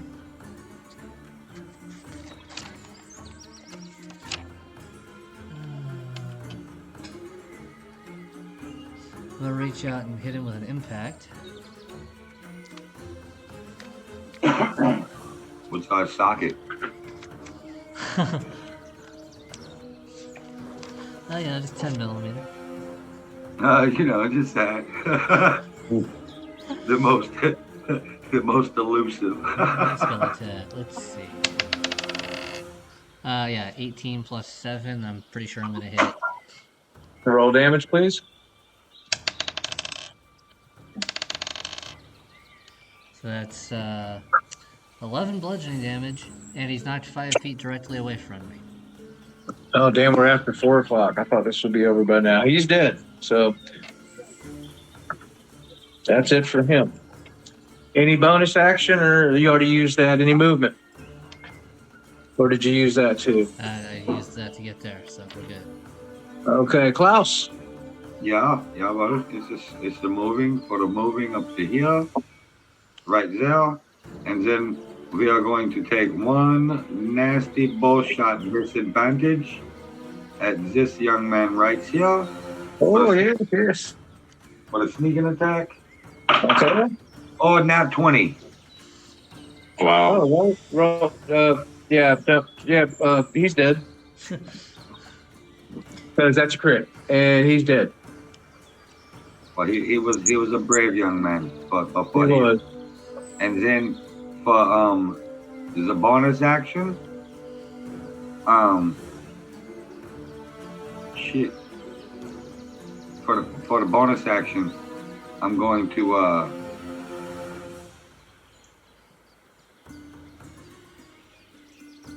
hide. All right.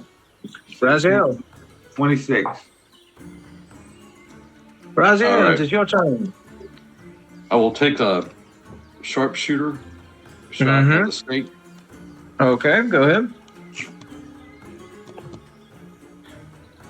That's a dirty 20. Okay. What's your plus to damage with sharpshooter? 10 Plus 5, right? plus 6. Okay. Well, don't even roll. You blow the little snake off of the giant snake away from the coffin. It just kind of rolls over in the dust and then dissipates into nothing. He's gone. Okay.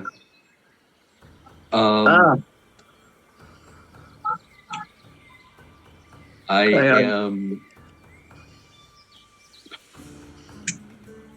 gonna ride over. Yippee-ki-yay. To here, so that's like 1, 2, 3, 4, 5. So that's like 30 feet. Across the bridge.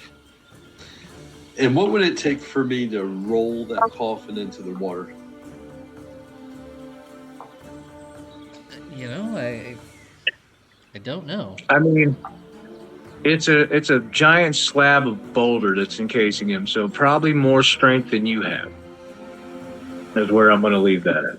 Let's see what Shadow has.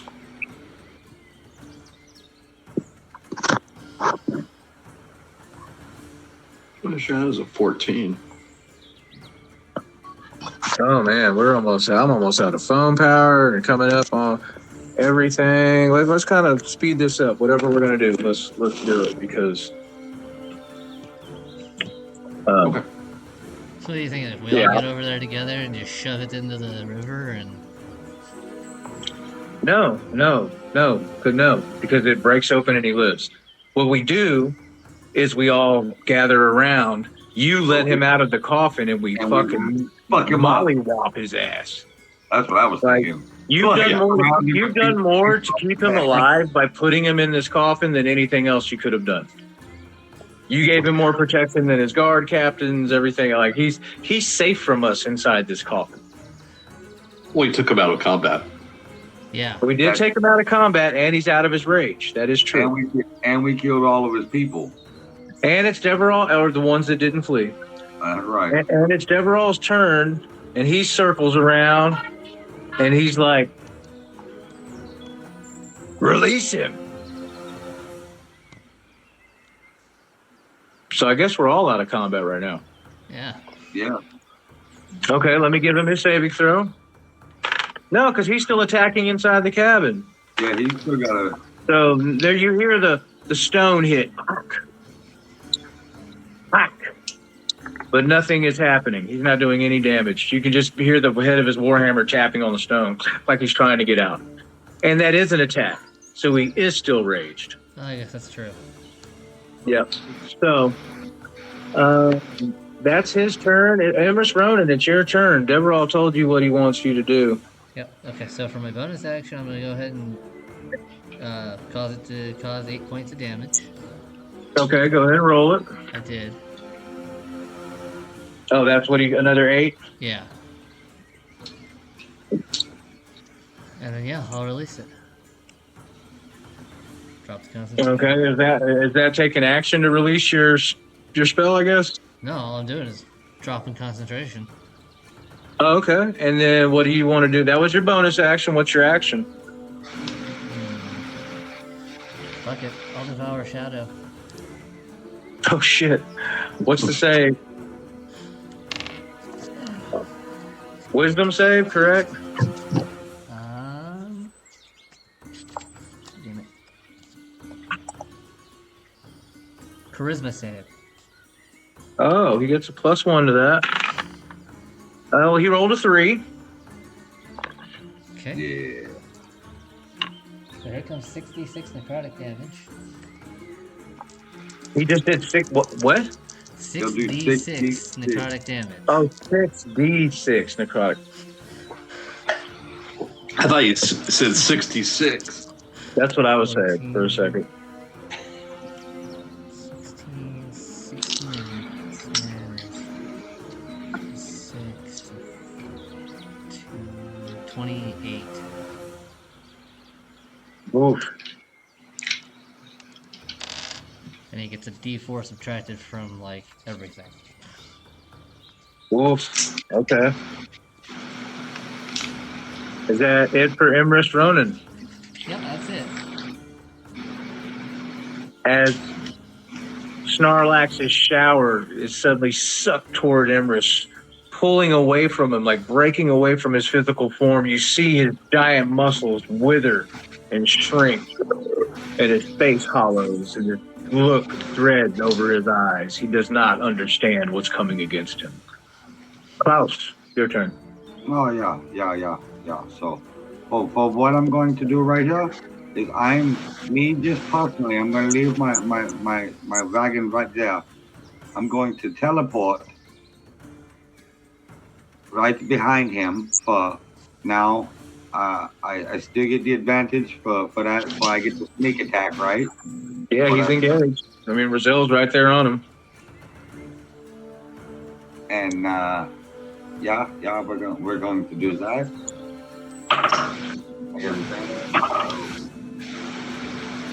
19 hit. It does.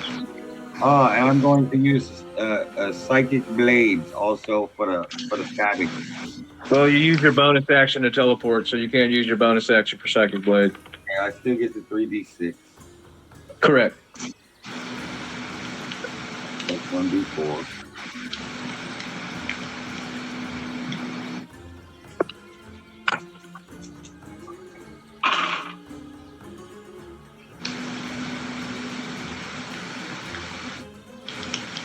$11 points. Total? 11, yep. Okay. Anything else?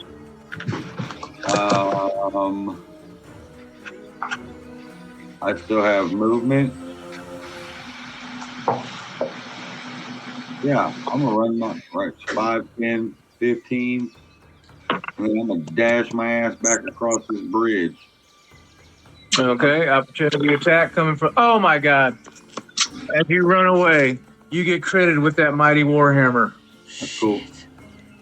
So that's Wait, hold on. I have Oh no, never mind.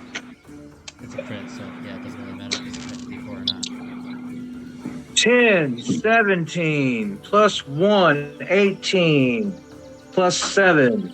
You take 25 bludgeoning damage as you flee past him. Cool. I'll do that. I haven't been touched all game. Yeah, you took a wallop. Wow, he hit you hard. yeah, he was quite blunt. He was quite blunt about that. So, like, even though he's like withered and shrunken and beaten and confused, he's just freaking. Wait a minute. No, that's a reaction. So he can't use his zealot strike either. That's on his attack, which I don't know if he's going to get to or not.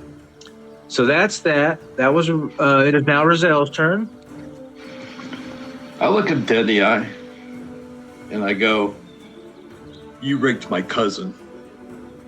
And I cast as my bonus action, Branding Smite. Okay.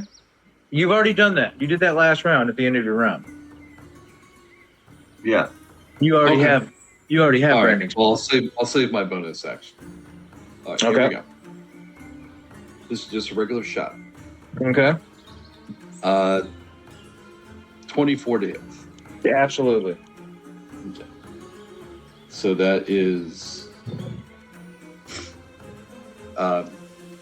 8 points of piercing Okay. and 6 points of branding smite. Okay. You shoot, and this red hot bullet rips through his chest, and you can see the wound smoking. And he's staggering, barely standing on his feet. Okay. Second shot. You've got to be kidding me. That's 11. That's not going to hit. Bonus action. Shadow. Sick. 18. That hits. Roll damage. Attack offense. So what is it? It is 9 1d8 plus.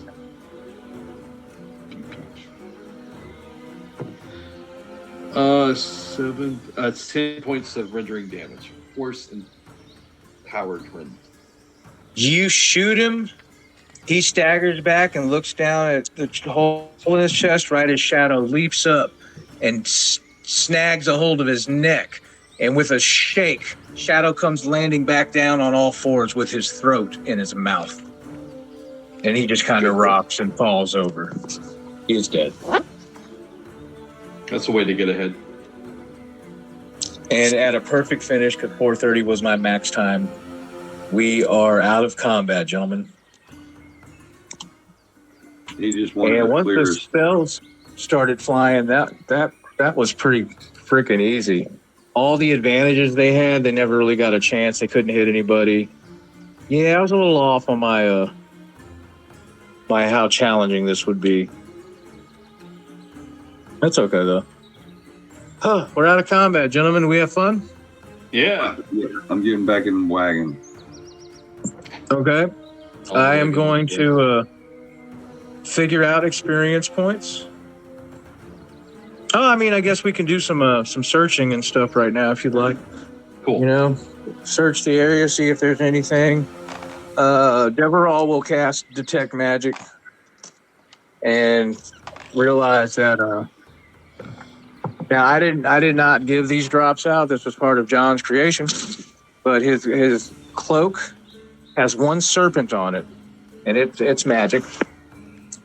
His gauntlets that he's wearing are also showing his magic and his boots.